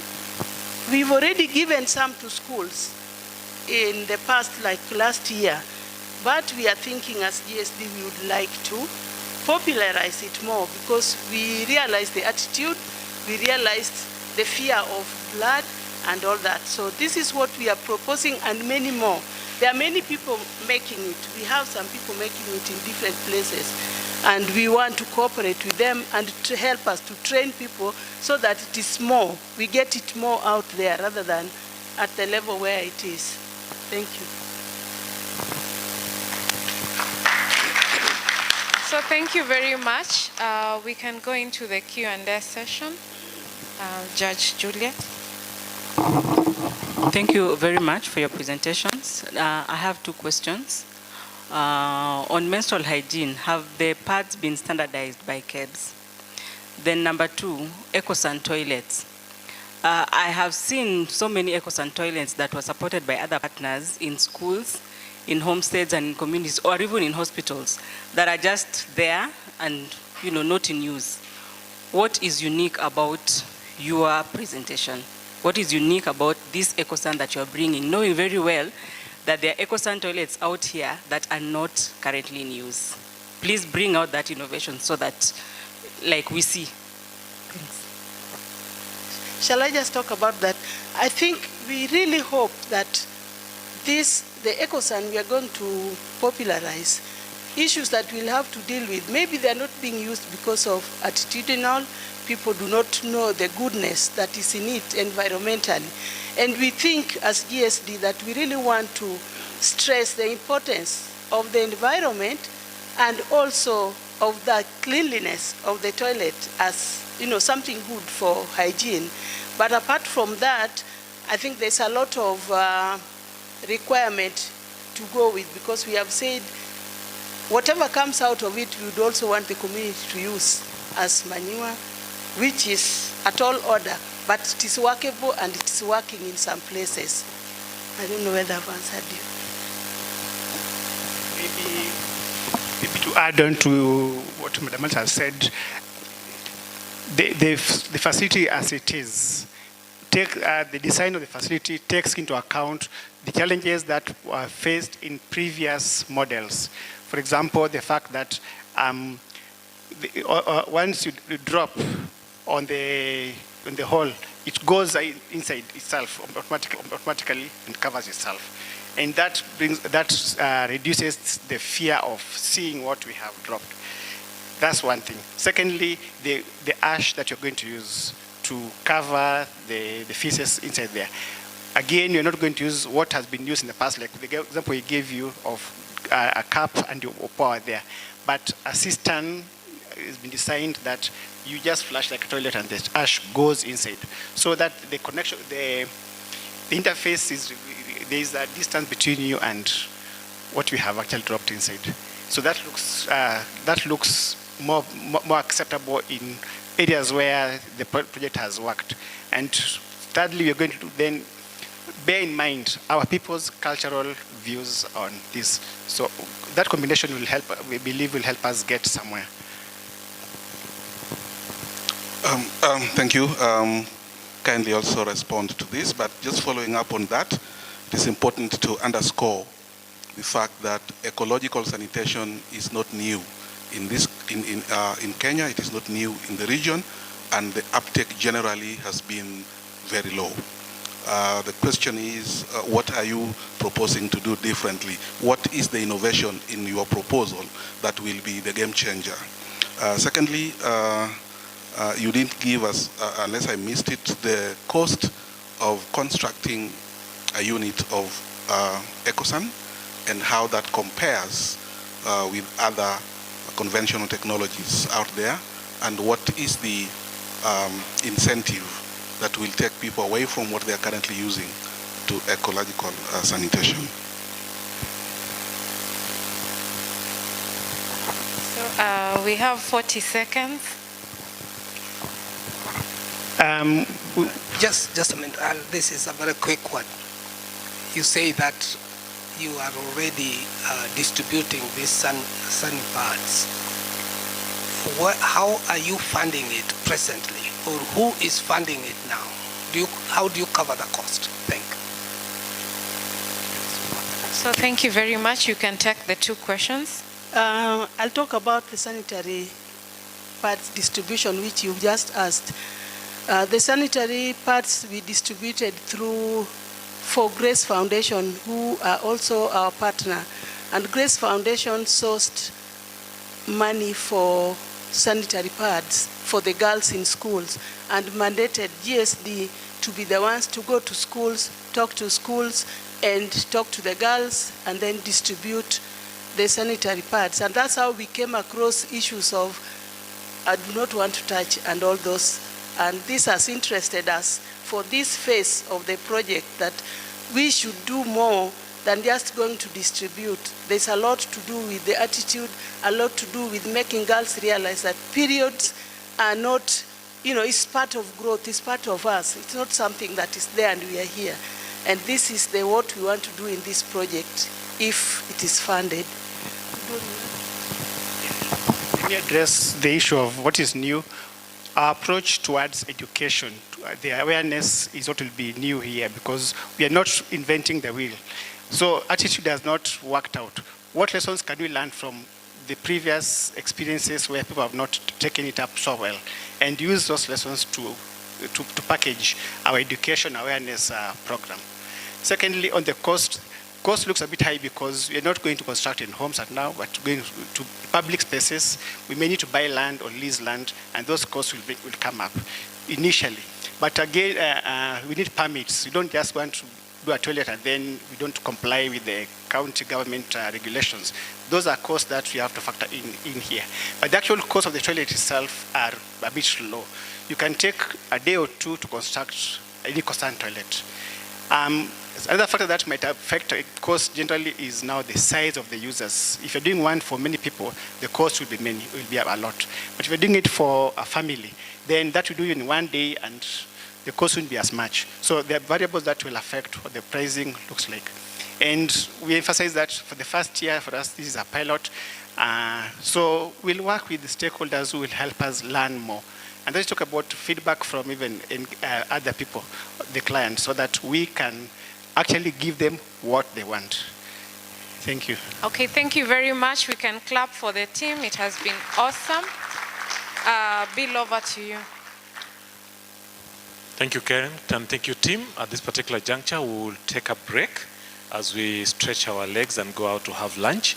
Lunch will be served at various places. For movement plan, I will request that we give our excellencies, together with our chief of party, an opportunity to step out first, and then the other teams will follow. Kindly, your excellencies, if that's okay with you, together with the chief of party, I would like you to step out first. And then we will have the judges who will step out second. It's just part and parcel of the protocols we have to observe. And secondly, some of the rules and regulations, so that we make sure that we have an exclusive space for our judges also to be by themselves. It's very, very important. So let's just be patient. Once we have our excellencies step out together with the chief of party, then we will have the other team. The excellencies have got a team supporting them. Kindly just give them space to step out. The judges, you could actually prepare now so that you step out in the next 2 minutes. Just prepare to step out. And then for those watching us live, we are actually live. The whole world is watching on your presentations. And I hope you have the link. If you don't have, let us know. We will share the link with you. And they have been watching from the time we started. So don't get surprised that you are live. No, they have been watching. Everybody is watching and seeing the presentations you're making and the questions you're being asked and the kind of, yeah. The next lot to step out, kindly, judges.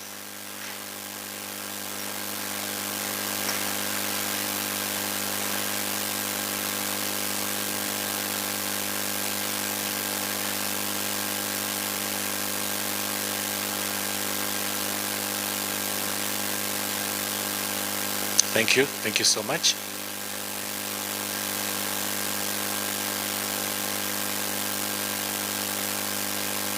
We have Kere here who is really observing whether we are operating within the books or we are dividing.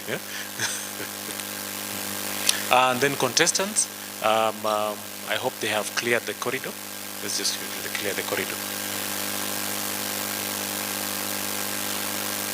So we are free, but kindly you can only step to the hall in about 5 minutes from now, so that we give them space to clear off the corridors and get to an exclusive room.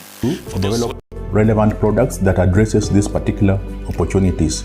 The role of WKSP in supporting the financial institution partners are basically in various ways. One is that already through the scoping exercise that has been done, WKSP has mapped out potential customers for these financial institutions. We have identified households, we have identified artisans, as well as enterprises that are involved in sanitation and menstrual hygiene management.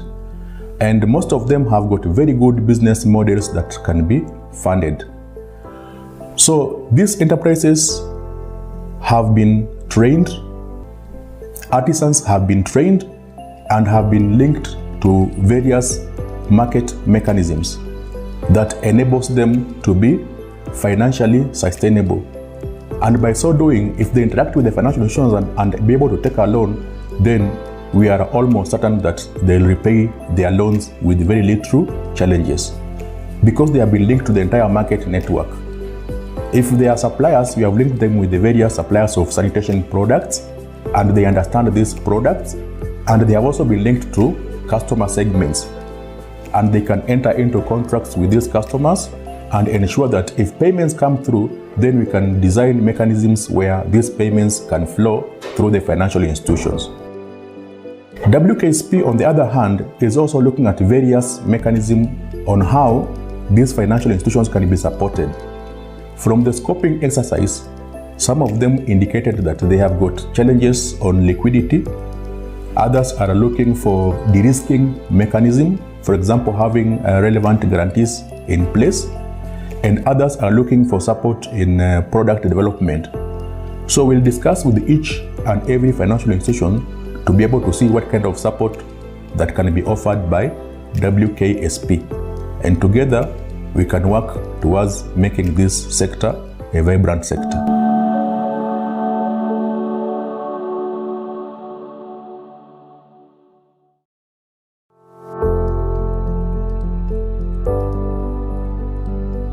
Western Kenya Sanitation Project is a USAID funded project running for 5 years from 2022 to 2027, with the aims of creating a financially sustainable, replicable, and locally owned marketplace in sanitation and menstrual hygiene management. The objectives of this project are, number one, to increase the access and uptake of sanitation products, as well as the fecal sludge management products.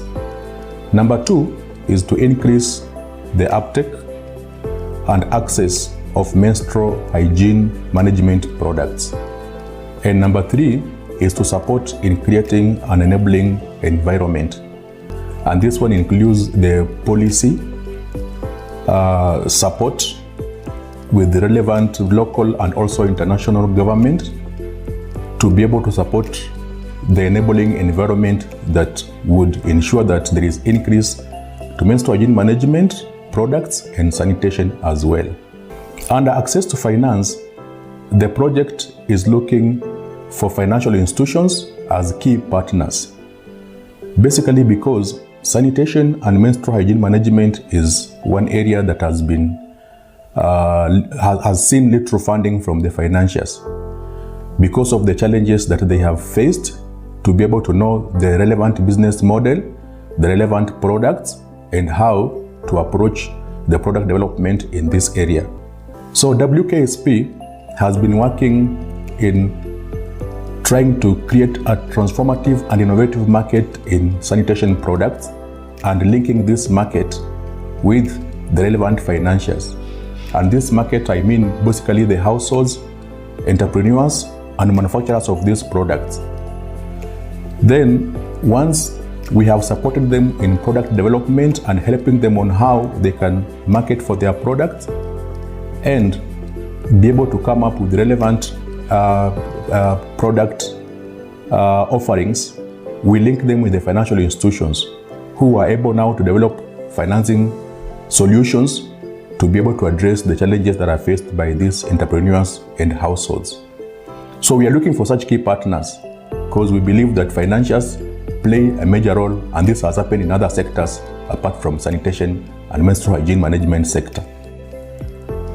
So the reason why we are looking for financial institutions potential partners is because we hope that they can be able to create relevant products for sanitation and menstrual hygiene management in their portfolio. And by so doing, in the long run, they make these products as part of their overall portfolio. The financial institutions have shown previously that they play a very major role in market-based approaches. And this has been seen by many other sectors that they have been able to be involved in and provide relevant tailor-made financing products that has enabled these sectors to grow. So the market-based approach that Western Kenya Sanitation Project is using utilizes some of these experiences. And already we have done assessments to check if there actually exist business models that are fundable. And by linking these businesses with the financiers, then we believe that in the long run, the financiers would be able to identify on their own and support others that are coming up as well. So from the assessments that was undertaken by WKSP, it came out clearly that most of the financial institutions staff do not understand the opportunities that exist in sanitation, financing, and menstrual hygiene management. So we open up this opportunity for them to be able to learn with us, to be able to experience that actually opportunities do exist, and then are able to develop relevant products that addresses these particular opportunities. The role of WKSP in supporting the financial institution partners are basically in various ways. One is that already through the scoping exercise that has been done, WKSP has mapped out potential customers for these financial institutions. We have identified households, we have identified artisans, as well as enterprises that are involved in sanitation and menstrual hygiene management. And most of them have got very good business models that can be funded. So these enterprises have been trained, artisans have been trained, and have been linked to various market mechanisms that enables them to be financially sustainable. And by so doing, if they interact with the financial institutions and be able to take a loan, then we are almost certain that they'll repay their loans with very little challenges, because they have been linked to the entire market network. If they are suppliers, we have linked them with the various suppliers of sanitation products, and they understand these products, and they have also been linked to customer segments, and they can enter into contracts with these customers and ensure that if payments come through, then we can design mechanisms where these payments can flow through the financial institutions. WKSP, on the other hand, is also looking at various mechanisms on how these financial institutions can be supported. From the scoping exercise, some of them indicated that they have got challenges on liquidity. Others are looking for de-risking mechanism, for example, having relevant guarantees in place. And others are looking for support in product development. So we'll discuss with each and every financial institution to be able to see what kind of support that can be offered by WKSP. And together, we can work towards making this sector a vibrant sector.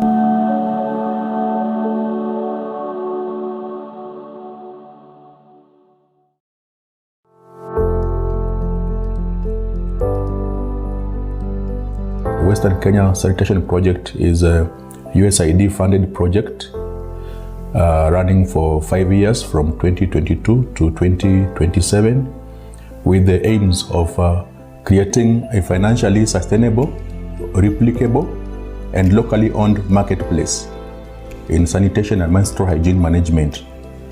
The objectives of this project are, number one, to increase the access and uptake of sanitation products as well as the fecal sludge management products. Number two is to increase the uptake and access of menstrual hygiene management products.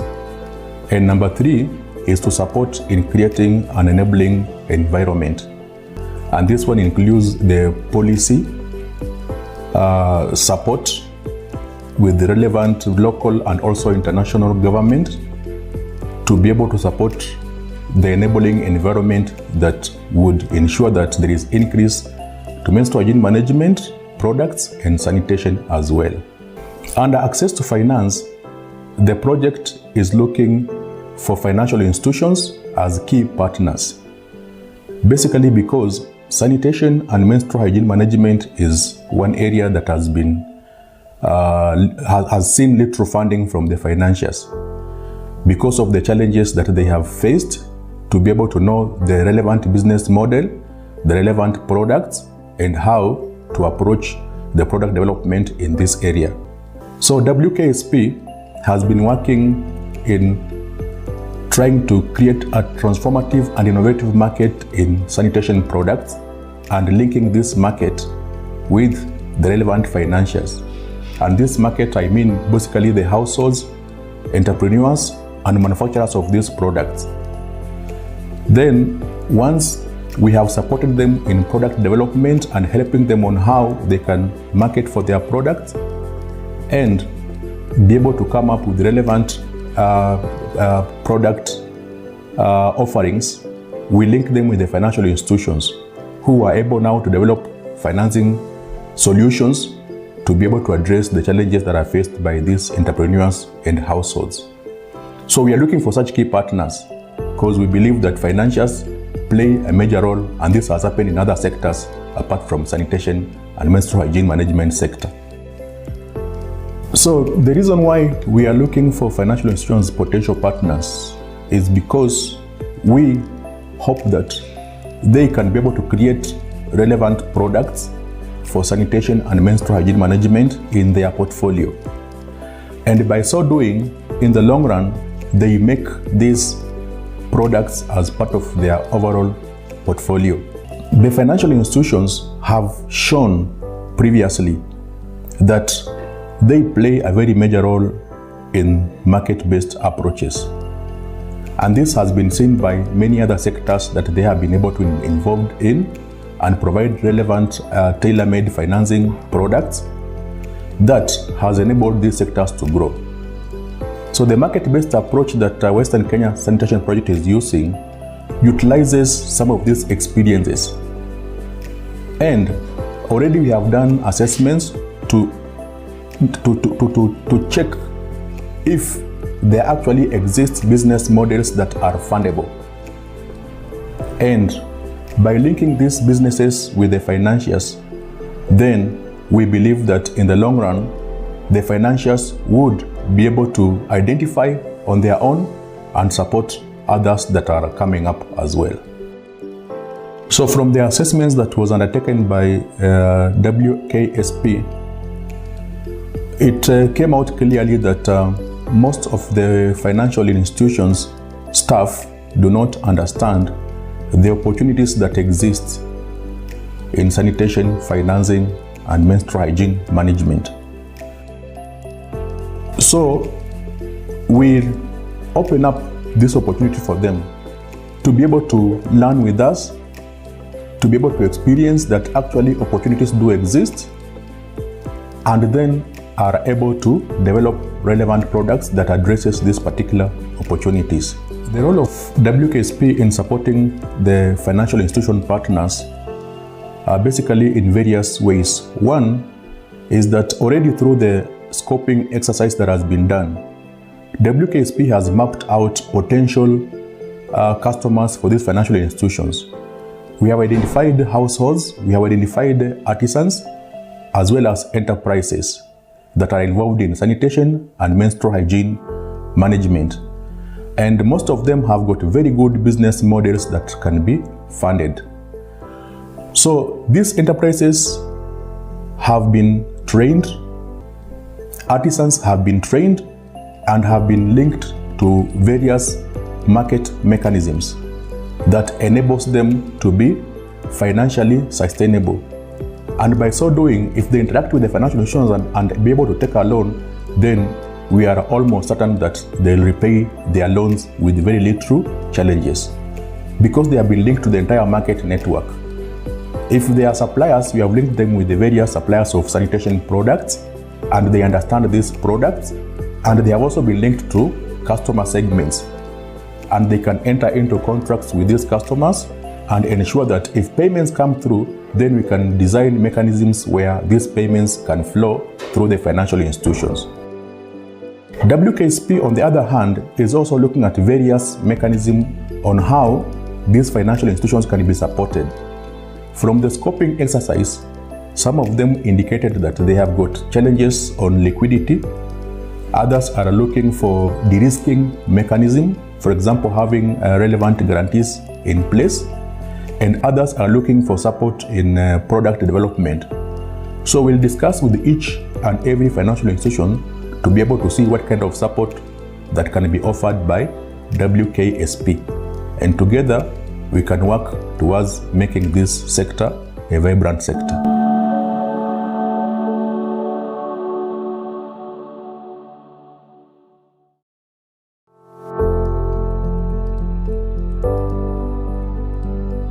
Western Kenya Sanitation Project is a USAID funded project running for 5 years from 2022 to 2027, with the aims of creating a financially sustainable, replicable, and locally owned marketplace in sanitation and menstrual hygiene management. The objectives of this project are, number one, to increase the access and uptake of sanitation products, as well as the fecal sludge management products. Number two is to increase the uptake and access of menstrual hygiene management products. And number three is to support in creating an enabling environment. And this includes the reason why we do this is that for a very long time, most of these poor households have had a challenge of accessing credit services for their wash-related needs.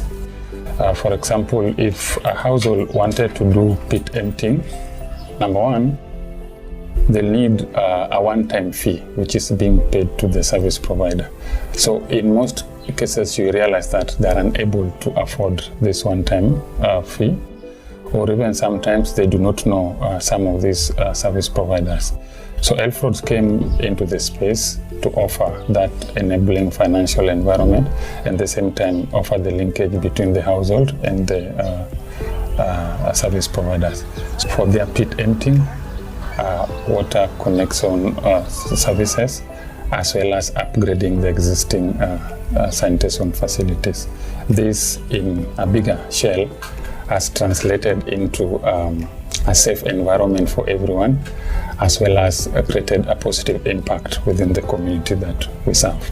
So our clientele base composed of the poor households within the low-income communities. So before we finance any of the clients, appraisal is the first thing we do.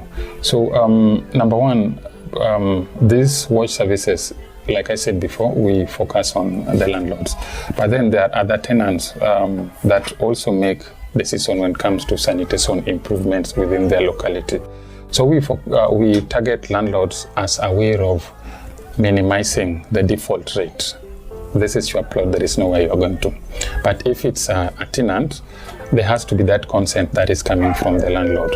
So all in all, the product is designed for landlords or caretakers whose decision lies squarely on the landlord before the services is offered to them. So there has to be a landlord. That is number one. Number two, before the services is offered to you, one of the LFROD's representative will have to go and ascertain the source of income from you. So we come and evaluate how much you earn from the rentals, and if there is any second source of earning that you have. So let's say, for example, it is likely that a landlord will get maybe 10,000 Kenyan shillings for rent monthly, as being the lowest amount from the existing data that we have. When you look at the credits that we give them, they are tailored towards that low amount of money that they earn. For example, if a landlord income is less than, let's say, just 10,000, a service provider will advise them to talk to the service provider who is going to give these services. One trip of pit emptying, for example, costs around 5,000 or 6, thereabout. Most of these pit latrines, the maximum trips that can be done is 3. So if you take 5 or maybe 6,000 times, that is 18,000. LFROD's loans goes for a span of 4 months with a very small margin put on top of the principal amount. So we spread this money for 4 months. Even if you're earning 10,000 from the rental income, for 4 months that will be 40,000. But you've been given a loan of, let's say, 15,000 with a small margin on top of it. For a period of 4 months out of what you earn, chances are you are likely to pay this money 98%. That is one. Number two, we also focus on spreading the loan risks to third parties. The landlord also need to have some people who are guaranteeing for them, let's say a son or maybe a daughter, somebody who is also active financially. So in cases of them being unable to repay the money, the burden can be spread upon to the third parties. But the key thing here is the affordability aspect that comes with what we are doing. They make the modality of loan repayment as simple as possible. So as a company, our focus is first of all to understand your financial history, work on it, advise you, and give you what befits you. This has made it possible for most of these clients that we serve to reach out to in terms of the repayment. The biggest gap that we have is to sustain the growth. Majority of these households need these services, but as LFRODs, we still have that the liquidity aspect where we cannot reach out to all the clients that need the services. So we still believe that for us to sustain the growth, we need to increase our capital base to reach out to everyone that needs the services. There is a big opportunity within the low-income communities.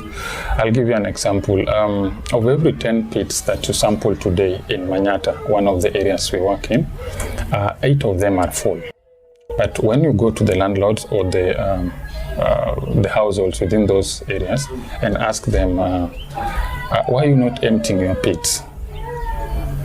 The biggest concern is always the finance. And they can only get this finance from an institution that has a tailor-made financial solution for them, and that's where LFRODs come in. So we cannot serve all the population that needs our services because our capital base cannot match the demand. So there exists an opportunity within the space where we work in, especially on the financial aspect.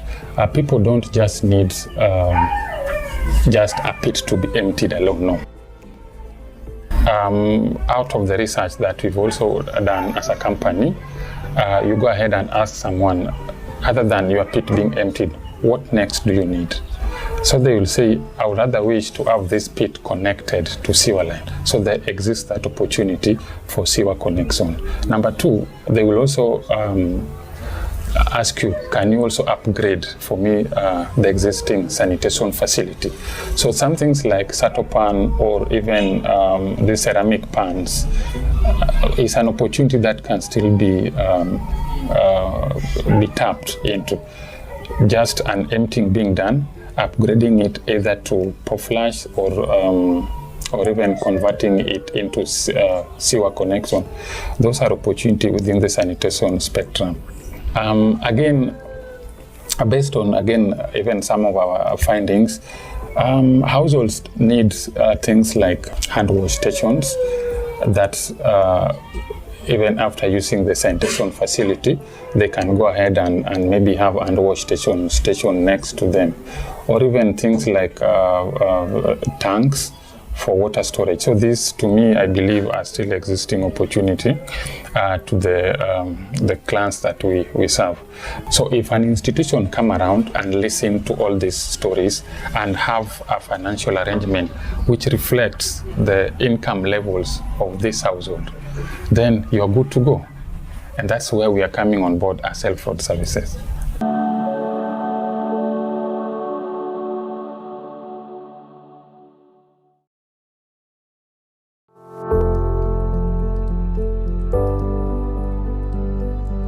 Frauds is a wash credit company that focuses on offering affordable wash credits to the poor landlords within the low-income communities of Kisumu, and at the same time linking them up with the wash service providers like trained manual pit emptiers, utilities, plumbers, and other wash stockists. The reason why we do this is that for a very long time, most of these poor households have had a challenge of accessing credit services for their wash-related needs. For example, if a household wanted to do pit emptying, number one, they need a one-time fee, which is being paid to the service provider. So in most cases, you realize that they are unable to afford this one-time fee, or even sometimes they do not know some of these service providers. So L-Frauds came into the space to offer that enabling financial environment and at the same time offer the linkage between the household and the service providers. So for their pit emptying, water connection services, as well as upgrading the existing sanitation facilities. This, in a bigger shell, has translated into a safe environment for everyone, as well as created a positive impact within the community that we serve. So our clientele base composed of the poor households within the low-income communities. So before we finance any of the clients, appraisal is the first thing we do. So number one, these wash services, like I said before, we focus on the landlords. But then there are other tenants that also make decisions when it comes to sanitation improvements within their locality. So we target landlords as aware of minimizing the default rate. This is your plot, there is no way you're going to. But if it's a tenant, there has to be that consent that is coming from the landlord. So all in all, the product is designed for landlords or caretakers whose decision lies squarely on the landlord before the services is offered to them. So there has to be a landlord, that is number one. Number two, before the services is offered to you, one of the L-Frauds representative will have to go and ascertain the source of income from you. So we come and evaluate how much you earn from the rentals, and if there is any second source of earning that you have. So let's say, for example, it is likely that a landlord will get maybe 10,000 Kenyan shillings for rent monthly, as being the lowest amount from the existing data that we have. When you look at the credits that we give them, they are tailored towards that low amount of money that they earn. For example, if a landlord income is less than, let's say, just 10,000, a service provider will advise them to talk to the service provider who is going to give these services. One trip of pit emptying, for example, costs around 5,000 or 6, thereabout. Most of these pit latrines, the maximum trips that can be done is 3. So if you take 5 or maybe 6,000 times, that is 18,000. ELFRO's loans goes for a span of 4 months with a very small margin put on top of the principal amount. So we spread this money for 4 months. Even if you're earning 10,000 from the rental income, for 4 months that will be 40,000. But you've been given a loan of, let's say, 15,000 with a small margin on top of it. For a period of 4 months out of what you earn, chances are you are likely to pay this money 98%. That is one. Number 2, we also focus on spreading the loan risks to third parties. That is, the landlord also need to have some people who are guaranteeing for them, let's say a son or maybe a daughter, somebody who is also active financially. So in cases of them being unable to repay the money, the burden can be spread upon to the third parties. But the key thing here is the affordability aspect that comes with what we are doing. Make the modality of loan repayment as simple as possible. So as a company, our focus is first of all to understand your financial history, work on it, advise you, and give you what befits you. This has made it possible for most of these clients that we serve to reach out to in terms of the repayment. The biggest gap that we have is to sustain the growth. Majority of these households need these services, but as ELFRODs, we still have that the liquidity aspect where we cannot reach out to all the clients that need the services. So we still believe that for us to sustain the growth, we need to increase our capital base to reach out to everyone that needs the services. There is a big opportunity within the low-income communities. I'll give you an example. Of every 10 pits that you sample today in Manyata, one of the areas we work in, 8 of them are full. But when you go to the landlords or the households within those areas and ask them, why are you not emptying your pits? The biggest concern is always the finance. And they can only get this finance from an institution that has a tailor-made financial solution for them, and that's where ELFRODs come in. So we cannot serve all the population that needs our services because our capital base cannot match the demand. So there exists an opportunity within the space where we work in, especially on the financial aspect. People don't just need just a pit to be emptied alone, no. Out of the research that we've also done as a company, you go ahead and ask someone, other than your pit being emptied, what next do you need? So they will say, I would rather wish to have this pit connected to sewer line. So there exists that opportunity for sewer connection. Number 2, they will also ask you, can you also upgrade for me the existing sanitation facility?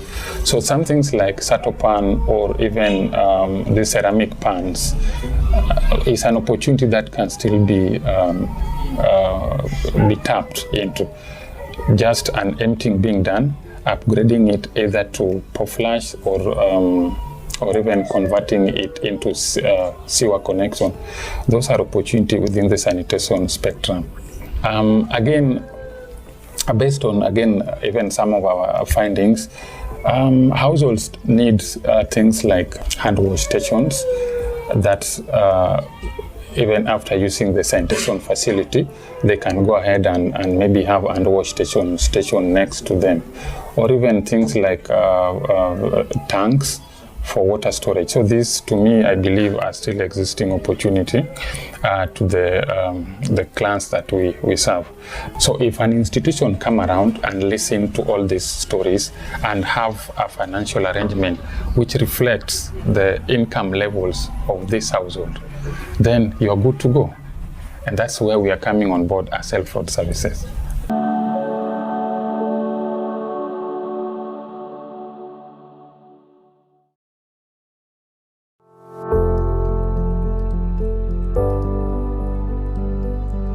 Frauds is a wash credit company that focuses on offering affordable wash credits to the poor landlords within the low-income communities of Kisumu, and at the same time linking them up with the wash service providers like trained manual pit emptiers, utilities, plumbers, and other wash stockists.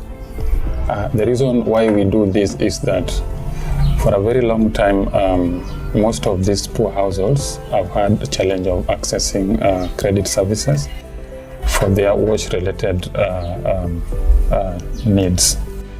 For example, if a household wanted to do pit emptying, number one, they need a one-time fee, which is being paid to the service provider. So in most cases, you realize that they are unable to afford this one-time fee, or even sometimes they do not know some of these service providers. So Elfroads came into the space to offer that enabling financial environment, and at the same time offer the linkage between the household and the service providers. So for their pit emptying, water connection services, as well as upgrading the existing sanitation facilities. This, in a bigger shell, has translated into a safe environment for everyone, as well as created a positive impact within the community that we serve. So our clientele base composed of the poor households within the low-income communities. So before we finance any of the clans, appraisal is the first thing we do. So number one, these wash services, like I said before, we focus on the landlords. But then there are other tenants that also make decisions when it comes to sanitation improvements within their locality. So we target landlords as aware of minimizing the default rate. This is your plot, there is no way you're going to. But if it's a tenant, there has to be that consent that is coming from the landlord. So all in all, the product is designed for landlords or caretakers whose decision lies squarely on the landlord before the services is offered to them. So there has to be a landlord, that is number one. Number two, before the services is offered to you, one of the Elfroads representative will have to go and ascertain the source of income from you. So we come and evaluate how much you earn from the rentals, and if there is any second source of earning that you have. So let's say, for example, it is likely that a landlord will get maybe 10,000 Kenyan shillings for rent monthly, as being the lowest amount from the existing data that we have. When you look at the credits that we give them, they are tailored towards that low amount of money that they earn. For example, if a landlord income is less than, let's say, just 10,000, a service provider will advise them to talk to the service provider who is going to give these services. One trip of pit emptying, for example, costs around 5,000 or 6, thereabout. Most of these pit latrines, the maximum trips that can be done is 3. So if you take 5 or maybe 6,000 times, that is 18,000. Elfroads loans goes for a span of 4 months with a very small margin put on top of the principal amount. So we spread this money for 4 months. Even if you're earning 10,000 from the rental income, for 4 months that will be 40,000. But you've been given a loan of, let's say, 15,000 with a small margin on top of it. for a period of 4 months out of what you earn, chances are you are likely to pay this money 98%. That is one. Number two, we also focus on spreading the loan risks to third parties. That is, the landlord also need to have some people who are guaranteeing for them, let's say a son or maybe a daughter, somebody who is also active financially. So in cases of them being unable to repay the money, the burden can be spread upon to the third parties. But the key thing here is the affordability aspect that comes with what we are doing. Make the modality of loan repayment as simple as possible. So as a company, our focus is first of all to understand your financial history, work on it, advise you and give you what befits you. This has made it possible for most of these clients that we serve to reach out to in terms of the repayment. The biggest gap that we have is to sustain the growth. Majority of these households need these services, but as Elfrods, we still have that the liquidity aspect where we cannot reach out to all the clients that need the services. So we still believe that we are asking for financial institutions potential partners is because we hope that they can be able to create relevant products for sanitation and menstrual hygiene management in their portfolio. And by so doing, in the long run, they make these products as part of their overall portfolio. The financial institutions have shown previously that they play a very major role in market-based approaches. And this has been seen by many other sectors that they have been able to be involved in and provide relevant tailor-made financing products that has enabled these sectors to grow. So the market-based approach that Western Kenya Sanitation Project is using utilizes some of these experiences. And already we have done assessments to check if there actually exist business models that are fundable. And by linking these businesses with the financiers, then we believe that in the long run, the financiers would be able to identify on their own and support others that are coming up as well. So from the assessments that was undertaken by WKSP, it came out clearly that most of the financial institutions staff do not understand the opportunities that exist in sanitation, financing, and menstrual hygiene management. So we open up this opportunity for them to be able to learn with us, to be able to experience that actually opportunities do exist, and then are able to develop relevant products that addresses these particular opportunities. The role of WKSP in supporting the financial institution partners are basically in various ways. One is that already through the scoping exercise that has been done, WKSP has mapped out potential customers for these financial institutions.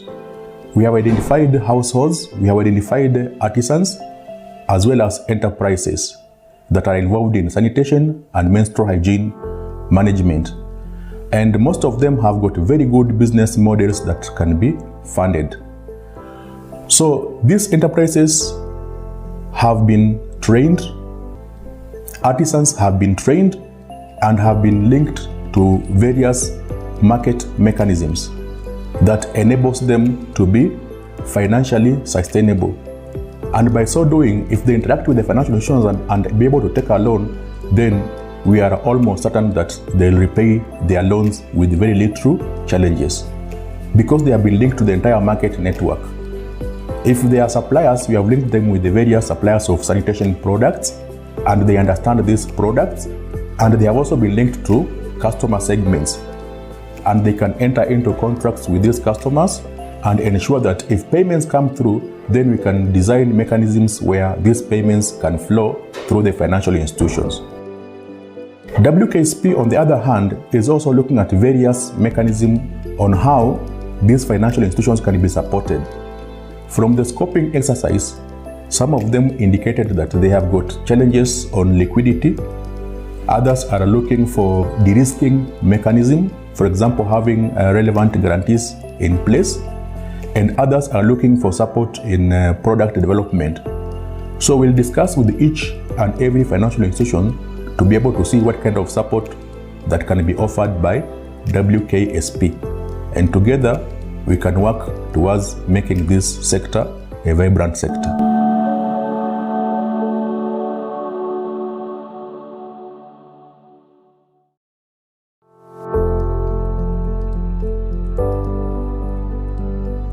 Western Kenya Sanitation Project is a USAID funded project running for 5 years from 2022 to 2027 with the aims of creating a financially sustainable, replicable, and locally owned marketplace in sanitation and menstrual hygiene management.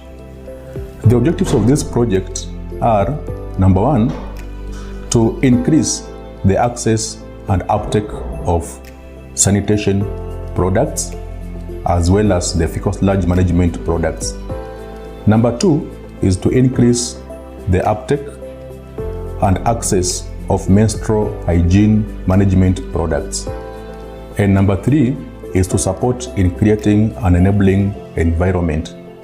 And this one includes the policy support with the relevant local and also international government to be able to support the enabling environment that would ensure that there is increase to menstrual hygiene management products and sanitation as well. Under access to finance, the project is looking for financial institutions as key partners. Basically because sanitation and menstrual hygiene management is one area that has been has seen little funding from the financiers because of the challenges that they have faced to be able to know the relevant business model, the relevant products, and how to approach the product development in this area.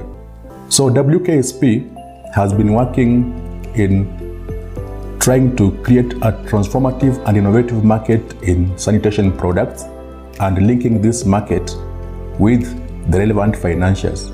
And this market, I mean basically the households, entrepreneurs, and manufacturers of these products.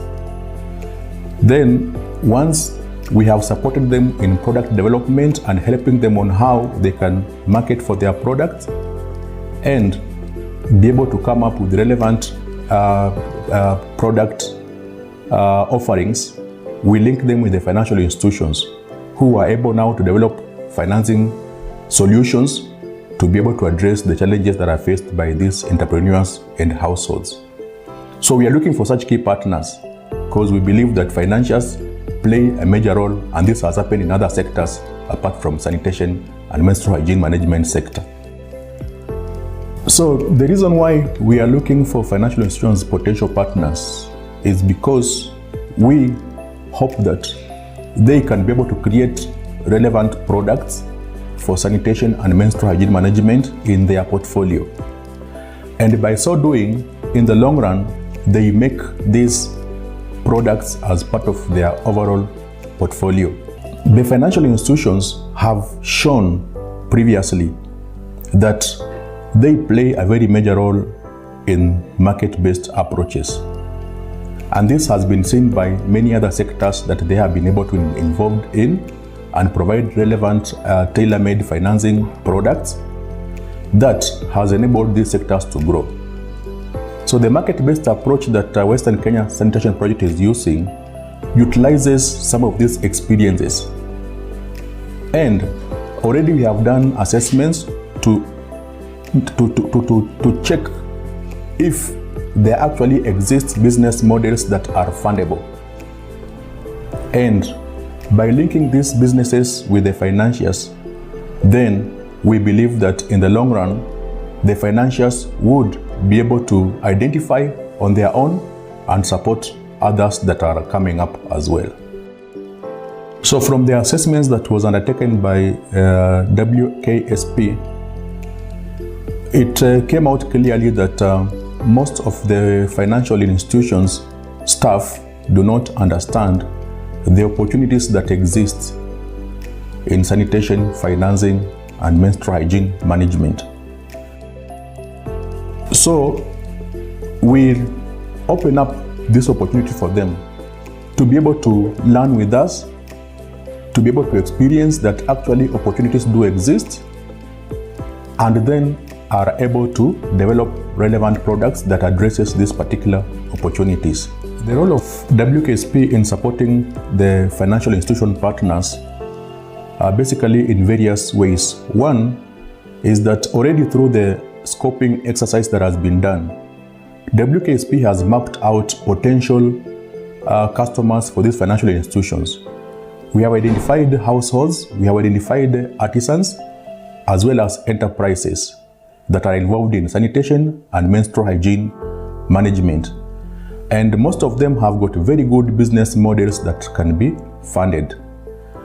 So these enterprises have been trained, artisans have been trained, and have been linked to various market mechanisms that enables them to be financially sustainable.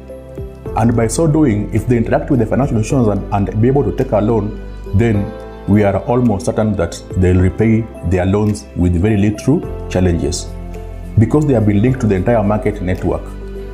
If they are suppliers, we have linked them with the various suppliers of sanitation products, and they understand these products, and they have also been linked to customer segments, and they can enter into contracts with these customers and ensure that if payments come through, then we can design mechanisms where these payments can flow through the financial institutions. WKSP, on the other hand, is also looking at various mechanisms on how these financial institutions can be supported. From the scoping exercise, some of them indicated that they have got challenges on liquidity. Others are looking for de-risking mechanism, for example, having relevant guarantees in place. And others are looking for support in product development offered by WKSP. And together, we can work towards making this sector a vibrant sector.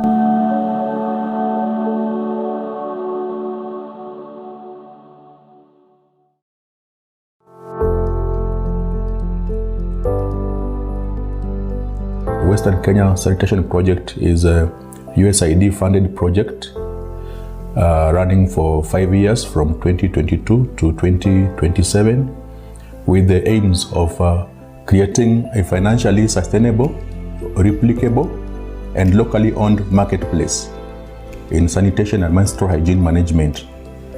The objectives of this project are, number one, to increase the access and uptake of sanitation products as well as the fecal sludge management products.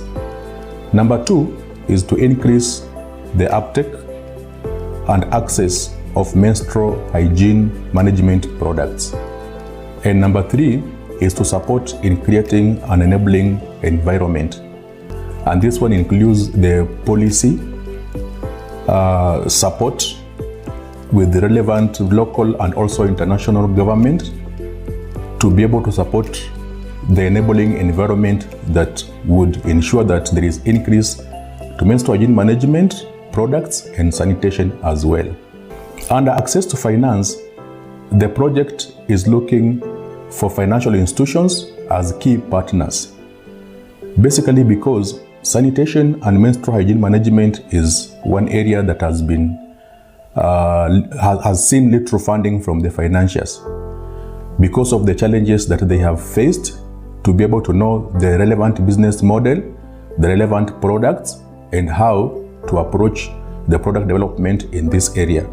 So WKSP has been working in trying to create a transformative and innovative market in sanitation products and linking this market with the relevant financiers. And this market, I mean basically the households, entrepreneurs, and manufacturers of these products. Then, once We have supported them in product development and helping them on how they can market for their products and be able to come up with relevant product offerings. We link them with the financial institutions who are able now to develop financing solutions to be able to address the challenges that are faced by these entrepreneurs and households. So we are looking for such key partners because we believe that financiers play a major role, and this has happened in other sectors apart from sanitation and menstrual hygiene management sector. So the reason why we are looking for financial institutions potential partners is because we hope that they can be able to create relevant products for sanitation and menstrual hygiene management in their portfolio. And by so doing, in the long run, they make these products as part of their overall portfolio. The financial institutions have shown previously that they play a very major role in market-based approaches. And this has been seen by many other sectors that they have been able to be involved in and provide relevant tailor-made financing products that has enabled these sectors to grow. So the market-based approach that Western Kenya Sanitation Project is using utilizes some of these experiences. And already we have done assessments to check if there actually exist business models that are fundable.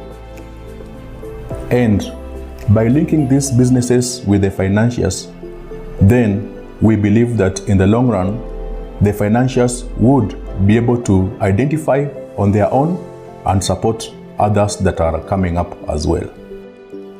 So from the assessments that was undertaken by WKSP, it came out clearly that most of the financial institutions staff do not understand the opportunities that exist in sanitation, financing, and menstrual hygiene management. So we open up this opportunity for them to be able to learn with us, to be able to experience that actually opportunities do exist, and then are able to develop relevant products that addresses these particular opportunities. The role of WKSP in supporting the financial institution partners are basically in various ways. One is that already through the scoping exercise that has been done, WKSP has mapped out potential customers for these financial institutions. We have identified households, we have identified artisans, as well as enterprises that are involved in sanitation and menstrual hygiene management.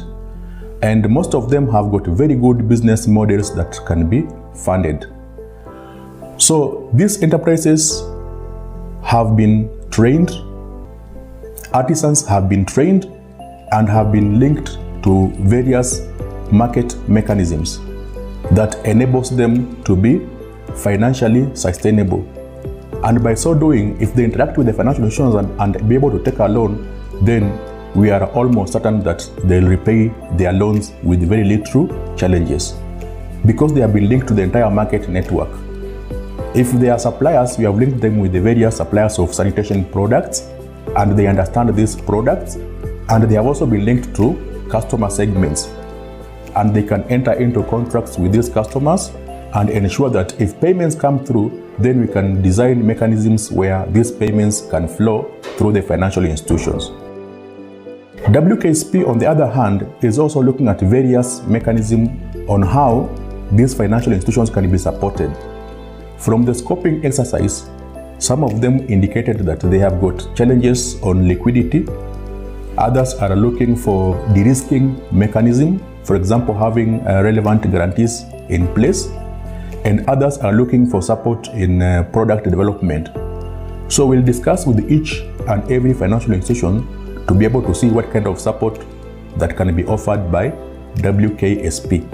And together, we can work towards making this sector a vibrant sector.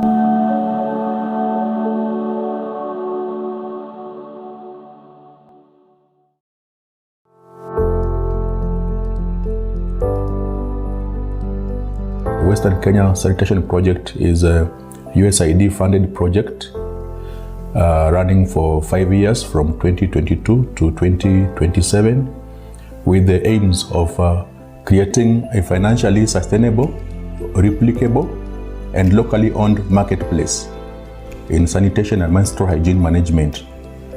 The objectives of this project are, number one, to increase the access and uptake of sanitation products as well as the fecal sludge management products.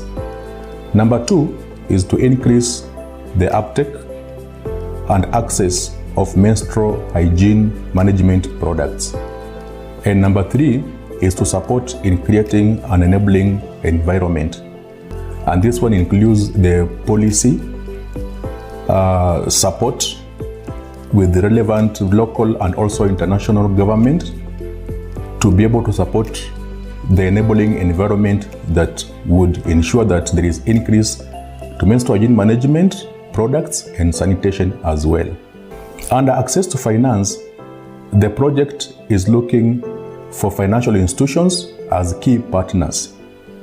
Basically because sanitation and menstrual hygiene management is one area that has been has seen little funding from the financiers because of the challenges that they have faced to be able to know the relevant business model, the relevant products, and how to approach the product development in this area. So WKSP has been working in trying to create a transformative and innovative market in sanitation products and linking this market with the relevant financiers. And this market, I mean basically the households, entrepreneurs, and manufacturers of these products. Then, once we have supported them in product development and helping them on how they can market for their products and be able to come up with relevant product offerings, we link them with the financial institutions who are able now to develop financing solutions to be able to address the challenges that are faced by these entrepreneurs and households. So we are looking for such key partners because we believe that financiers play a major role, and this has happened in other sectors apart from sanitation and menstrual hygiene management sector. So the reason why we are looking for financial institutions potential partners is because we hope that they can be able to create relevant products for sanitation and menstrual hygiene management in their portfolio. And by so doing, in the long run, they make these products as part of their overall portfolio. The financial institutions have shown previously that they play a very major role in market-based approaches.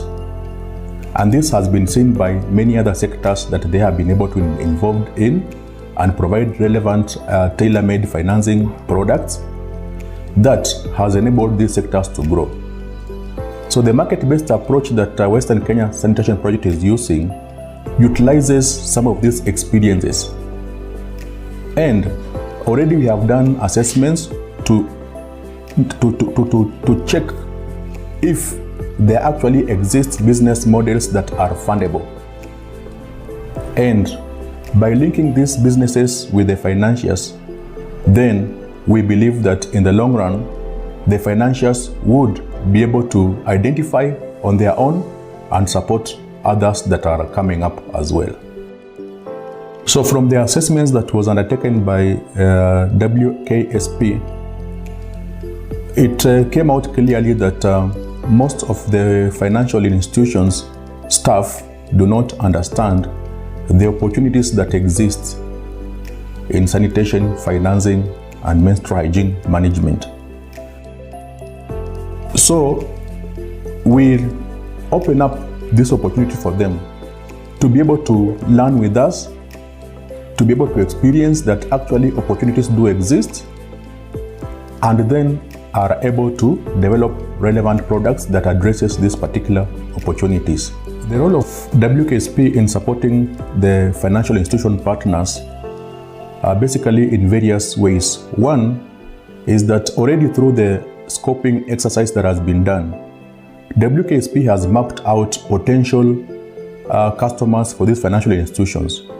We have identified households, we have identified artisans, as well as enterprises that are involved in sanitation and menstrual hygiene management. And most of them have got very good business models that can be funded. So these enterprises have been trained, artisans have been trained, and have been linked to various market mechanisms that enables them to be financially sustainable. And by so doing, if they interact with the financial institutions and be able to take a loan, then we are almost certain that they'll repay their loans with very little challenges, because they have been linked to the entire market network. If they are suppliers, we have linked them with the various suppliers of sanitation products, and they understand these products, and they have also been linked to customer segments, and they can enter into contracts with these customers and ensure that if payments come through, then we can design mechanisms where these payments can flow through the financial institutions. WKSP, on the other hand, is also looking at various mechanisms on how these financial institutions can be supported. From the scoping exercise, some of them indicated that they have got challenges on liquidity. Others are looking for de-risking mechanism, for example, having relevant guarantees in place. And others are looking for support in product development. So we'll discuss with each and every financial institution to be able to see what kind of support that can be offered by WKSP. And together, we can work towards making this sector a vibrant sector.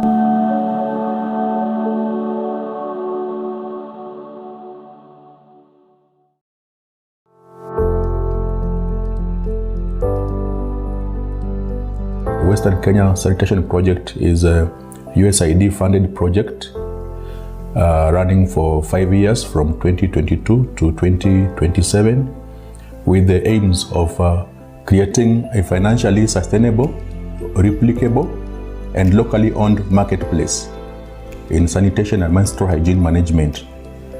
The objectives of this project are, number one, to increase the access and uptake of sanitation products as well as the fecal sludge management products. Number two is to increase the uptake and access of menstrual hygiene management products. And number three is to support in creating an enabling environment. And this one includes the policy support with the relevant local and also international government to be able to support the enabling environment that would ensure that there is increase to menstrual hygiene management products and sanitation as well. Under access to finance, the project is looking for financial institutions as key partners. Basically because sanitation and menstrual hygiene management is one area that has been has seen little funding from the financiers because of the challenges that they have faced to be able to know the relevant business model, the relevant products, and how to approach the product development in this area. So WKSP has been working in trying to create a transformative and innovative market in sanitation products and linking this market with the relevant financiers. And this market, I mean basically the households, entrepreneurs, and manufacturers of these products. Then, once we have supported them in product development and helping them on how they can market for their products and be able to come up with relevant product offerings, we link them with the financial institutions who are able now to develop financing solutions to be able to address the challenges that are faced by these entrepreneurs and households. So we are looking for such key partners because we believe that financiers play a major role, and this has happened in other sectors apart from sanitation and menstrual hygiene management sector. Tapped into just an emptying being done, upgrading it either to POFlash or even converting it into sewer connection. Those are opportunities within the sanitation spectrum. Again, based on, even some of our findings, households need things like hand wash stations that even after using the sanitation facility, they can go ahead and maybe have hand wash station next to them, or even things like tanks for water storage. So these, to me, I believe are still existing opportunity to the clans that we serve. So if an institution come around and listen to all these stories and have a financial arrangement which reflects the income levels of this household, then you're good to go. And that's where we are coming on board as Health Services.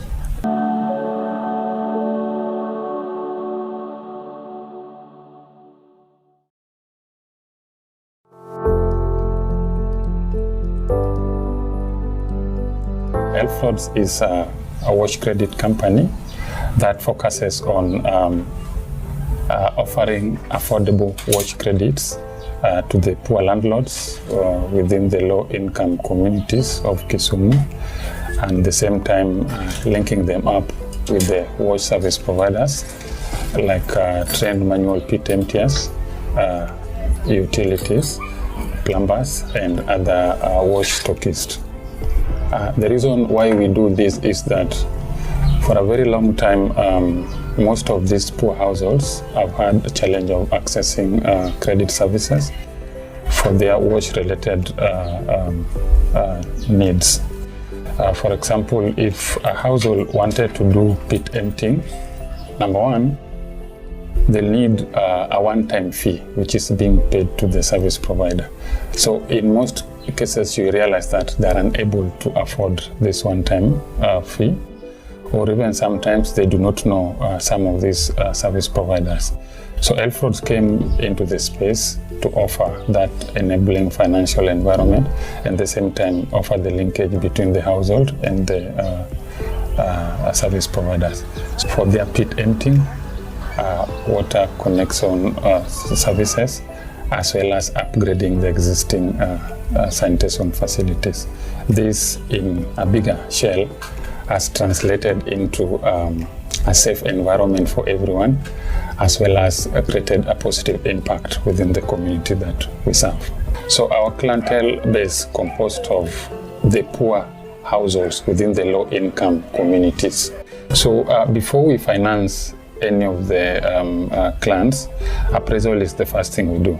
So number one, these wash services, like I said before, we focus on the landlords. But then there are other tenants that also make decisions when it comes to sanitation improvements within their locality. So we target landlords as aware of minimizing the default rate. This is your plot, there is no way you're going to. But if it's a tenant, there has to be that consent that is coming from the landlord. So all in all, the product is designed for landlords or caretakers whose decision lies squarely on the landlord before the services is offered to them. So there has to be a landlord, that is number one. Number two, before the services is offered to you, one of the Elfrods representative will have to go and ascertain the source of income from you. So we come and evaluate how much you earn from the rentals, and if there is any second source of earning that you have.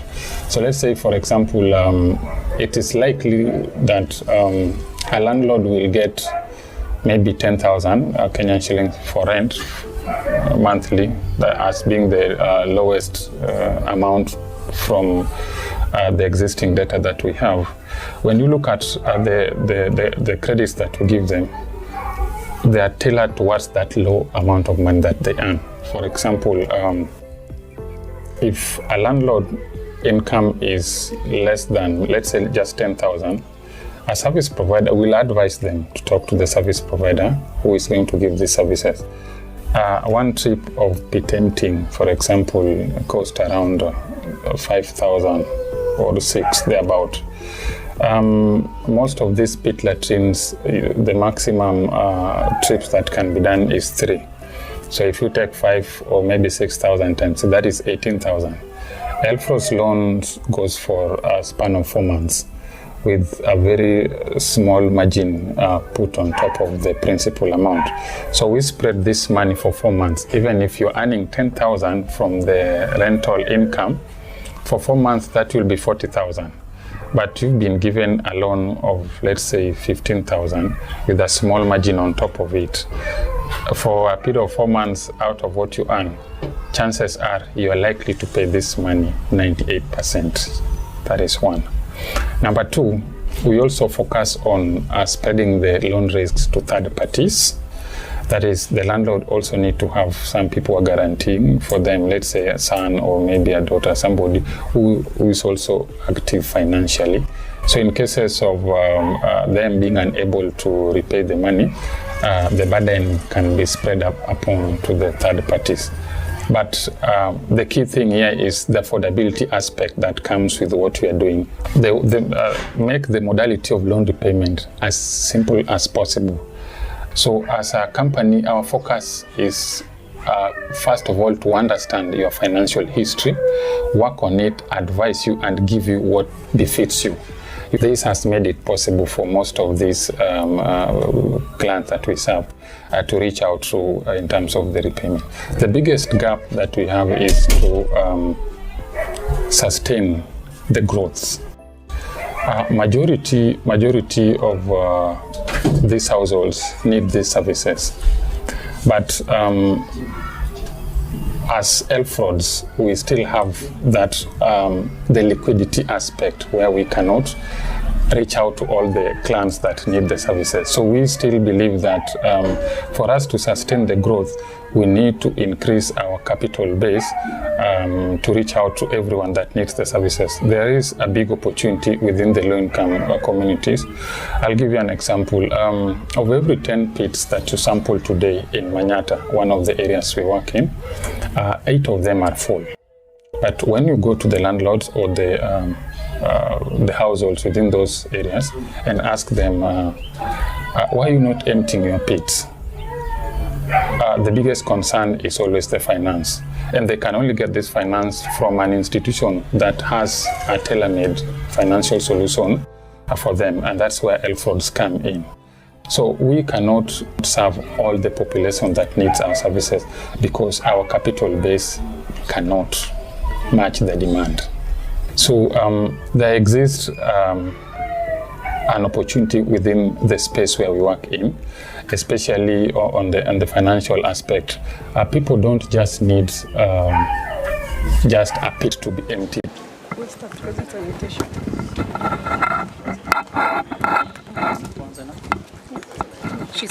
Okay.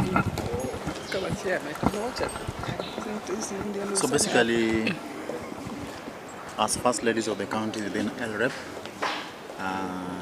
you'll just give us your take about this 2 days event in the context of issues which are pertinent to the counties that USAID through this project is concerned, and how you feel this particular initiative will go a long way in terms of helping our people, and something else that you can add.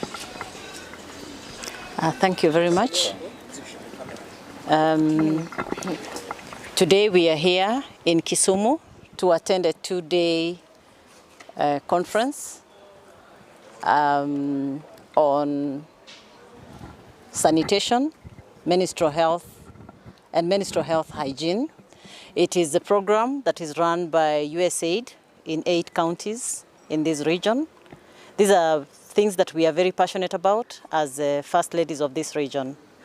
The reason that we are here today is to listen in to investors, to innovators who have come to present to us their programs and their take on on the best practices and products that they can actually come up with that are going to help us in terms of sanitation and in terms of menstrual health. Why are we interested in this? We realize that in the region, issues that plague us most are diseases and also issues that surround teenage pregnancies and related matters. Therefore, we are glad today that USAID, through its program, has brought together innovators to come and tell us how best we can run our county and what interventions can be taken to ensure that we have clean water, that our toilets are well done, and in places where they are not, what we can do best. Also, they can give us innovations on how best to manage menstrual health, considering that every lady or every girl who comes of age will have to go through menstruation. And in this country, very many children cannot afford, and rather not just children, but even women cannot afford sanitary towels because of the costs. So today we are listening to young people who are presenting to us different kinds of sanitary towels that can be made and that probably could be affordable. That notwithstanding, we also are interested in the presentations that they have in terms of clean water for our mothers in the homes and also environmental protection. The disposal of sanitary towels in the region or in the country is not effective. We see all of them, we see most of our sanitary towels actually in the dump sites. So we are here today to learn how best to dispose of the sanitary towels we have, or how best we can innovate on the sanitary towels that are actually biodegradable and also those that are comfortable and affordable to the children and women of this country. My name is Emily Nyaribo, the First Lady of Nyamira County and the Chairperson of the Lake Region Economic Bloc, First Spouses.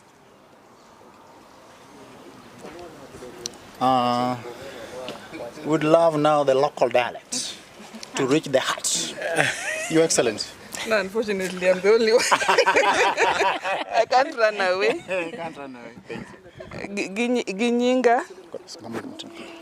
Matin. Yeah. Nyinga iluongo ni Agnes Ochilo, an jaod Governor ma Migori County. Kawuono wan Kisumu kaa gi First Ladies moa e counties mag Lake Region Economic Bloc. Kaka First Ladies, wang'e shida mane gweng'. Wang'e ni nyithindo ok nyal afford pads, jomadongo ok nyal afford pads, ji te ok pok oyudo choo ma ginyalo tiyo godo. Koro wabiro kaa a program mobedo organized gi USAID, iluongo ni USAID, gin gi program under Western Kenya Sanitation Project. Wabiro neno ni ang'o minyal tim, koro oluong groups mopogore opogore manyiso wa gik magiseloso kata gik magiparo ni nyalo konyo Lake Region Economic Bloc. Waneno presentations mabeyo kendo nyithindwa riek, to achien koro bang'e wabro yiero achiel manyalo konyowa nikech gima wadwaro ni mondo nyithindo kik luor ka gin e dwe. Nyithindo manyiri kik luor ka gin e dwe. Kobed e dwe to kata wuon gi kata anko ne onego bed ni nyiewne pads, ok onego bed ni en gima ipando. Wadwaro ni mondo wabed gi choo manyalo konyowa. Choo ma kidhiye to konyi kendo ok en choo maketho dalani. Nikech wang'e ni kuonde moko lo riche, wadwaro gik manyalo timo, inyalo tigo kuonde go ero. Koro kawuono kachopo kiny ndalo ariyo gi to wadhi winjo weche mwayier mwang'e ni nyalo tiyo e area ni. Nikech wadwaro ni mondo waket bed gi sanitation kata menstrual hygiene ma affordable kendo manyalo miyo jok matimo gigo be yudo gimoro e lwetgi, nikech ok wadwa ni wakwecho seche te. Wasekwecho moromo. Koro sani wadwaro ni mondo wamany gik mwanyalo loso maketo pesa e ofukuwa kendo konyowa kaka wan jo Lake Region Economic Bloc. Erokamano. Your Excellency, Kitiako, how bad is the situation on the ground from Siaya, Kisumu, Homa Bay, Nyamira, Kisii, Kakamega? Situation rach machalo nade to fail ni through this project this year maromo nade kaka mine county? Situation rach sani wan gi mine ma pok notiyo gi pads nyaka ne nyuolgi. Nikech pad no moro ok odhi duko, ok odhi yudo, moro pok noneno, moro pok opuonje. Wan gi joma onge kata gi choo. Ang'e ni Nairobi kocha ji wito chieth gi jwala, to e gweng' ka pod wadhi e puodho gi kweru. Koro en gima affect all the regions. Kidhi Nyamira ne owachonwa ni gin kendo ka koro ka gin gima ng'eny ma kata kama koro idhi goye jembe no koro dhi rumo, nikech kamoro amora koro kigoyo to bodo ka ng'ato osegoye jembe, nikech en county matin to gi ng'eny. Koro en magi mokwako i Lake Region ni onge ng'ama odong' kata achiel. Koro wageno ni USAID kako biro mako lwetwa ni wadwaro ni omak lwetwa dichiel to kose mako lwetwa to wadwaro ni koro nyithindwa emo invest kuondegi mondo wayud solution ma long lasting mok wachak wathagre kendo. Mogik nitie joma osebedo ka wacho ni mana kaka ichiwo ga rabo yunga nono cha onego bed ni sirikal kelo chik moro mamiyo kata mana sanitary towels either bedo zero rated or inano kaka inyalo ketogi gibedo mayudo yot moloyo to ne oganda ma samoro kang'e ni kaka mine mag county burwako this idea to kurwako this idea bende nitiere gimoro motime mondo mi uti kanyakla achiel gi piny owacho manyalo miyo lek ma kama chopi. Adieri gimiluongo ni sanitary pads ok onego bed taxed nikech mine dhi e dwe ka dwe onge chieng' malewo to be ok enerogi kod ikoni wang'ni ok adwa dhi to pod ibro dhi kata idagi katiye koro oket gigi obedo okete tax to dhi inyo mine mang'eny to gimomiyo wabiro ka wadwaro ni mondo wayud kony makoro sustainable gima wadwaro ni mondo kwaseyudo solution emomiyo wabet kar ka nitiere professors madongo dongo kata first ladies gi are also professionals in their own right. Giwinjo gigi kendo gimbe gipenjo penjo magipenjo ni gima kama be nyalo timore e gweng'wa. Koro omiyo wang'e ni bang' ndalo ariyo gi wadhi yudo solution mako ketnwa wan jo Lake region to koro wadhi bedo self independent kendo wadhi loso gi wadhi bedo ni wan gi sanitary pads manyalo romo nyithindo magi nyalo tiyo godo moko bedo pesa mang'eny kendo wadhi neno ni chope be wagero chope mwanyalo tiyo godo. Ahinya to watode wakwa sirikal. Ana wacho pile ni kan condoms ni nyalo kete chope. Condom achiel en siling' 10 kata 20. Ang'o ma mondo giketnwa wambe sanitary pads ei chope. Ma kidhi e cho to koro kochuni ni nyaka iting' bag kidonjo e cho. Iwuotho kaka kidonjo nero tiyudo ka sanitary pad bedo dispensed kamoro tikawo tiwuok tidhi kumidhiye. Koro miyo wakwa ni sirikal opar joma mine. Nikech ka condom inyalo ket ei cho mondo ng'ata mabiro kwa. By so doing, if they interact with the financial institution and be able to take a loan, then we are almost certain that they'll repay their loans with very little challenges because they have been linked to the entire market network. If they are suppliers, we have linked them with the various suppliers of sanitation products and they understand these products, and they have also been linked to customer segments, and they can enter into contracts with these customers and ensure that if payments come through, then we can design mechanisms where these payments can flow through the financial institutions. WKSP, on the other hand, is also looking at various mechanisms on how these financial institutions can be supported. From the scoping exercise, some of them indicated that they have got challenges on liquidity. Others are looking for de-risking mechanism, for example, having relevant guarantees in place. And others are looking for support in product development. So we'll discuss with each and every financial institution to be able to see what kind of support that can be offered by WKSP. And together, we can work towards making this sector a vibrant sector.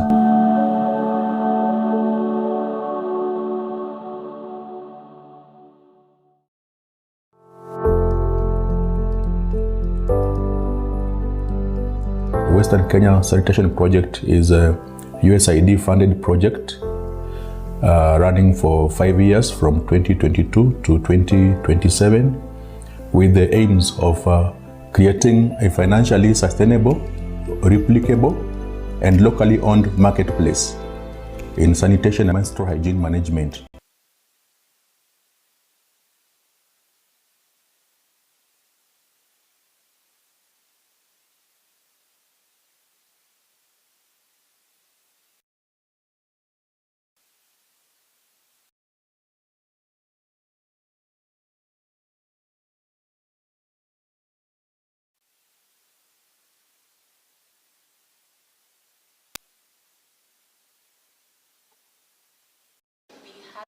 It's currently in development and that started in March of this year. So IRI is the self-serving sanitary pad dispenser that has the ability to track usage. So the features, just to make clarity, this is IRI. So the features are, it's a single pad dispensation, it breaks bulk, so you're able to access one single sanitary pad. It is electricity or solar panel, powered. It has a 46 pad capacity and it is pad customizable, which means that whichever thickness, material, thinness of a pad, it can still dispense. It is wall mounted, it has an anti-crack locking mechanism, and has a user-friendly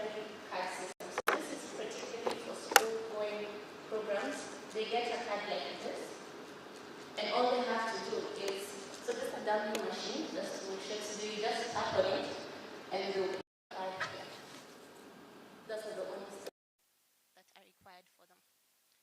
And there's a viewing hall, and there's the viewing hall to showcase if dispensation has occurred and if there's actually stock on the machine.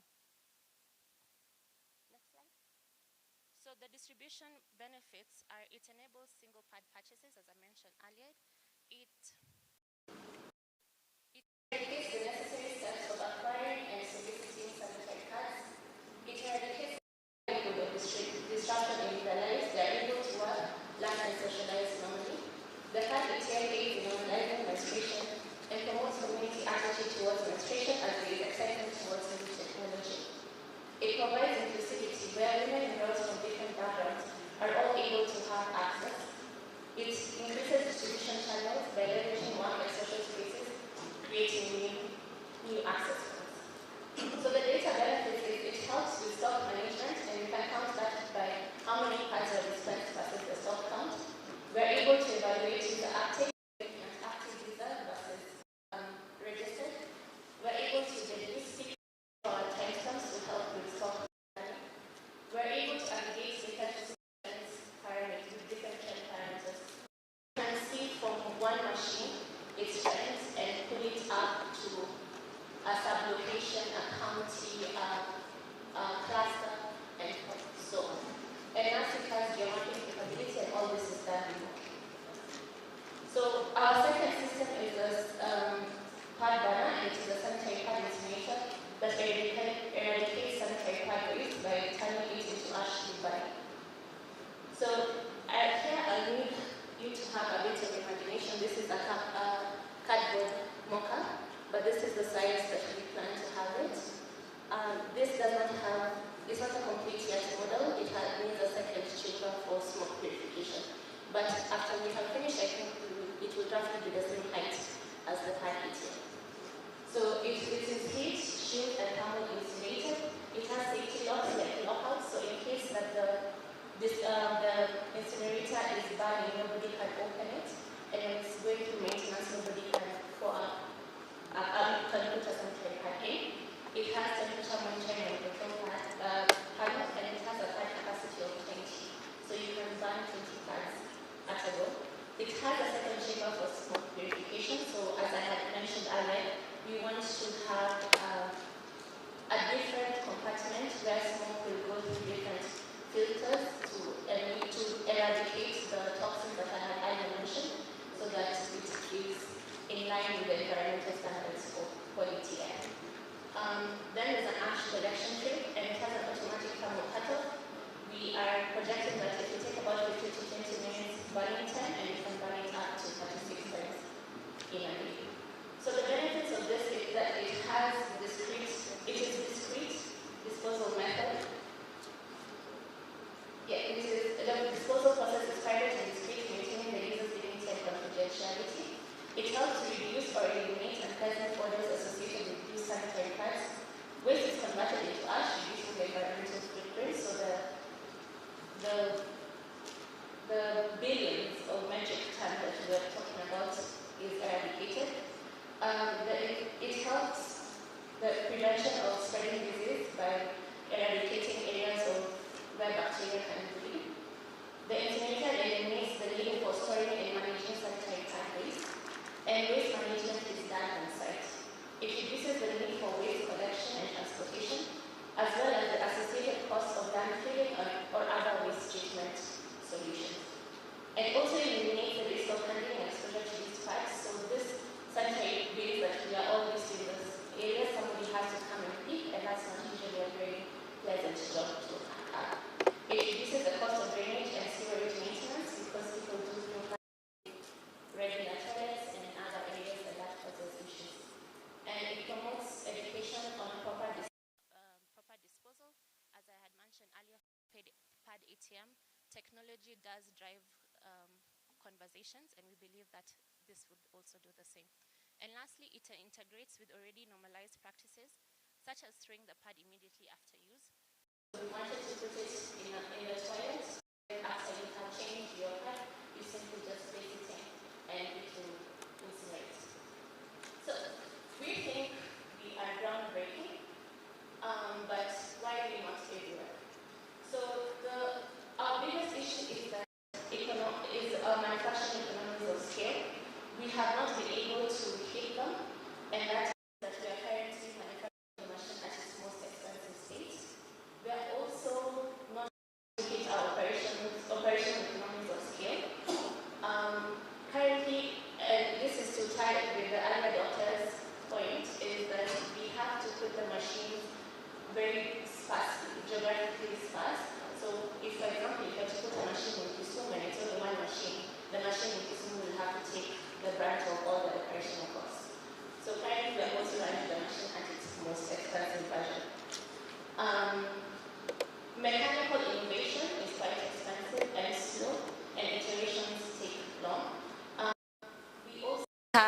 the changing the ecosystem of viewing distribution, data acquisition and disposal from wanting to do everything in-house to having specialized outsourced services, and this is particularly for the MHM ecosystem, is still an issue, so behavioral change will take time. And as I said, early adopters drive our impact, which is great, but they focus on geographically sparse impact as opposed to a more dense one. And then lastly, the traditional system requires us to be an end-to-end provider, where our specialty is in distribution and disposal of sanitary pads and not in the supply, which spreads our resources. So if we need to come here, for example, we'd also need to come with supply of sanitary pads. So that's essentially one of the challenges. Next slide. So if we could solve the problems that are affecting us, then the following would take effect.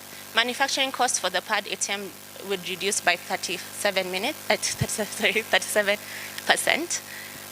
We are able now to utilize repurposed metal, and repurposed metal is with barrels, reused barrels, and for the pad burner specifically, which will reduce the production cost by 25%. If we have a geographically centered area, proximity between locations reduces operational costs. So as I mentioned above, if you have 50 machines, let's say in Kisumu, the operational costs will be spread amongst those machines. And with a sanitary pad partner, we can focus all our resources in product development and production of low-cost versions of these machines. So our model is that we employ a B2B social franchise, and where we focus on machine building, technical training, and support. We offer lease to own with a payment plan of about 2 years, and that comes with warranty. We're looking at about 2,500 per month as our starting point, and this is currently without the benefits of economies of scale. Our operational partners, which are women and youth groups and entrepreneurs, they will be our repair service provider. They will offer technical support to our clients, and they will also do monthly site check-ins. They have an opportunity to resell the machines. For example, in this area, they can talk to the hotel to be the ones fulfilling the machines, and they get the revenue from them, or sell them directly to the hotel. Our secondary market is who we are calling network partners, and these are NGOs, CBOs, non-profit, government, and corporates. And this is because they are in the business of helping others. So they provide networks of the institutions, and they source funding for machine procurement. Lastly, it's our main primary market, and these are institutional owners. These are education, institutional health institutions, public toilets, government, churches, community centers, anything that we can reimagine our retail outlet is. And they're in charge of daily running of the machine and daily maintenance. So daily running would be for the pad ATM, it's just to stock the dispenser, if that is part of their responsibility with the women and youth groups. And for the pad burner, it would just to check the temperature and ash collection, and that's it. So as we finish up, I want to share a video. So my name has been Munira, I'm the founder. I want to share a video of a school. We put up a machine last year, and that's in Benson Jau Primary, which is in Kiambu County.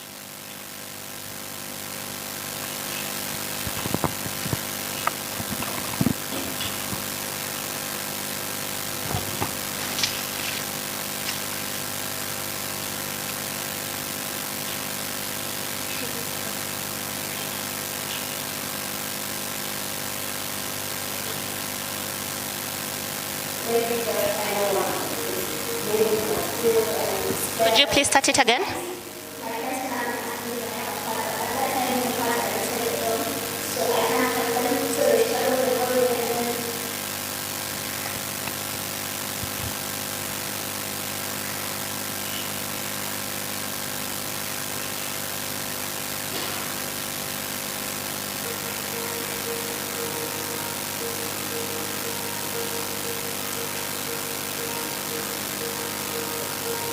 Sometimes when you don't want to do this because of lack of class, or maybe just everyone is really feel scared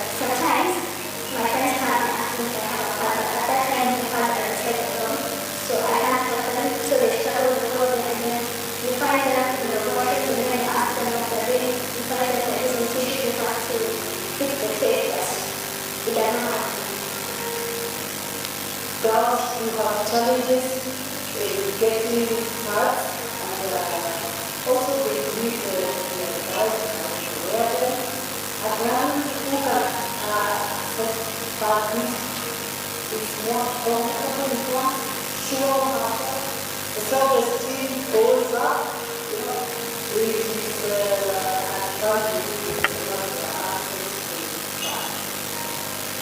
The way the machine works on the girls' side is very easy. What they do is they have a hackathon, and all they do is tap on the sensor. That sensor will then green if they are allowed to have the hat, if they have faster units, and they need to activate it. If all those things are available, then the machine will start. The machine fabrication and assembly is done with. We don't need big power, we have created a machine that can run on solar as well. The pads machine will be a plus for us. One, I don't have to come out of class to attend to a girl. She's free to go and get the pads from the dispenser and then continue with her classes. Why I'm excited is because I have access to these pads 24/7 and I don't have to think of how I'm going to hide it. Having the machine will help other girls because some of them might not have the pads, but when you go there, you just use the card that you're provided. It's easy to use and it's fun, enjoyable. So join us in this journey as we help change girls' lives.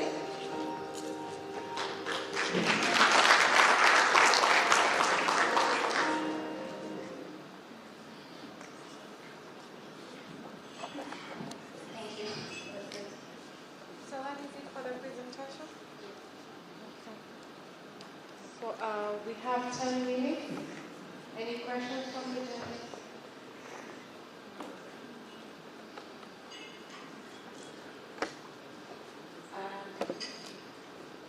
Thank you for the presentation. My question is in two parts. One, what is the limit per card and what time frame? And the second part is on the cost. What is that cost? The girls. So this was particularly designed, originally was designed for the donor market. And what we decided to do is to have the equivalent number of pads that you'd donate as the limit. So if it's 10 pads, then they'd have 10 swipes, and that's per month. So it's not limited per day. They can remove all 10 at once. They can spread it out. And if they haven't used, so let's say there's a balance, and let's say they used 8 and there's a balance, 2 will carry over the next month. So all that information then shows us that the provision you're giving, for example, that there's somebody who needs more than, there'll be a teacher's card that is tapped and we query that, and once we find out, we'll be able to answer. It's back? Okay. We'll be able to answer if they need more pads. So there's some customization there as well. In terms of cost, for the girls, it's not, as I said, for the donor market. It was already provisions that were given. We wanted to just make it better, especially in the accountability part.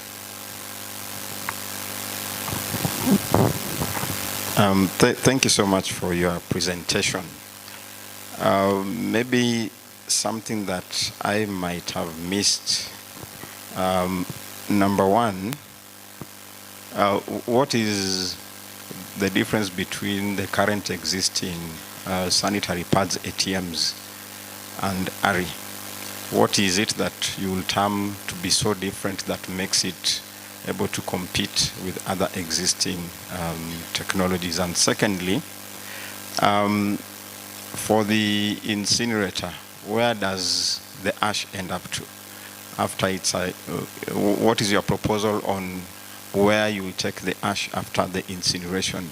And lastly, maybe to look at for WKSP, our remit is basically within the household setting. Whatever you presented is mainly within an institutional setting.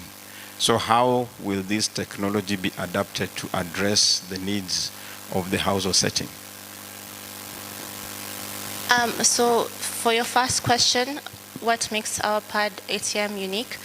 Penetration in Kenya for pad ATMs is quite low still, but they usually focus on coin-based systems, and there's not a lot of accountability behind it. So as you put, I'll use the donor market because that's where we were predominantly.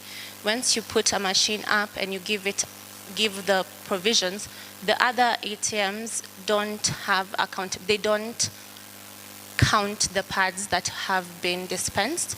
They are not able to have any reports generating it to make the program more efficient, better for the beneficiary, or just overall help in even funding.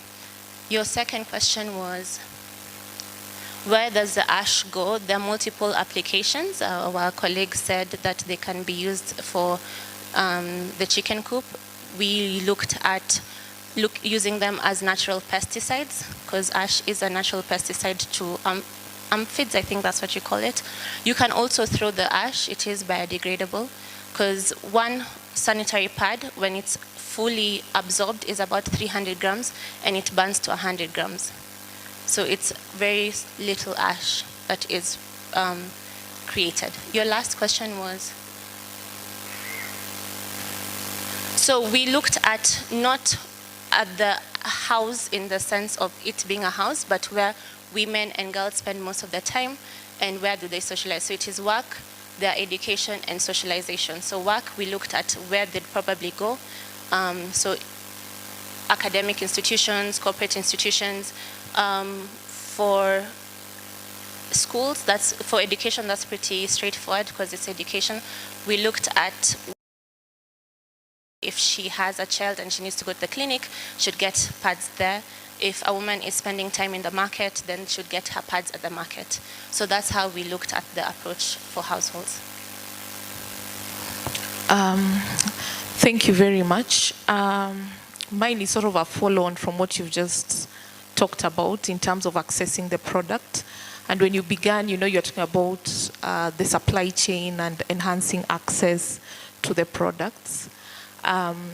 You have mentioned that your main target is the donor market. Are you now thinking beyond that? And if so, what have you put in place to facilitate that? And then number two, let's say you're successful in this process, what would be your top 3 priority areas? So the donor market is not our priority market. It's just that, as I had said, it is what we entered with, because that's where a lot of pads are given out, and that's where we saw the issue with. I want to mention, in case you put it up, let's say in an infirmary, the way you could make it commercial is you still use the card, but you can top up your money so that they can use it. It's an access point monetarily, and that comes down to the cost of the pad. So if a pad is 100 shillings, one pad will be 10 shillings. If that's not an application, we can have let's say the kiosk owner get the 10 shillings and give the card for access. So it can be applied in a commercial setting in that way. My top 3 would be refinement. So as I had said, manufacturing is quite expensive. If I was to go into detail, it's actually the front casing, what protects the dispensation part, that costs the most in terms of metal. So we would want to refine that product to have it as cheap as possible. For the pad burner, it would be the testing for carbon emission. We are not able to say it with our chest that we reduce carbon emission by X. So we'd want to focus on having a certification that we do reduce carbon emission. And then the third would be large scale, or predominantly larger scale production than we currently do. Our aim for both units is 50 machines. We do believe that within 50 machines we'll start seeing economies of scale. So those would be my 3 focus areas. So we have 1 minute to go. Do we have any other question?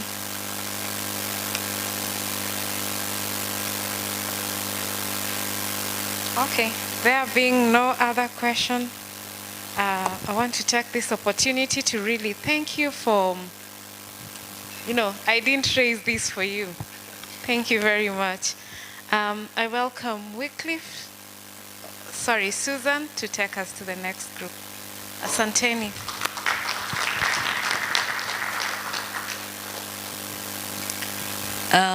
Thank you very much, Karina. Our next group is JKUAT, Jomo Kenyatta University of Agriculture Technology. As they join in, I would love to introduce them. JKUAT is a public university which is strong, which has a strong focus on technology. JKUAT started as a technical college in 1981, has a cooperation projects between the county government of USA, Germany, Japan, and the county and national government. JKUAT fights global warming and climate change through various interventions from sanitation technology, waste management, innovative farming techniques, entrepreneurship, and technology in healthcare. Let's welcome JKUAT with a round of applause.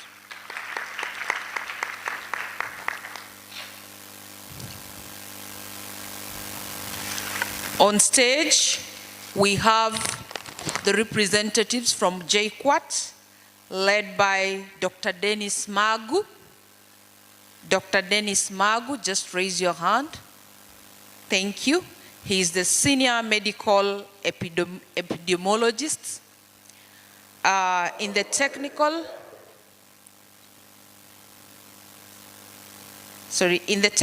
working groups contributing to Kenya's National Health Research Policy Agenda.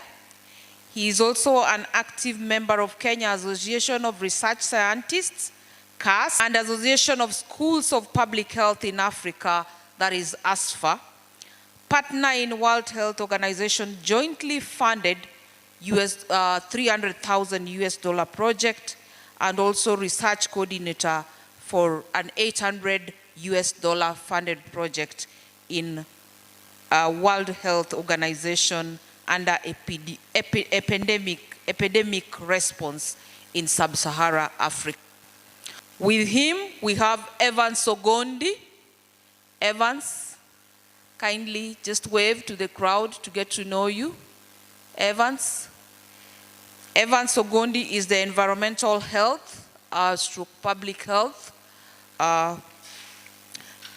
is an assisting team lead and has worked at Moroni Public Health Department as a public health officer for 2 years.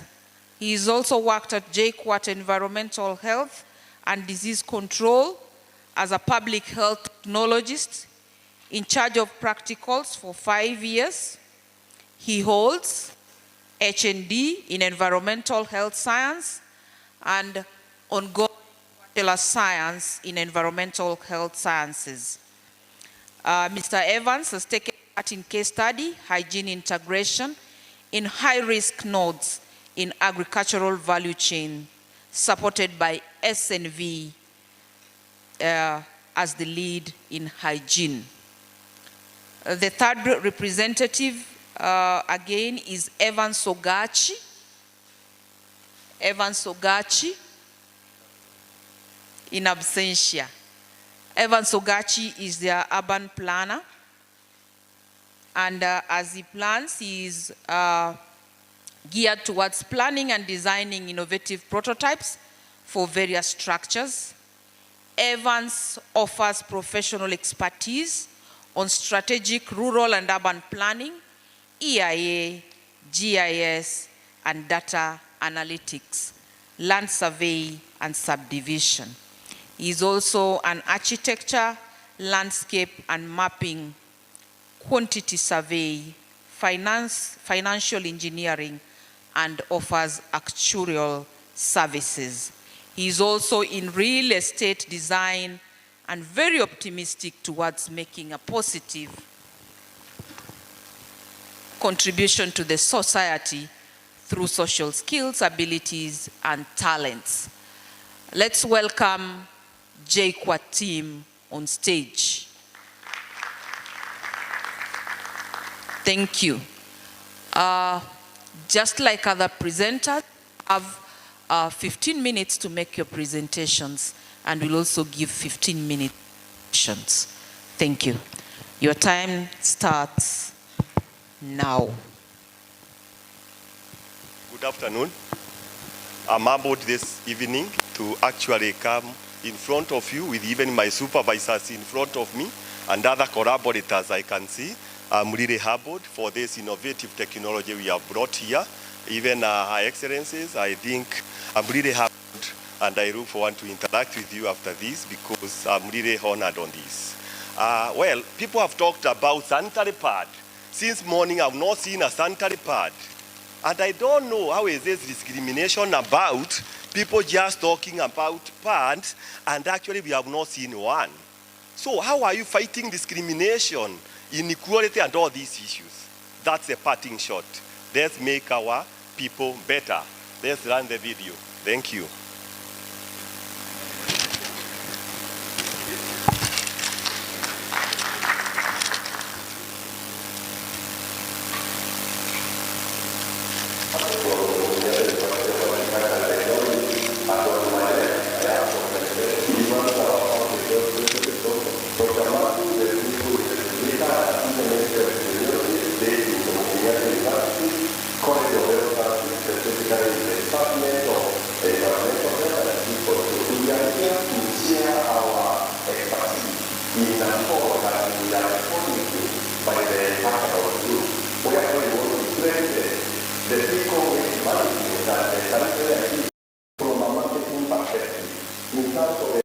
Quality of life and better health outcomes within the community. And the core actually requires a lot of synergy from an infrastructure perspective. And that's why JQuat stands a position of becoming the best because of the kind of infrastructure and the kind of expertise that we have. At this moment, we want to share with you the kind of infrastructure from an administration perspective, whereby we have a very robust infrastructure headed by our DVC, Deputy Vice Chancellor in charge of Academic Affairs, and JPU Act. Our students and staff are very much involved in research because research is a very important component. As you may be able to tell from our mission, we are interested very much in research for development. And as we do this research, we also make sure that we are able to innovate, come up with innovations. And actually this is I think the top university in this country in terms of patent and grants. We have the biggest number of patent grants as a university. And we also have institutes which are especially set up to have research in very specialized areas. One such institute is the Institute of Energy and Environmental Technology, and we also have an institute for biotechnology research. In the Institute of Energy and Environmental Technology, we have students who work on areas of environment and collaboration with our School of Public Health, and some of these areas involve waste management, sanitation management, with water work, or gas site management, post segregation, issues to do with biomass, creation of energy from biomass, and renewable energies. Anyone looking for an opportunity to do research in this country would obviously wish to collaborate with Implement because our staff already have a lot of experience. In fact, one of the core big researches we are currently doing is on issues to do with sanitation. We have our staff have a grant which enabled us to start a program on a master's program on sanitation, and this program is ongoing, and our students who we are keenly treating and showing how to do research properly.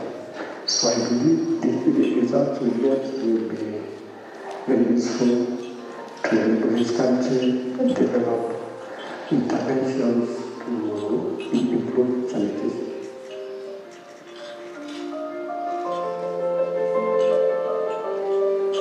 We had to discuss about the project that was initiated in our institution back in 2019, and which was meant to improve our sanitary hygiene in regard to the number of learners we have in our school, which exceeds 2,000 currently. Mainly the project was to improve on hygiene because it came at a time whereby the school was clearly in need of more toilets, and when the project was initiated, it was in a style because it is not as per the others have been done. This one was meant to harvest the waste, which was separated, the urine and the feces. But I know with this project, it is going to improve, to make them actually love being in school. We would wish that the facility be improved such that it can have a compartment whereby our girls, on depositing the sanitary pads, the same can be degraded for further use and also improve on the hygiene.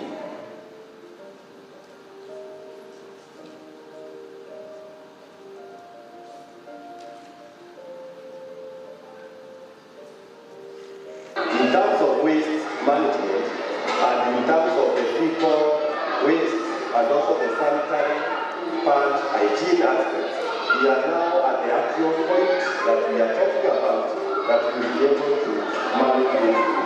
And as you can see, this is our toilet. As you can see, for the effort we keep on talking about separation of the urine and the feces, we are able to toilets now, where actually you see that demonstration aspect of how our toilet is well designed to be good compatible for the solid waste, the feces that we are talking about.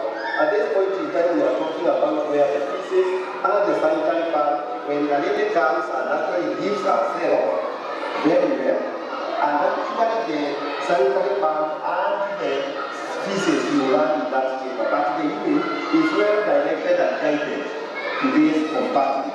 This urine actually will reach to a point of actually matching with the other urine, which could be obtained from where our men actually can pass the urine. But where the lady is still here, or the other individual will be lived here, there's at a point here we have a bit of soda or ash, whereby we put part of it there inside that hole. But again, in the same procedure you can see, there is something that is going to be used also to leave someone in terms of having passed the feces, or some of the ladies may wish even to use it to clean their private part. So also this one there's also a solid waste that will run in this compartment. And that is a good harmony because the sanitary pad has the part, has the cellulose, and also part of the cotton. That material degradation together now with the pieces, what we are talking about is what will be here when we are talking of the UDT toilet.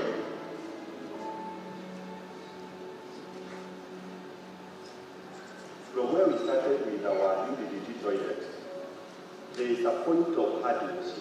And what we want to demonstrate here is a technology, again, which is very innovative, where we use the tiki-taka approach. Tiki-taka approach is a very nice approach because of the economy in terms of the water, which is a rare and a scarce commodity.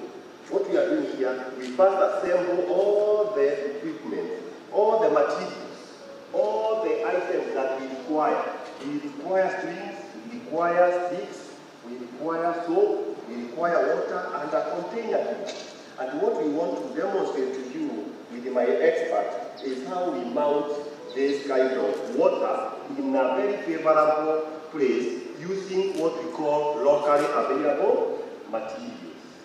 So after gathering your water and you put it in this jerrycan, you are then again meant to make a smaller hole down there. And when you make that smaller hole, then you can come and actually try to block it with something like that. And then again now, you come and actually mount the camera, like in a very favorable place, where you know very well it will be accessible for every person, considering the patient dynamics. Disabled people, children, women, men, and any other person who you feel that is advantage in terms of access to water. So, in a nutshell, you just come and mount your water there in a very, very simple manner, using what we call locally available material. You are actually supposed just to come here again and using very, very, very easily available resources. You come and just make a very simple connection here, where people can actually step on. And when they step on, the water can easily move and you economize on the amount of water that you are going to use. A very simple technique. And now, we want now where we step on is what we are coming up with, because it is a technology whereby you need this, then again, you are able to connect here very easily, in a very easy manner. It doesn't require a lot of expertise. This is the beauty about this typical. And for those people who don't have that, where they come from, or water is not freely moving, then you have a very nice technology here that you can actually come and actually use is that you just come and apply the soap here. And actually, you just come and actually step on this pan, and then you just wash your hands very, very, very well. And you can see the amount of water that you are going to use. The amount, you are able to regulate. You are not going to have like a tap where water really flows. This one, you are the one to regulate based on the way you want to save it. You can see even when you actually finish up, you can be able to live when you are spotlessly clean. And I think this is in a nutshell what you can say. That this sanitation and the fecal sanitation hygiene aspect, and from a menstrual perspective, when a lady actually releases herself from the toilet, you must actually ensure hygiene even when they remove the pad and they replace with another. That way we are reducing the spread of diseases, common water-related diseases. And this one is translated to saving our economy in terms of minimal charges of going to the hospital.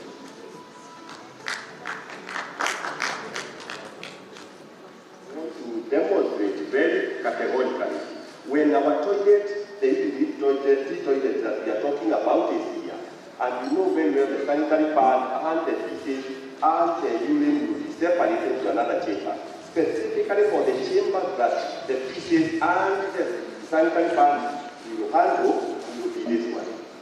So after the toilet waste is this here, this is another chamber where the anaerobic reaction will occur, where the bacterial interaction with the waste will occur. Remember, the sanitary pad will be able to release nutrients for the purposes of the bacteria to undergo that kind of a process of eating up what is contained in the sanitary pad, which are the wood pulp, their cellulose, and even some cotton meat.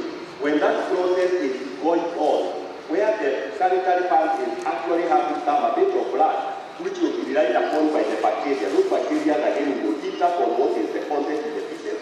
And that interaction, that kind of commensal relationship will occur until we form sludge here. Within that process, when the covering is done and actually the process of reaction is going on, we are able to tap the methane gas. And this is the chamber that actually will initiate, as you can see, with non-return valve, so that when actually it lands in one of the containers that we are holding the gas, we can actually be able to turn and actually prevent the backflow. Remember also in our pipe, we have another one that is going down there for the purposes of release of the ammonia again to the other end, as you can see here.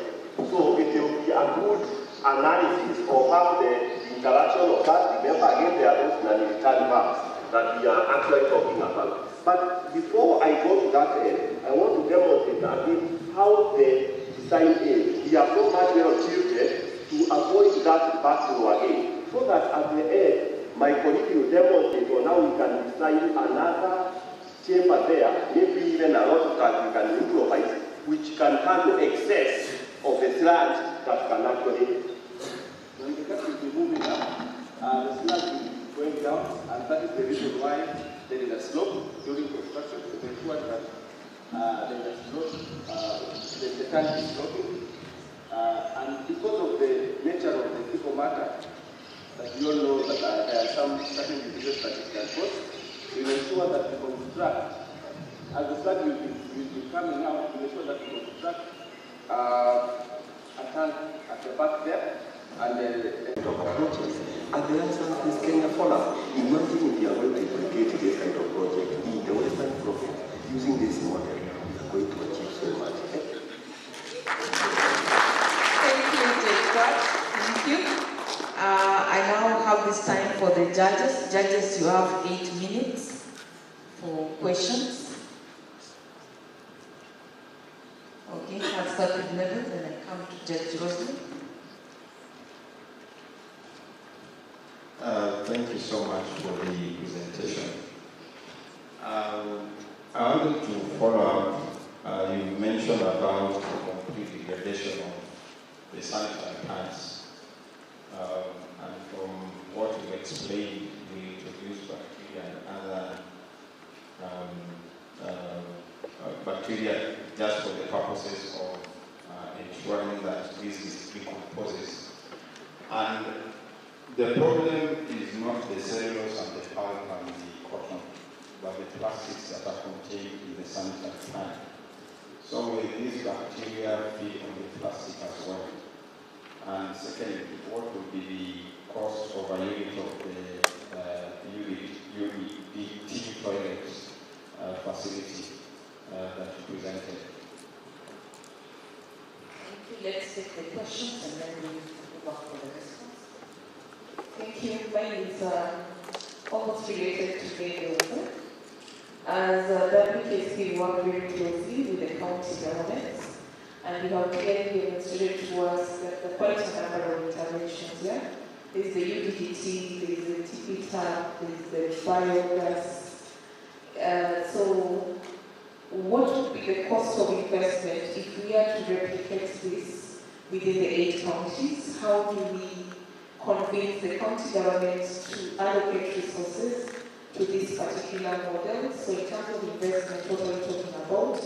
And then in terms of operation and maintenance, for example, the facility you had being showcased there, who takes up that responsibility? Thank you. We can get the response from Jacob.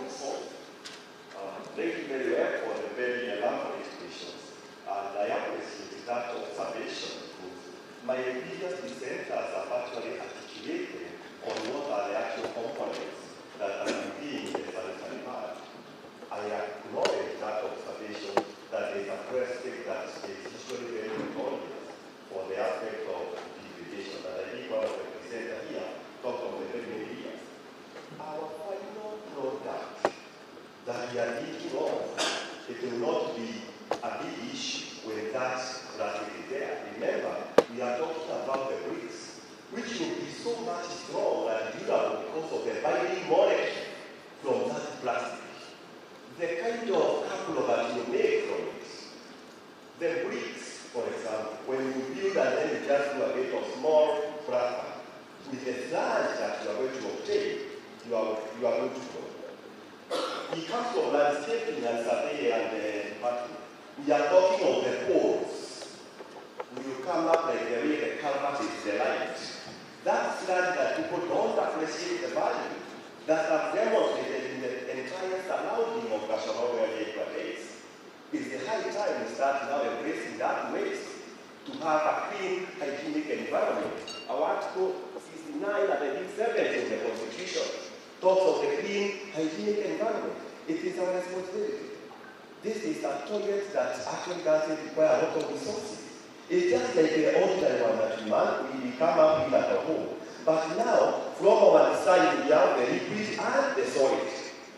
We are just creating a tunnel where already releases ourselves with the urine, goes and divides again with the manual, and that then goes to another chamber. You leave that urine for around 6 months. You come up with a ratio of 1:10. I can tell you that is a whole NPK fertilizer. Hallelujah. So, as you can see, this is a natural phenomenon. People must eat food rich in protein, nitrogen, and energy. So, sustainability is upon the feces that I tap from people, and actually the urine, in a very clean environment. And I thought these days, anyone who can deny the feces or the urine in the community. I don't know whether this is a situation. We will be able to penetrate the community in a very elaborate way. So the plastic that we are so much worried about should not deter our innovation in terms of moving forward to get the sludge that is so strong when we need it to dry out there.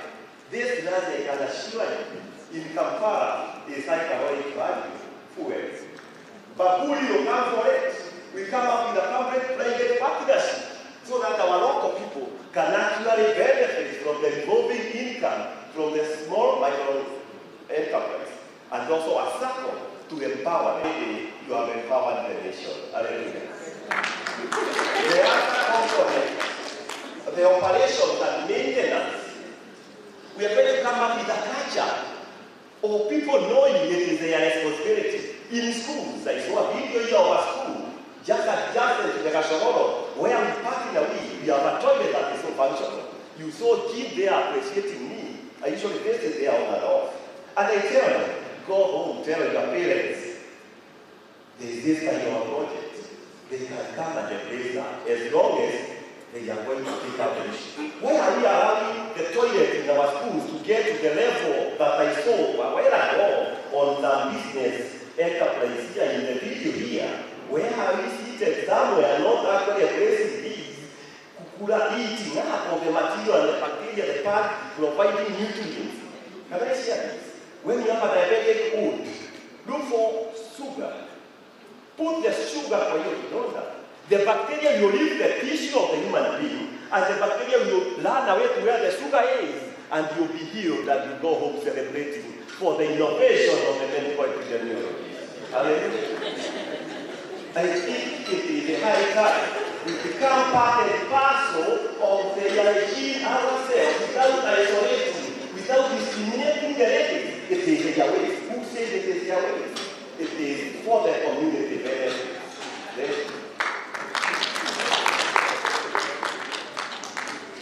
Thank you, Jaquat. You have finished right on time. I didn't need to pull this placard for time. Let us give claps to. We will not ask for questions because of time. Let the judges do their work kindly. So I will not ask for people to bring questions because we leave this to the judges. So please bear with us, otherwise we will not leave here by the end of the time we anticipated to end tomorrow. Thank you so much, Jaquat. Let us give a clap to Jaquat as we leave the stage. Thank you so much. At this time, I'll give back to the mic to Bill. Thank you, Susan. Good job done. Thank you, Jaquat, for the presentation. As we move forward to the next team, and that will be welcomed by Whitney.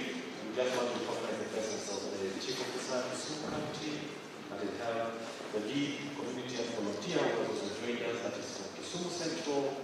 We have the Sanitation that commonly referred to as TADA CBO represented. We have the Directors of Health, Director of Health Kisumu, Director of Trade Kisumu County, Director of Gender is here. We also have the Director TBEC with us. We have a financial institution from Paulu Bank. We have National Bank. We have Cedar Bank. We are here. Let us appreciate the presence of Puasco. And of course, we also appreciate the presence of the Lake Region Block that is here. And the representative of the Dreams Project. Thank you so much. Allow me to welcome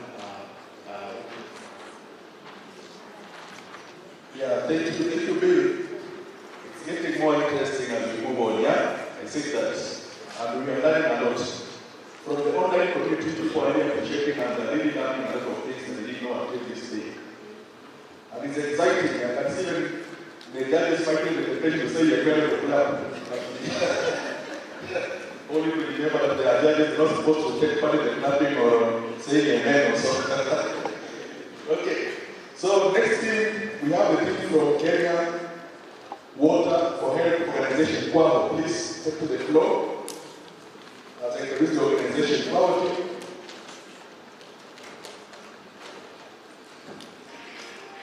Remember, we see very timing breaks, so you just need a health break and just walk out slowly.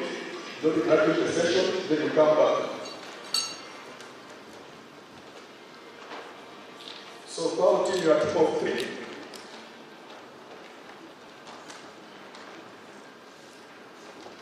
So as I take to the floor, I'll just mention a few things about the organization. So the Kenya Water for Health Organization is a national NGO which was founded in 1976 to implement wash programs.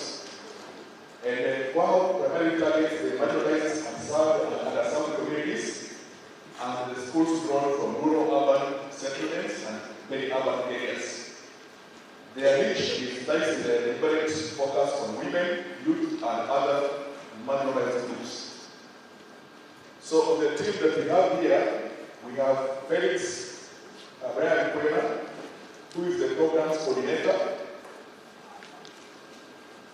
Kwena has over 7 years experience in WASH and is presently the program coordinator at Kwao. He has a Bachelor of Science in Community Development and Environmental Studies, and presently pursuing master's degree in public policy and administration from Kenyatta University.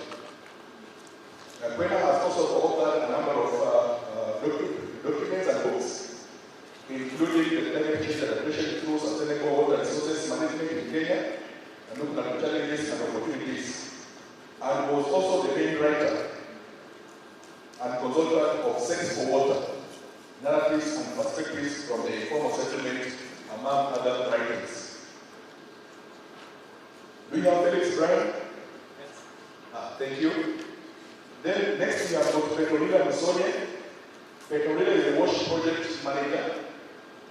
He's a social worker and also community development specialist with over 13 years experience in WASH.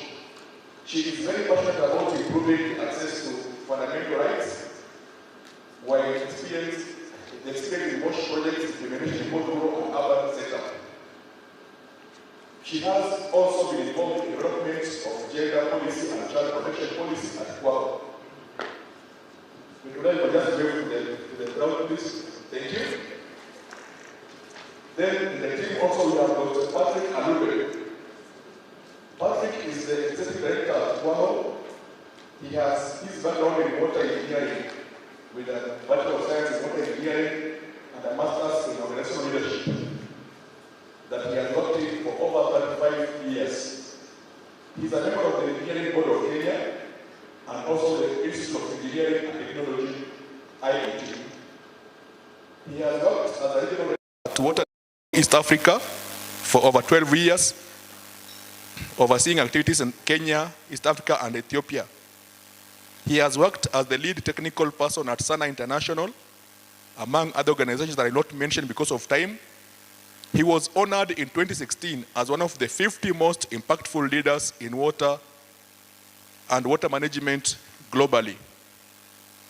And last but not least, he has been a steering committee member of the Water Supply Sanitation Collaborative Council, WSSCC, as well as a member of the board at Kiwasnet, Governing Council, as well as the House of Governors. So please, team, let's appreciate the Kwao team. Okay, over to you. 30 minutes, 15 minutes presentation, and 15 minutes for question and answers, please. Karibu. Yeah, thank you. Thank you so much, Wycliffe. Your Excellencies, the judges that are here, and my fellow participants and other distinguished guests. Thank you so much for giving us time at least to come and be able to present what we are having as innovation for this country. As we have said, we'll just roll. Yes, Kwaho is a leading organization, and we'll not go into much about Kwaho because he has already introduced us. And then apart from that, in this particular program, we will be partnering with ACIAS. ACIAS is a Jordan organization that is coming up with the technology that we will be presenting to this particular participant or particular forum even this afternoon. We've spoken about Kwaho. Our vision is a healthy world, in a sustainable water and sanitation and hygiene. We endeavor, we look at facilitating all-inclusive, sustainable water and sanitation and hygiene programs to the marginalized community. So as I said, our innovation is ACIAS, the turning key sanitation solution and sustainable access sanitation for high traffic area and institution. So the institution, the innovation here is ACIAS. ACIAS stands for sanitation bag. That is the innovation that we are having. We are looking at the base of the pyramid. We are looking at those people staying in our informal settlement. We are looking at the rural farmer. We are looking at them that also are said to be in town and yet they are not. The ones that we are calling the peri-urbans. These are the people that we are looking at. And we have in mind that 75% of Kenyans just have something called a pit. That is what they have, and that is what they are using. And also, we are cognizant of the fact that in Kenya, only 18% of Kenyans are sewered. This is what we have at the back of our mind, even as we bring this particular innovation. And we brought in a sheet flow diagram for Kisumu. And when you look at the sheet flow diagram of Kisumu, you realize 67% of our Kisumu waste goes in unsafely way. 33% goes to the sewer. And out of the 3%, again, 20% leaks out to enter into our water systems in other ways, not really in that way that is needed. And where are we going to as a world? The world right now, we are off what we are calling just sanitation. We are now looking at safely managed sanitation. That is what we are looking at when we look at the SDGs. And so we are looking at where we are storing them. We are looking at emptying. We are looking at transport. We are looking at treatment. And at the end of the day, how do we discharge it or how do we recycle it? That is how we are looking at sanitation these days. And that is where we would like to go. And so whatever that we are innovating, as I had already said, our solution is a back-end toilet system which is based on a container-based transforming sickle sludge into safe organic. It might not be a container, but it's a bag that we are looking at right now. And this innovation gives a complete and a circular solution that generates extra finances to the people that are tapping even to recover the resources. So we are looking at the whole chain up to the end. And our solution is made out of fermented corn starch. I'm so happy. My brother who was here earlier, I called him a chemist. He was able to explain quite a lot about the sugar burgers that he spoke about, the pineapples and all that. And here we are bringing in a bag which is made out of corn starch. And so we are looking at that particular place, the containment, how does it contain, and how do we empty as we continue out of the whole segment. And that is our market segment that we are looking at. And now when we are looking here, we are looking at them that they're in informal settlement. We are looking at our rural home people where they just have a pit and they are containing it. We are looking at the very urban friends and we are looking also at institutions and the others that are there. Let's continue. And so this is the Akia's bag. We put it in a bin. Continue. These are the bags. It's a recurring purchase. It has what we are calling a separator. And here it is optional to the community. If you want a separator, what J.K. Quat has just told us about the dry latrine, then you put in a separator. And if you don't want to use a separator, you let it to go. But there is all the advantages of having a separator. The separator goes straight into a sock pit at the end of the day. And then the solids remain on top of the Akia's bag. And once that separator, it's only used to separate the urine from the solids.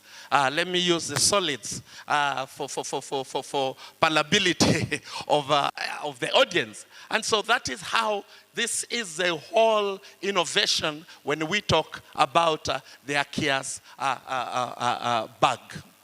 Let's continue. And so when we are looking at this, we want to look at the whole market worldwide, what is happening. And I had spoken about the statistics. And when we look at Kisumu itself, we say 66% is unlined. And 19% of the low income are the only ones that are actually accessing the sewer. But then we are looking at the market-based solution. So those bags have a cost. Those bags need to be changed. How are they going to be changed? That is how we would like to partner with people in this room that we have had already in this room so that they will be able to help a family be able to access that particular bag. And as we have said, the bag is totally decomposable. It is made out of cornstarch. And cornstarch is totally decomposable. Once you put it in there, then you realize that you put it in a place and the whole thing, plus the bag itself, dissolves into our soils after some time. And so we are looking at a market-based solution.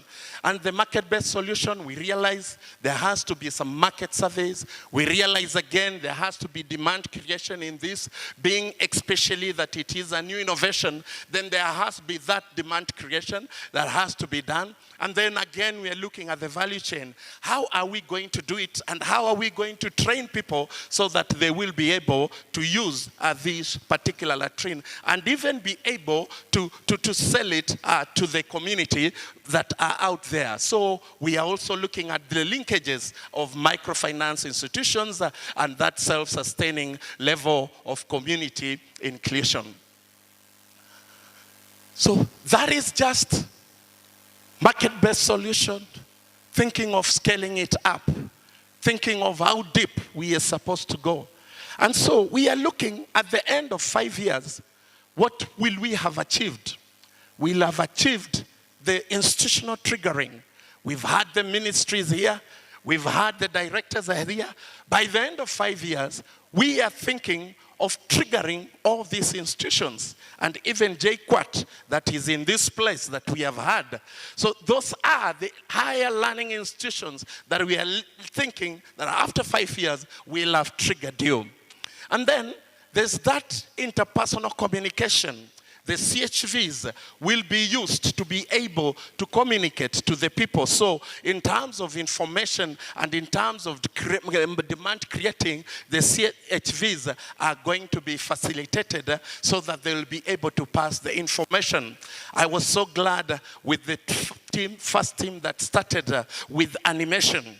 And I was so glad because that is now another way that we have to disseminate information out to people. And so we are thinking also of theater groups. How do we use theater groups so that theater groups are going to go outside there and pass the sanitation information and pass the MHM information, break the silence that is outside there. And so we are looking at the end of the 5 years, this is what we are looking at. We are looking at stimulating even the development of the supply chain in the country. Right now, as we are speaking, the only country that has this technology is Bangladesh.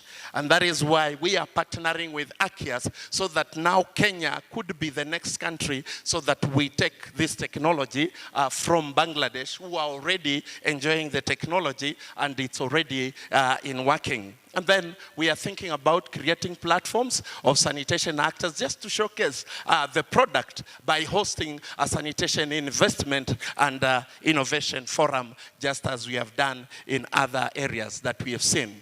So just to look at that, our approach, we are looking at 3 areas. We are looking at the customer, we are looking at the enterprise itself, and then we are also looking at the entrepreneurship. The entrepreneurship will be providing the capital. We are looking now at the banks. We are looking now at the microfinance, viability of the whole product, and then availability of the whole, what is needed, and especially the ACIAS bag in itself. Yeah, so that is the area we are looking at. First the customer, and then the entrepreneurs, the target market, the product system, and then the sales marketing, and then the delivery. Those are some of the things that we are looking at. So the next one, slide, we again just looking at our approach and the challenges and the opportunities that we are looking ahead. So we are saying we are using market-based solution approach for us to be able to look into this and be able to close all the engagement that are not really giving us value. That is what we are looking at. Our water systems to be safe. And at the end of the day, not only our water systems to be safe, but we are also looking at agriculture. Whatever that is going to be put in those farms at the end of the day is degradable and is going to be used as manure. If they fear to plant maize, we will plant grass. Right now we have seen how grass has really made market, especially during the drought. If they fear now to plant grass, we are going to do trees. We have 15 billion trees to plant, and all these are fertilizers. Next. And so this is what we are looking at, just more. It's going to be a flash-free front end. We are looking at the back end, where this is going to be stored. The fecal matter is going to be stored. And once it is full, a family uses, one person in a family gives 0.12 kilograms a day, one person. And so we are looking at a family of 5. And we are saying at the end of the day, they'll be giving 0.5 kilograms at the end of the day. And so at the end of 46 days, that is when one bag will be full. And one bag is $0.75. Kenyan money, 100 shillings. That is what we are talking about. One bag, 100 shillings, is going to take a family of 5, 46 days to fill that particular bag. And once it is filled, you have 2 ways. You can leave it in the open, protect it, to take 4 to 6 months for it to decompose, or get a greenhouse for it to decompose in 1 month. In a greenhouse, it's going to decompose in 1 month. You leave it in the open, it's going to decompose in 4 to 6 months. So this is the kind of innovation that we are speaking about. It has been laboratory proven, and there is transformation, and actually at the end of the day, being used as a fertilizer, we are reclaiming land, we are potentially creating even more business for more people even in this. And then we are also looking at a 3-in-1 package where it is designed removal of the organic toilet waste, and then conveniently and constantly free out spaces to increase the back end spatial capacity. So this is what we are talking about at the end of the day. Looking again at the MBS process business model. So we are looking at their cares being a purchase. We are looking at the sanitation entrepreneurs, the artisans that we have trained coming in again to build the latrines. These rings are what we are going to use as our sock pits, the rings that we are seeing being produced, and the toilet itself.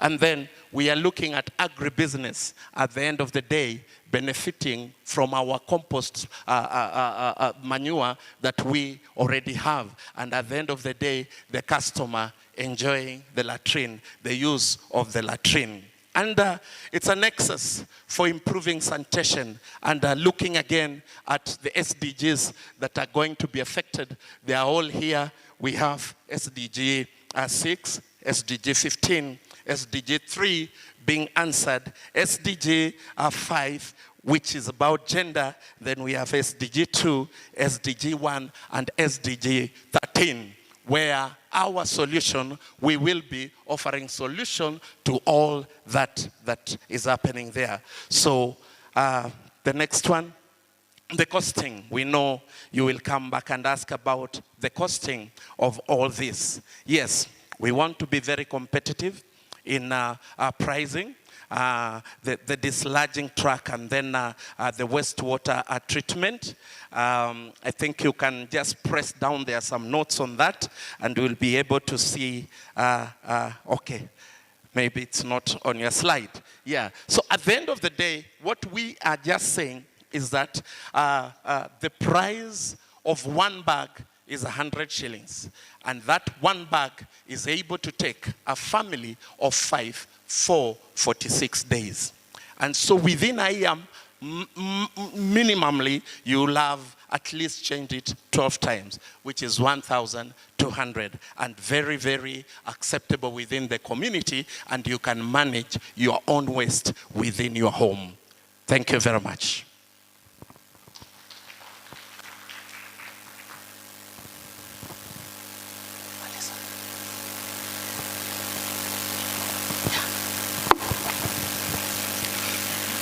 Yeah, thank you very much, Kwaho team.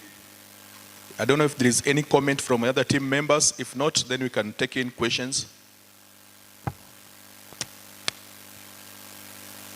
Okay, let's get questions from the judges, please.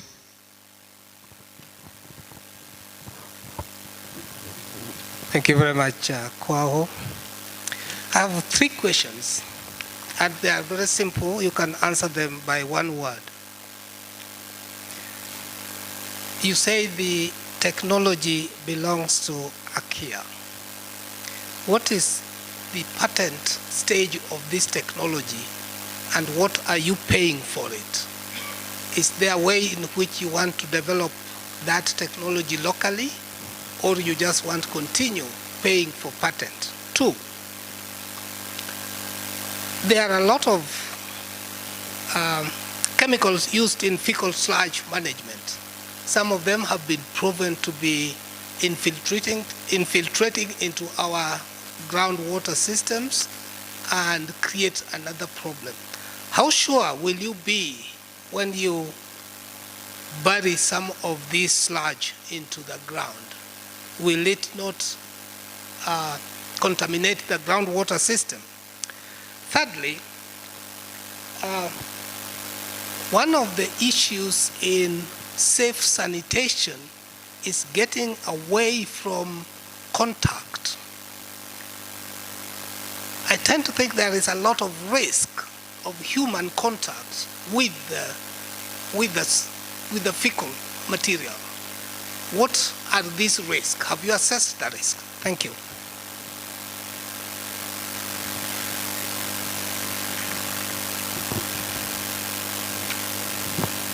Thank you, Kwao, for an elaborate presentation.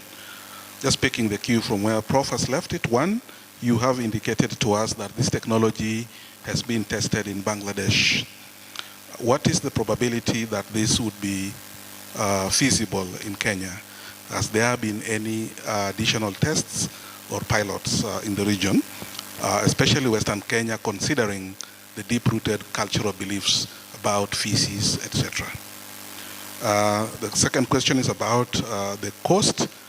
You did indicate in your presentation the use of rings.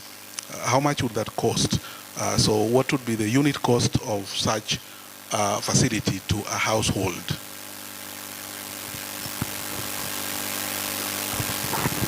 Any further question from the judges?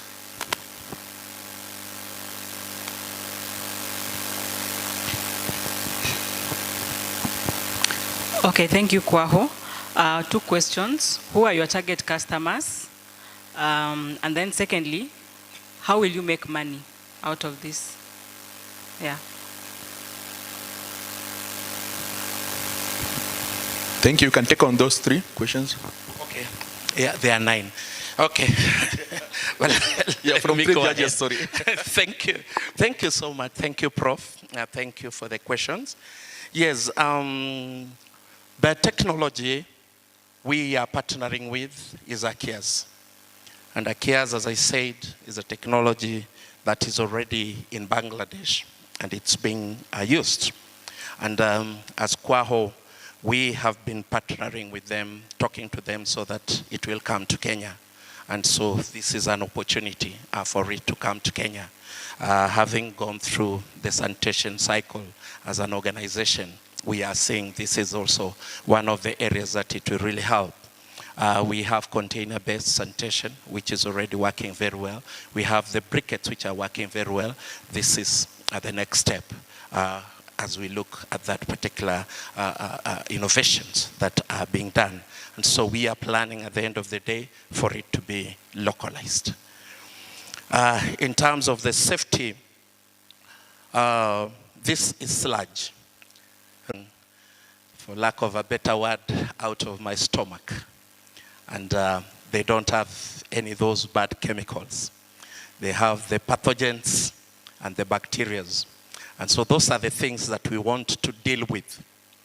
The bag itself has a powder, and that powder kills all the pathogens within 48 hours.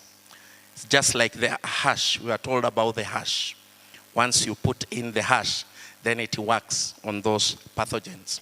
And so this one has a powder, and that powder kills the pathogens within 48 hours. And so as you are going to put it down to the ground where you're going to store it, then it has no more pathogens that are going now to enter into our water system. Already the pathogens have been dealt with. And then you also talked about the contact with human feces. Actually, here there is no contact completely with human feces. What happens? The separator takes the urine in the sock pit. That one goes normal like the other toilets. And then the bag in itself has a way to look at it, to manage it. Without holding any feces, you just carry the bag and you put it to where it's supposed to be put. So there is no contact completely with the feces, with the HACKATHON bag. I hope I've answered that. And then, yeah,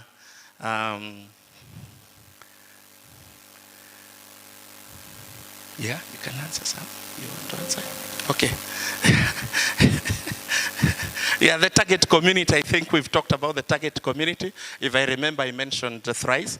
Our informal settlement, that's one. And then we have our rural community. Then we have our peri-urban community. And then we have our institutions. But in this one, more, the rural community is really going to enjoy it so much, because especially they can manage it themselves. with the informal settlement, then a further organization needs to be done, because they have to be in a group. We have to see where are we going to put these bags. But in Bangladesh, where this is, you asked about the commonality of Bangladesh and Kenya. Very common. We have slums. It's now being worked in slums in Bangladesh. Those are the same slums that we have even here in our country, in Kenya. And then the other role is the same, and also the institutions are all the same. So in terms of landscape, in terms of behavior, that is also the same. But when it comes to our country, as we have seen, just for sanitation to be adopted, then there's a lot of behavioral change that has to be done. And that is why we have said, even as Kwaho, that is one of the areas that we really be looking at. Behavioral change is an area that we really have to put more effort and really to educate our communities in able to take up this particular latrine. But it's a big improvement with what we have on the market already, what we have as technologies that we have seen through since we started intervening in sanitation, even in the country. Kwaho making money, not so much. We are an NGO, non-profit making organization. Our work is just to make sure that the communities are able to get the technologies. Right now, we are doing a lot of programs which are donor supported. So as Kwaho, as an organization, we are not intending to get in any money. But what we want is that there will be a solution to the communities. The monies that you're seeing there, the microfinance might make a profit, and Akias, who is producing the bags, those might make a profit. The artisans that are going to be employed, those ones are going to make money, and that is how they'll be making money. But Kwaho, as an organization, it wouldn't be bad just for an administration cost, which we have charged for all our projects, but not for profit. Thank you.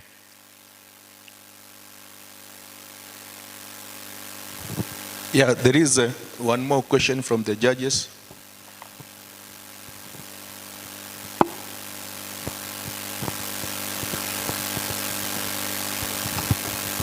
Yeah, thank you so much for the presentation. I think what, from my end, I'm struggling with is why do you need the money or the support from WKSP specifically, looking at the technology that you're promoting? So probably enlighten us on that, so then probably we can understand how then it fits into what we are doing today. Thank you. Yeah, just one more, then you can take the two.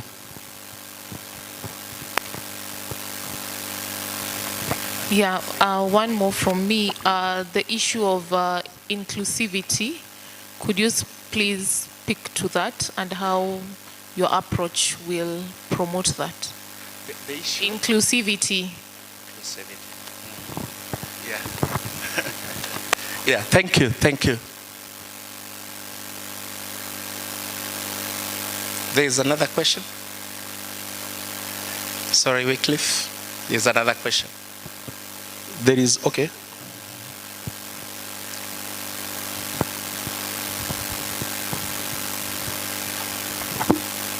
Sorry, I just wanted also to highlight that as you answer my question, probably also, I think it has been asked, but you've not responded to it.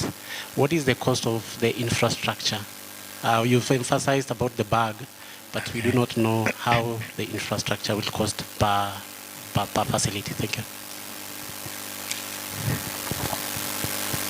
Okay, so my name is Felix Bryan. I work for Kenya Water for Health Organization, and I'll respond to Rosaline's question on inclusivity. I think part of the narration of this innovation was that the main target audience is what we were calling the base of the pyramid kind of population. And for the context of Western Kenya, we kind of are also keenly looking to work with rural populations. And by extension, I think that is why we elaborately highlighted the slide on the impact, but also on the nexus that comes with this innovation, especially on climate resilience, a bit of livelihood improvement, food security, and I think that is a conversation that quite relates with the larger Western circuit. So I would say that this innovation kind of resonates with almost everybody, and more especially the people in informal settlements, which we were calling the base of the pyramid population. Thank you. Yeah, and we'll also look at it in terms of technology. Those ones that cannot squat, the kind of a seat that we are going to have. We are going to have the separators. Those that can squat, then they have that. And so all that is going to be taken care of. In terms of cost, it's just like a normal latrine, normal lined latrine. We are looking from between 25,000 to around 40, depending on the material that you are going to use. And also we are allowing the community, in that it's going to be in the community. We are not going to build latrines, no. The community members are going to build. So we allow their available material. So anybody that has a good grass thatched, so long as the slab is good, you can be able to clean, then you're most welcome to use it. If that one has the iron sheet, they are going to use. But once you look at that, then it is up to around 40,000 to the further end of a good latrine that we are talking about. Yeah, in terms of why we need the money. Yeah, we have to do the piloting. We've just spoken about the piloting. There is the preparation stages that we really have to do. The mobilization of the community, the training of the community, the behavioral change that has to come in here. We have said currently that the bags are not in Kenya. We have to see to it that the bags come, at least those ones for the pilot. And we, as an organization, for a pilot of 1 year, we are looking at around 100 pieces. That is what we are trying to look at, 100 pieces of latrines. That is what we are trying to look at within the piloting period before going for scale up. People have to be on the ground, so we really have to make sure that we facilitate all this that is on the ground. So there is the training, there is the market assessments that will have to be done, the baseline surveys that have to be taken, because we have to start from somewhere, and we have to know what is down in the communities. And then there are the running costs that are there. And that is why we are looking at some budget for us to be facilitated to be able to introduce the innovation in the country. Thank you so much, Lube and the Kwaho team. So let's appreciate them, please. So I believe we are managing well in terms of time. So if you just be patient a bit with us, we still have one more for the day, right? Yes, one more presentation, and then we'll call it a day. So I'll welcome Kerin to give us the next. Thank you, Wycliffe. Our next presenters are Mama Agnes Ochilo Foundation. You can kindly come as I read the presenter's bio. So one of the presenters is Omolo Benedict, who is the Program Development Officer. Omolo Benedict holds a BA in Economics and Sociology. He has experience in social entrepreneurship, and he's currently the Programs Development Officer at the Foundation. Then we have Michael Ongaro, who is the Monitoring and Evaluation Officer. He has a BSc in Nursing. And is an alumni of the YALI, Young African Leaders Initiative, and the Mandela Washington Fellowship. Thirdly, we have Phoebe Auma Ongadi, who is a public health officer and a nutritionist. She's a trainer with experience in monitoring projects. She has passion in public health promotion and enjoys working with women, youth, and adolescents. Karibuni sana. You have 30 minutes. Kindly use the first 15 minutes for your presentation and the other 15 minutes for question and answer. Karibu. Okay, thank you very much for the opportunity. Your Excellencies, the judges, every government representative here, fellow contestants, and the public, good afternoon. So we are going to present to us a sustainable, market-based sanitation project. And we are here with Mama Agnes Ochilo Foundation. And because it's a pretty new foundation, just give us 2 minutes to tell you about Mama Agnes Ochilo Foundation. And what we are going to look at, we're going to look at the introduction, the achievements, and our model today, conclusion, and of course, a session for questions and answers. So Mama Agnes Ochilo Foundation is just less than 6 months old. It was registered in December 2022, just after the runoff of 2022 general elections. And the passion why she came up with this idea was because of her strength in community vote hunting. When she was going door to door, she saw the poverty levels, the challenges that the people in Migori County face in health, the women, the children, the disabled. And she thought of coming up with a foundation that will give her a platform of reaching out to like-minded people, partners, and collaborations like we are today.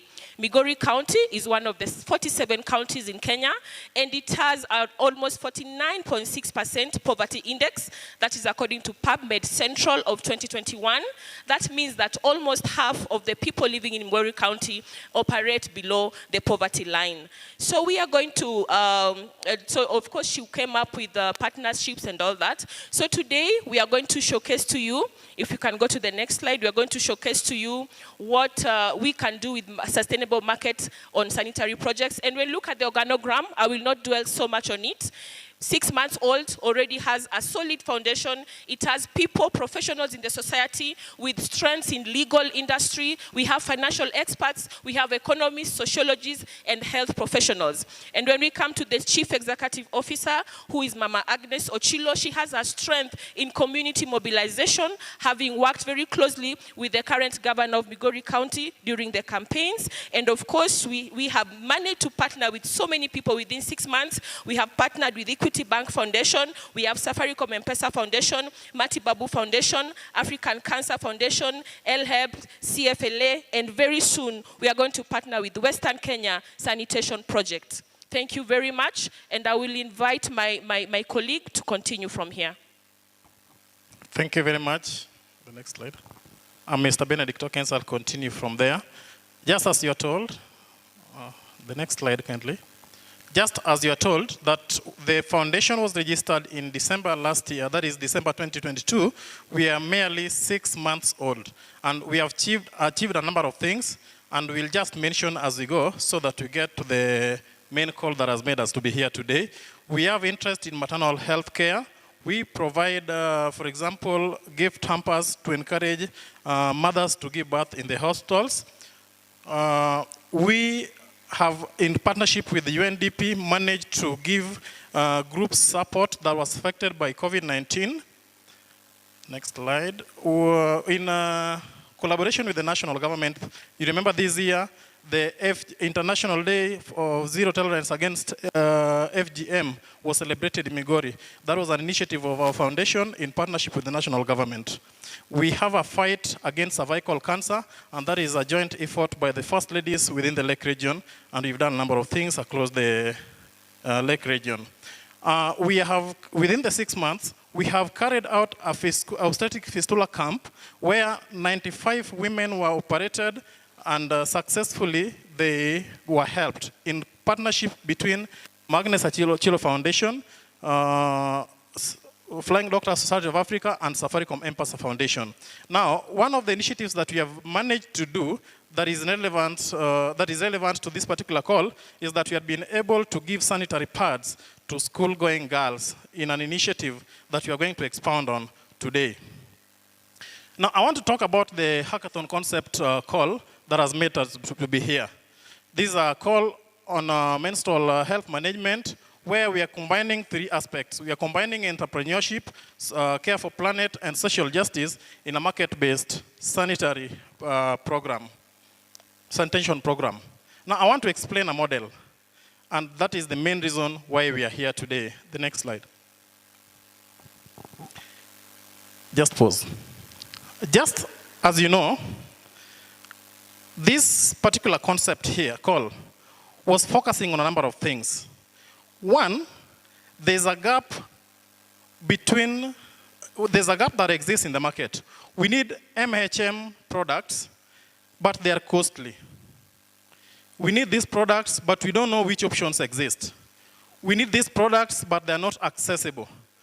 And the disposal of these products are also done in a way that do not consider our environment. So that is the main problem why we are here to give a solution. We want to give you a model that gives knowledge to the people. The previous, please. You're so fast.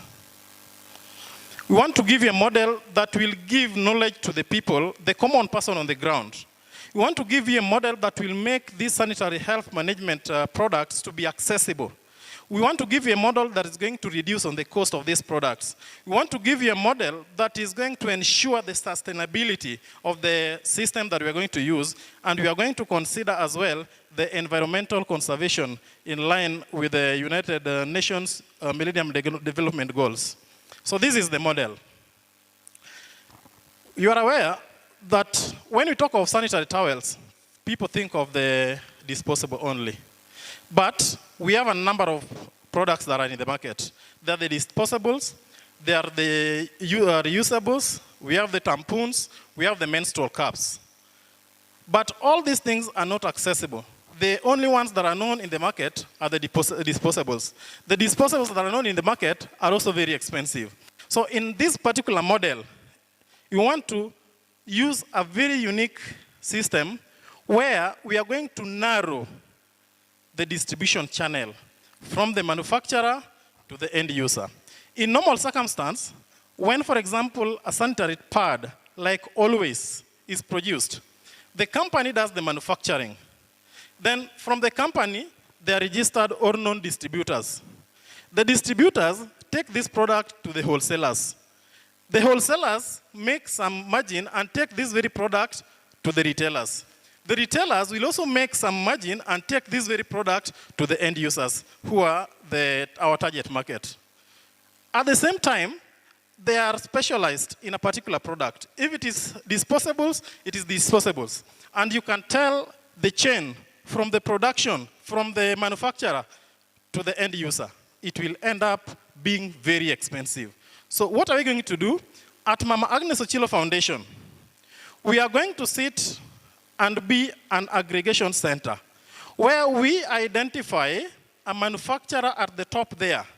And there are manufacturers offering different products. So we want to solve the problem of choice. We have those producing the tampons.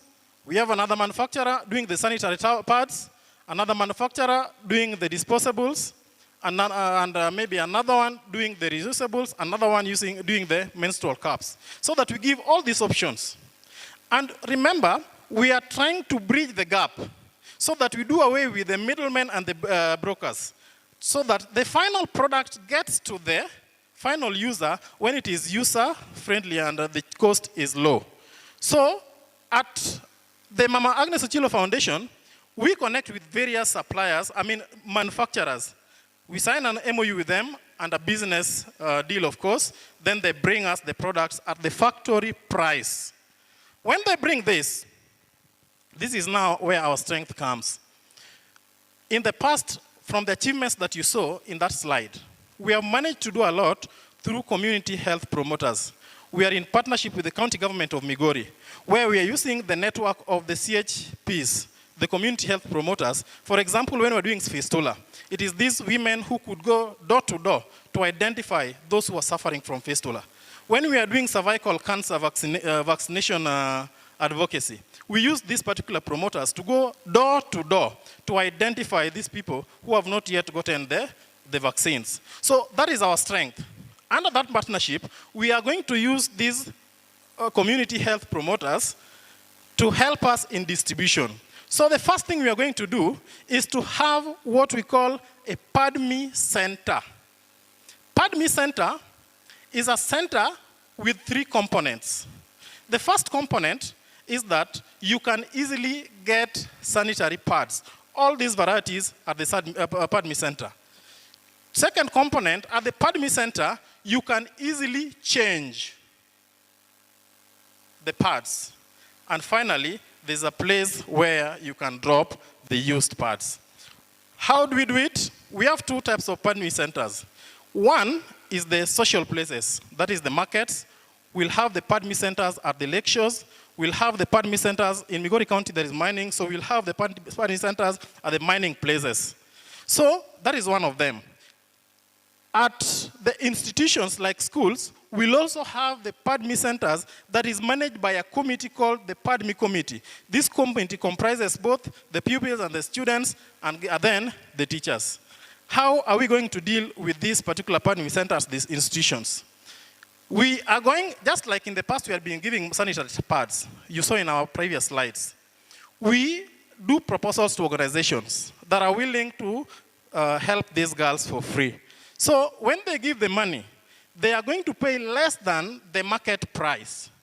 They pay to the foundation, and then when they pay to the foundation, they are going to give these pads to girls. And at the PADMI centers there is a committee that is going to manage that for the distribution.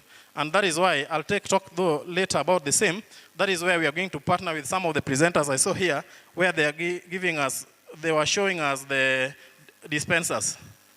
We are going to have those in schools when we partner so that we use them as a way of dispensing this. At the PADMI centers in markets, we are using the community health promoters as a PADMI group. The PADMI group will form a PADMI committee. So this committee is going to manage the sanitary products that we have there. So they are going to make money in this model. I want to give you a typical example.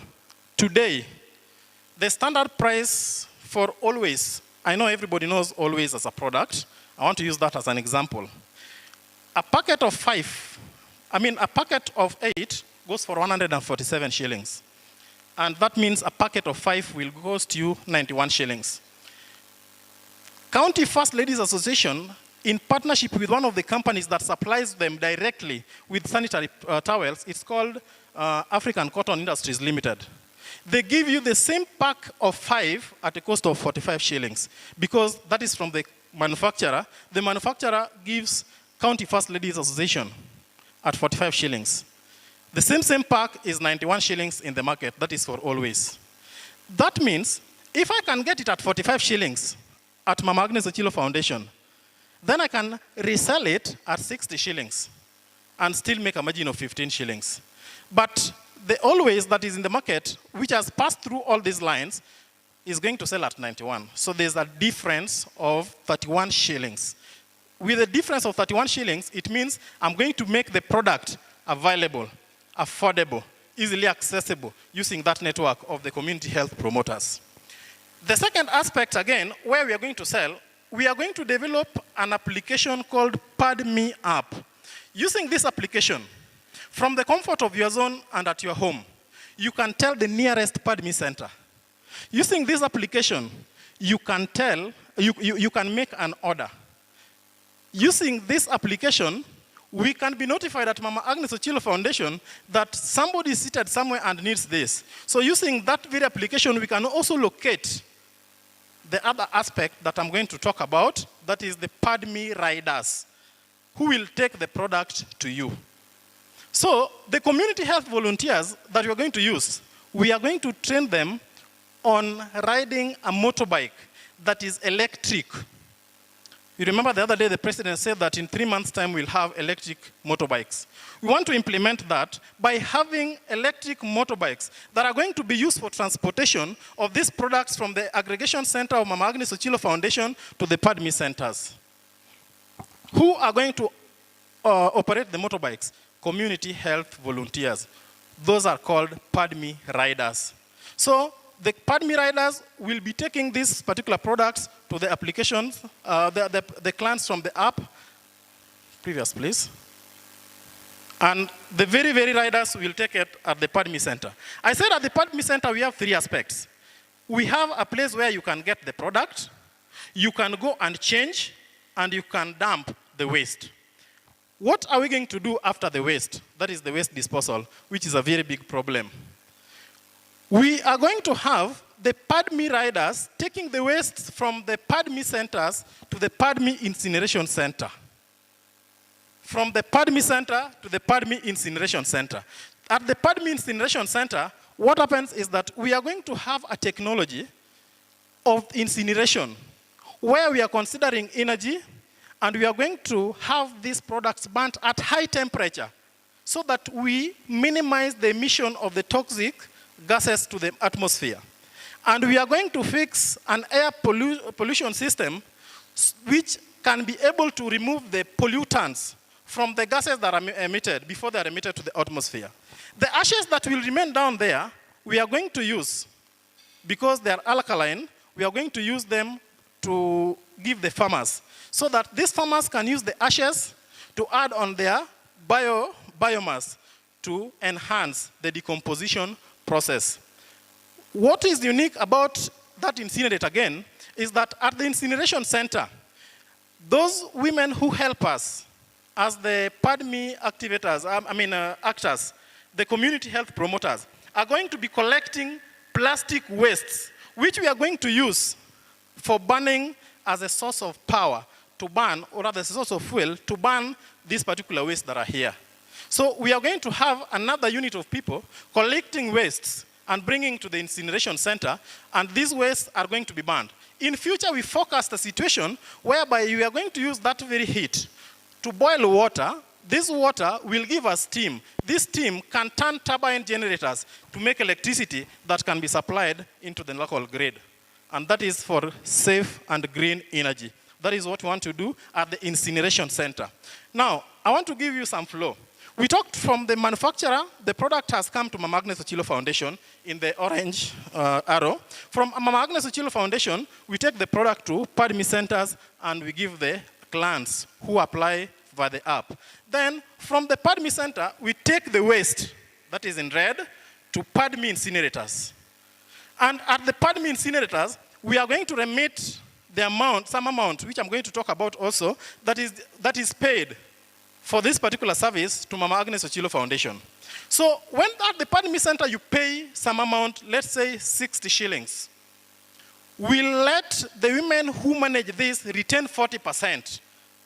If we can get at 45 and we sold at 60, we are going to make a margin of 15 shillings.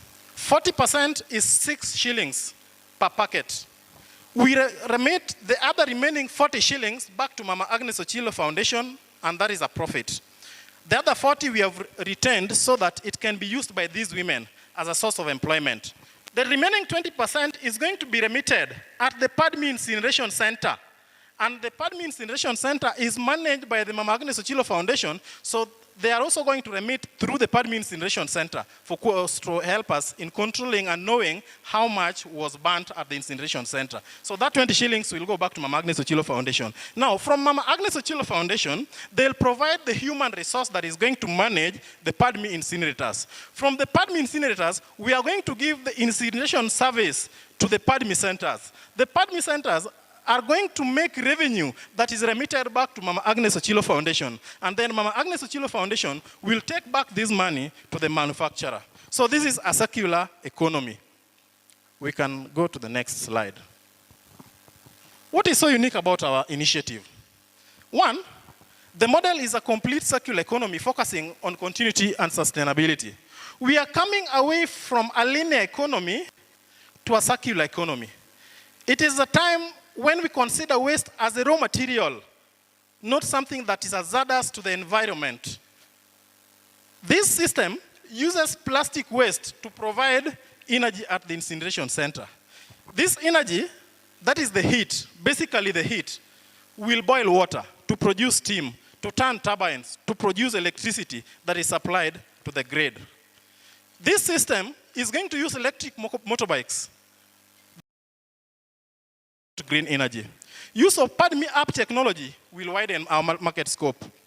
Partnership with the Migori County government, community health promoters, will ensure that these products get to each and every door.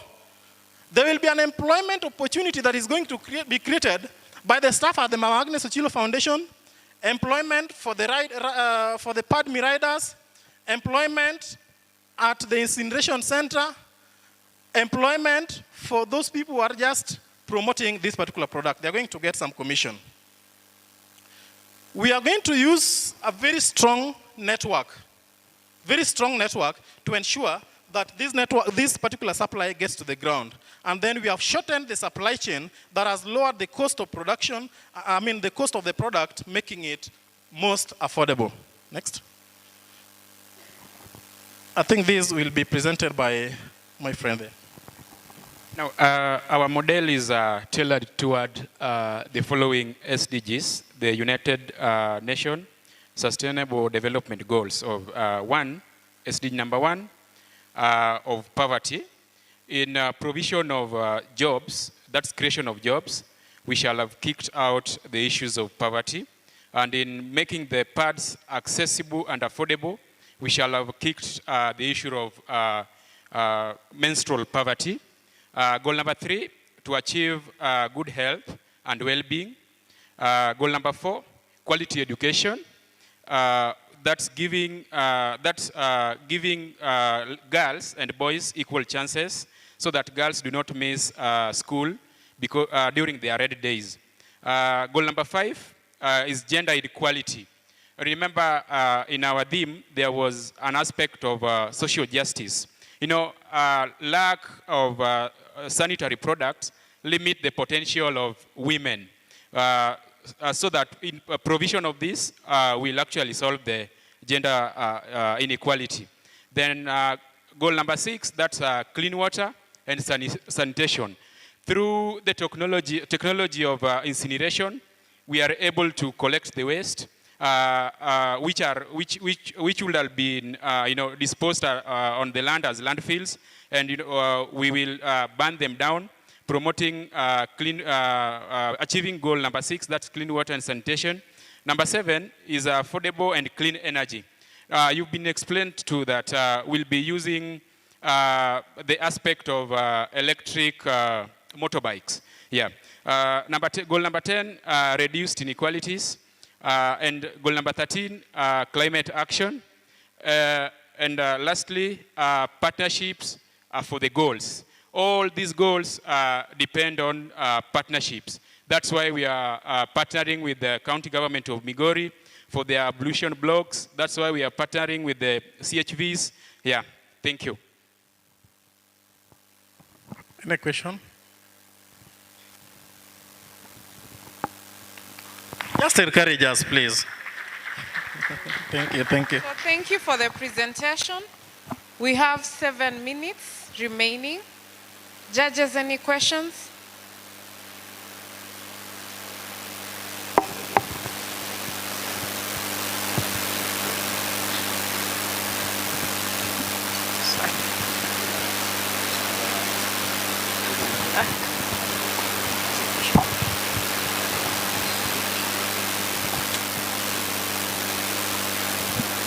Okay, thank you very much for that presentation.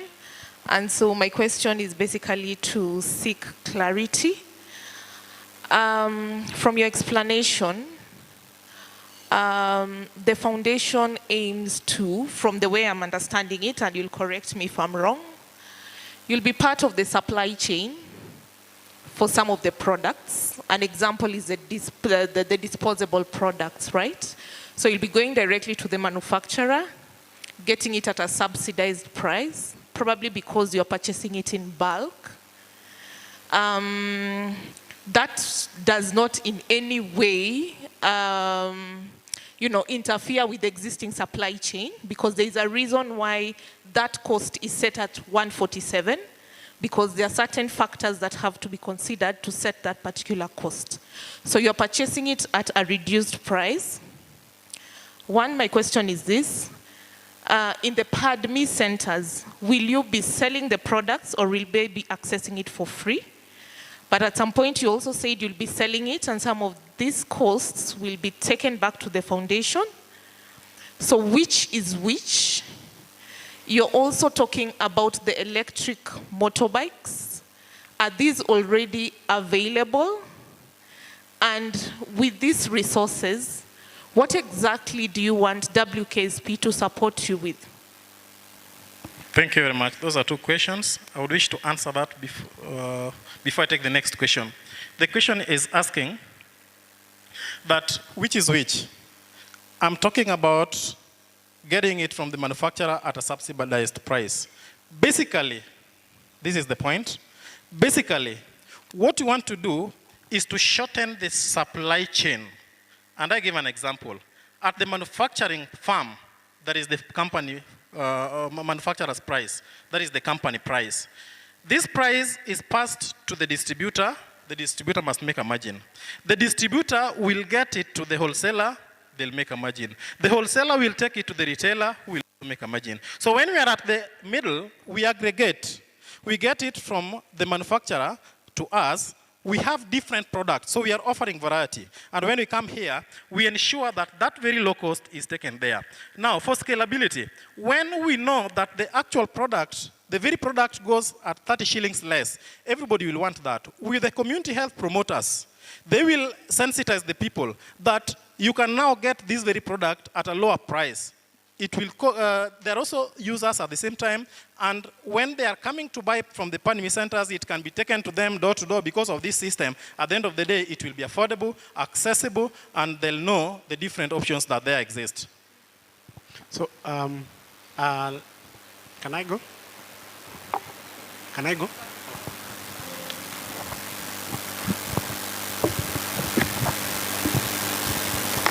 This is just for my understanding.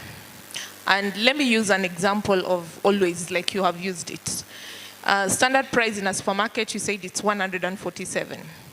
Probably you, I don't know which products you already have. Do you have any? What we have said, we don't have any because we are not a manufacturer. Yes. But we are saying that when we approach a company like that company that does the always, we get the company price. Yes. That very, very product, that when it goes to the market, using our chain of distribution, will cost less than that other one that passes through the chain of other players. So you're yet to have discussions with manufacturers in terms of the retail prices, because in some, they're actually standard. For example, Coca-Cola. There's a standard price. I think it's normally 25, but you'll find them at different prices. Yes. So, but they set a price. Yes. Yeah. So you'll use that limit once you begin interacting with the manufacturers? Yes. We use that, but because the chain is broken, we are not going to sell at the very cost that the other long chainers has passed through.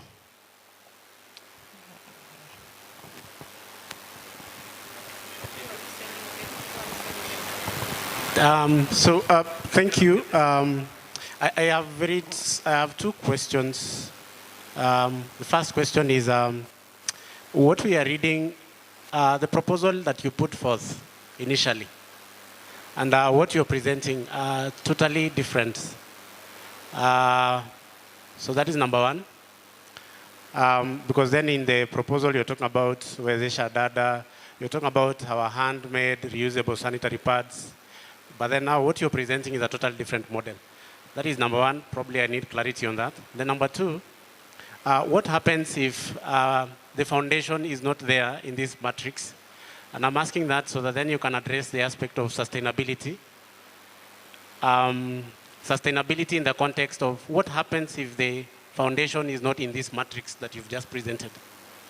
Sorry, what happens when? And then what happens, I want you to address sustainability in the context of what happens when the foundation is out, it is not in this matrix. And then lastly, the issue of transportation of waste. Have you thought about that? And how that then might also be another issue. Thank you.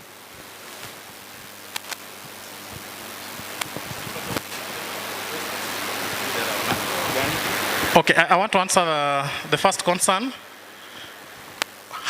Because since you sent the call, we did a lot of research. There are a number of institutes that comes with manufacture. When we come into manufacture, there are a number of players. The CAPS is there, the business computation, the economies of scale. So all this, if you want to go into manufacturing, it will not be realized and this product might not get to the final end user. On sustainability, we are talking of making a margin, and in this particular margin that we're going to make, 40% is retained by the foundation. 40% goes to these other players, the community health volunteers, the the PADMI riders, and all that. And then 20% will be going for the incineration. Now, when you can make a margin and you remit this money back to the manufacturer, it means the cycle will continue. That is the sustainability that we are talking about. We are going to be making a margin, though small, because we are not focused so much on profit, but for the purpose of ensuring that this project continues. Thank you. Just to strengthen one of the concerns, we are not going to work with all the manufacturers who produce sanitary towels. Like we have mentioned, we have already a partner, African Cotton Industry Limited, that is already partnering with the county first ladies. And also we had put up an idea of manufacturing or producing sanitary towels. It is still part of what we are presented today, only that we are enlarging our scope, just in case we have people who have issues with touching the blood and issues with usability, then we are giving the market an alternative. So we are giving the users, because that is our strength, from the county to the sub-county to the ward and now to the family level, giving them an opportunity to access whatever parts they want at a cheaper price. So it is not all manufacturers who will be on board, and we are not interfering with the normal supply chain, but we're just trying to eradicate the poverty levels and ensuring that the women and girls who do not have access to sanitary towels have so under the umbrella of Mama Ochilo Foundation. So thank you very much for the wonderful presentation. We can clap for them.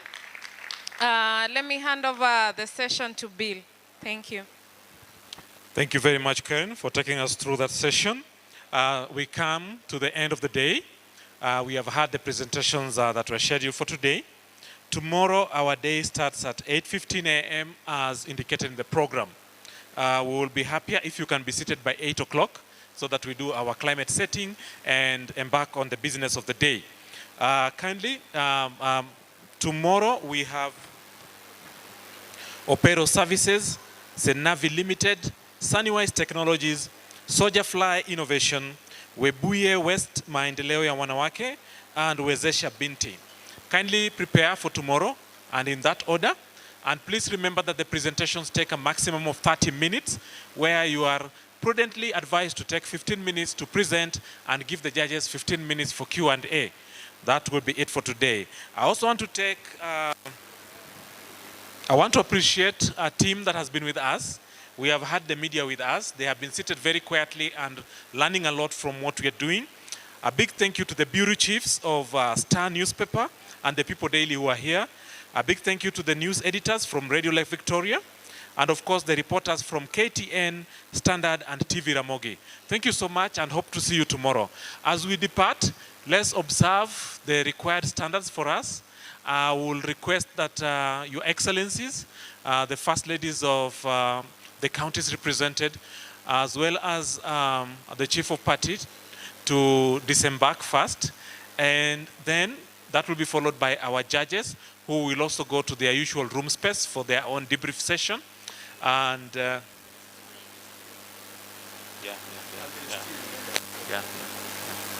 and for the team that are here, before you disembark, and there is enough tea for us at the back.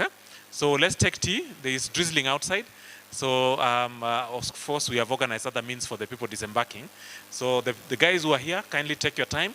Let's give them like a gap of about 10 to 15 minutes so that we don't mix with them. Those are some of the standards regulations that we need to observe. Thank you very much. See you tomorrow, and I hope you enjoyed your day.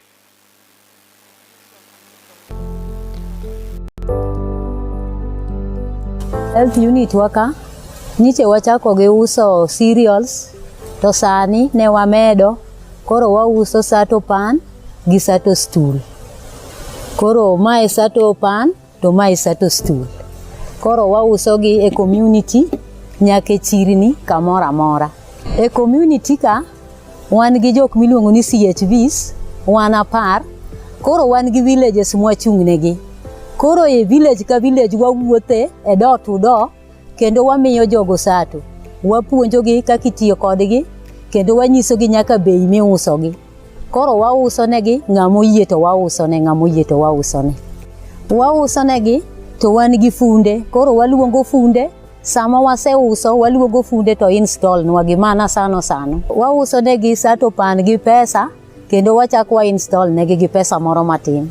Rem ma wan go ahinya kabisa sato gi ji dwaro gi sato stool kata sato pan ji dwaro gi mang'eny.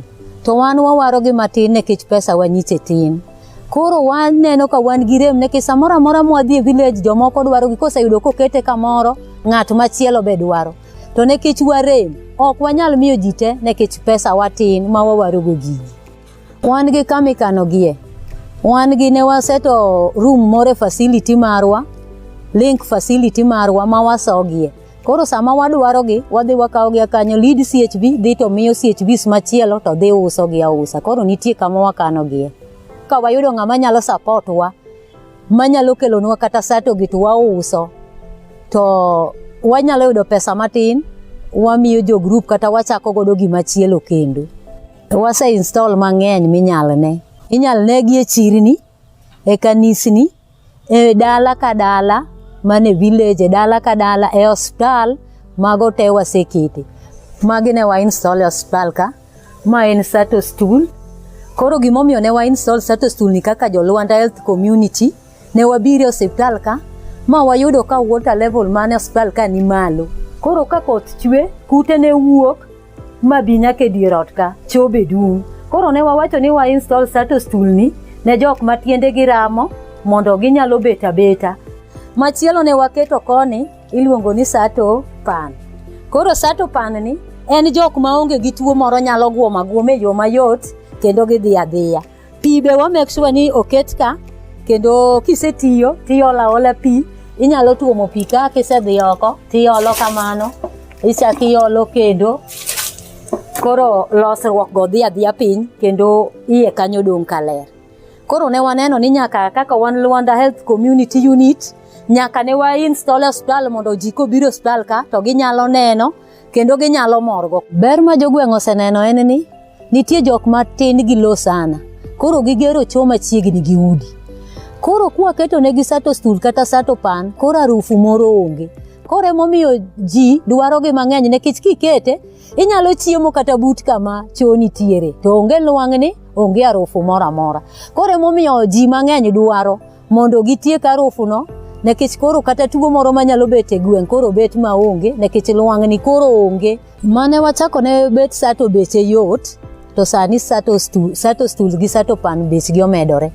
Koro wanyalo uso e week kata mana 30 wauso to kwa uso 30 kamano to wayudo 150 e wi sato ka sato. Koro mano waketi account wa medo dongruok mar group. Kaka nasewacho mokwongo ni pesa wane tin koro ne wa budget for sato matin to ji mang'eny madwaro. Koro chunowa ni kwa waseuso magi koka wachako wauso ne ji. Koro jomoko be samoro ng'ato oseiko pesa ne nochako tiyogo ka pod warito ni nyaka wang' kelgi. Koro mane rem mane wan go nekech ne wachako gi pesa matin ok wanyal ng'iewo maromo ji te e community. Wa transport gi mana gi wiwa kendo kanyo chandowa sana nekech samoro wadwa ting'o kata sato stool gi kata bich kata par. Koro chuni ni nyaki ing'i mana means minyalo dhigo to means no koro kwasedhigo kamano to ok wayud profit maber nekech samoro idhi kama bor itiyo gi pesa mang'eny. Koro kaka yud pesa ohala moro e wiye kanyo matin tamowa nekech waonge gi means of transport. Watiyo mana gi pesa wa ka idwaro koro wabira ka samoro jomoko wa mabor kabisa. Samoro wabeti nyaka gi road show mar uso sato stool gi sato pan to watiyo mana gi pesa wa. Watiyo gi pesa wa moa mane mifuku mondo wadhi e chirni, wadhi e kanisni, wadhi kuma ji ng'enye kata kaka hospital, koro walando ne ji gigi. Koro ne wadwaro ni wayud support moro ma wanyalo lando go wachni e yo mabor, manyalo konyowa, manyalo miyo ng'eyo kaka wanyalo transport gigi, to gi kaka wanyalo yudo gi mang'eny, ma koro ji ok nyal rem, to wanyalo go erokamano ahinya.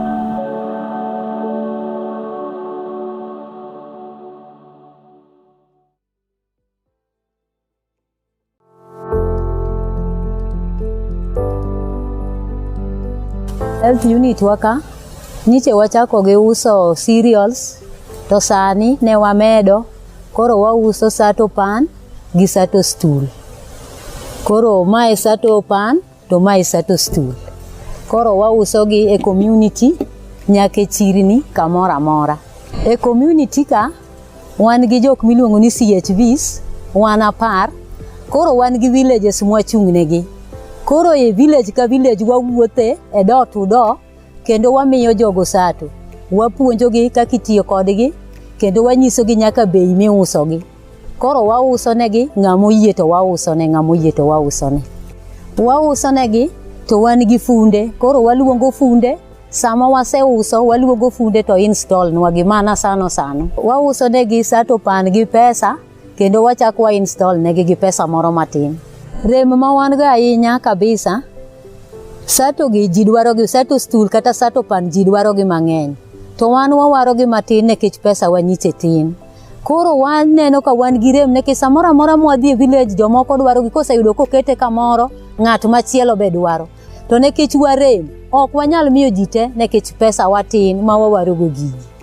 Wan gi kama ikano gie, wan gi ne waseto room more facility marwa, link facility marwa ma wasogie.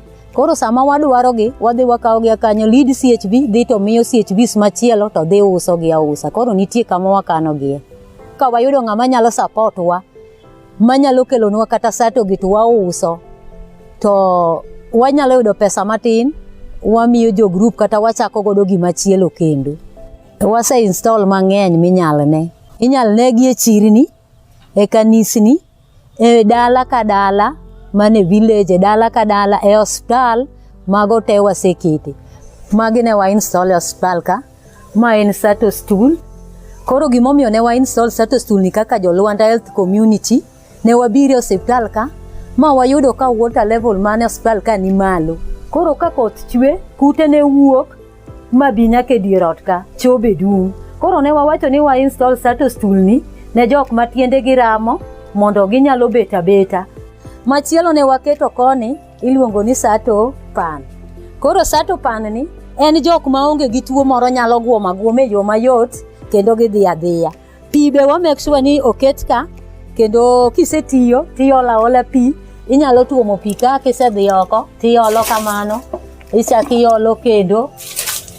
Koro losruok go dhi adhiya piny, kendo iye kanyo dong' kaler.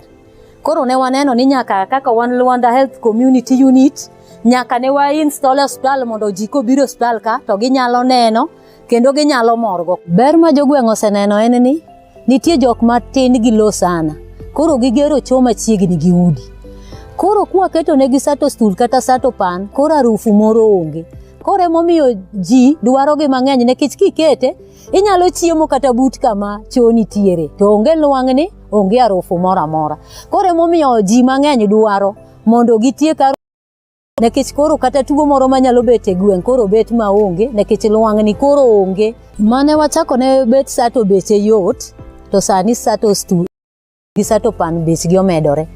Koro wanyalo uso e week kata mana 30 wauso, to kwa uso 30 kamano, to wayudo 150 e wi sato ka sato. Koro mano waketi account wa, medo dongruok mar group. Kaka nasewacho mokwongo ni pesa wa ne tin, koro ne wa budget for sato matin, to ji mang'eny madwaro. Koro chunowa ni kwa waseuso magi, koka wachako wauso ne ji. Koro jomoko be samoro ng'ato oseiko pesa ne nochako tiyogo ka pod warito ni nyaka wang' kelgi. Koro mane rem mane wan go, nekech ne wachako gi pesa matin, ok wanyal ng'iewo maromo ji te e community. Wa transport gi mana gi wiwa, kendo kanyo chandowa sana, nekech samoro wadwa ting'o kata sato stool gi, kata bich, kata par. koro chuni ni nyaki ing'i mana means minyalo dhigo, to means no koro kwasedhigo kamano to ok wayud profit maber nikech samoro idhi kama bor itiyo gi pesa mang'eny. Koro kaka yud pesa ohala moro e wiye kanyo matin tamowa nikech waonge gi means of transport, watiyo mana gi pesa wa ka idwaro, koro wabira ka samoro jomoko wa mabor kabisa. Samoro wabeti nyaka gi road show mar uso sato stool gi sato pan, to watiyo mana gi pesa wa. Watiyo gi pesa wa moa mana e mifuku mondo wadhi e chirni, wadhi e kanisni, wadhi kuma ji ng'enye kata kaka hospital, koro walando ne ji gigi. Koro ne wadwaro ni wayud support moro ma wanyalo lando go wachni e yo mabor, manyalo konyowa, manyalo miyo ng'eyo kaka wanyalo transport gigi to gi kaka wanyalo yudo gi mang'eny ma koro ji ok nyal rem, to wanyalo go erokamano ahinya.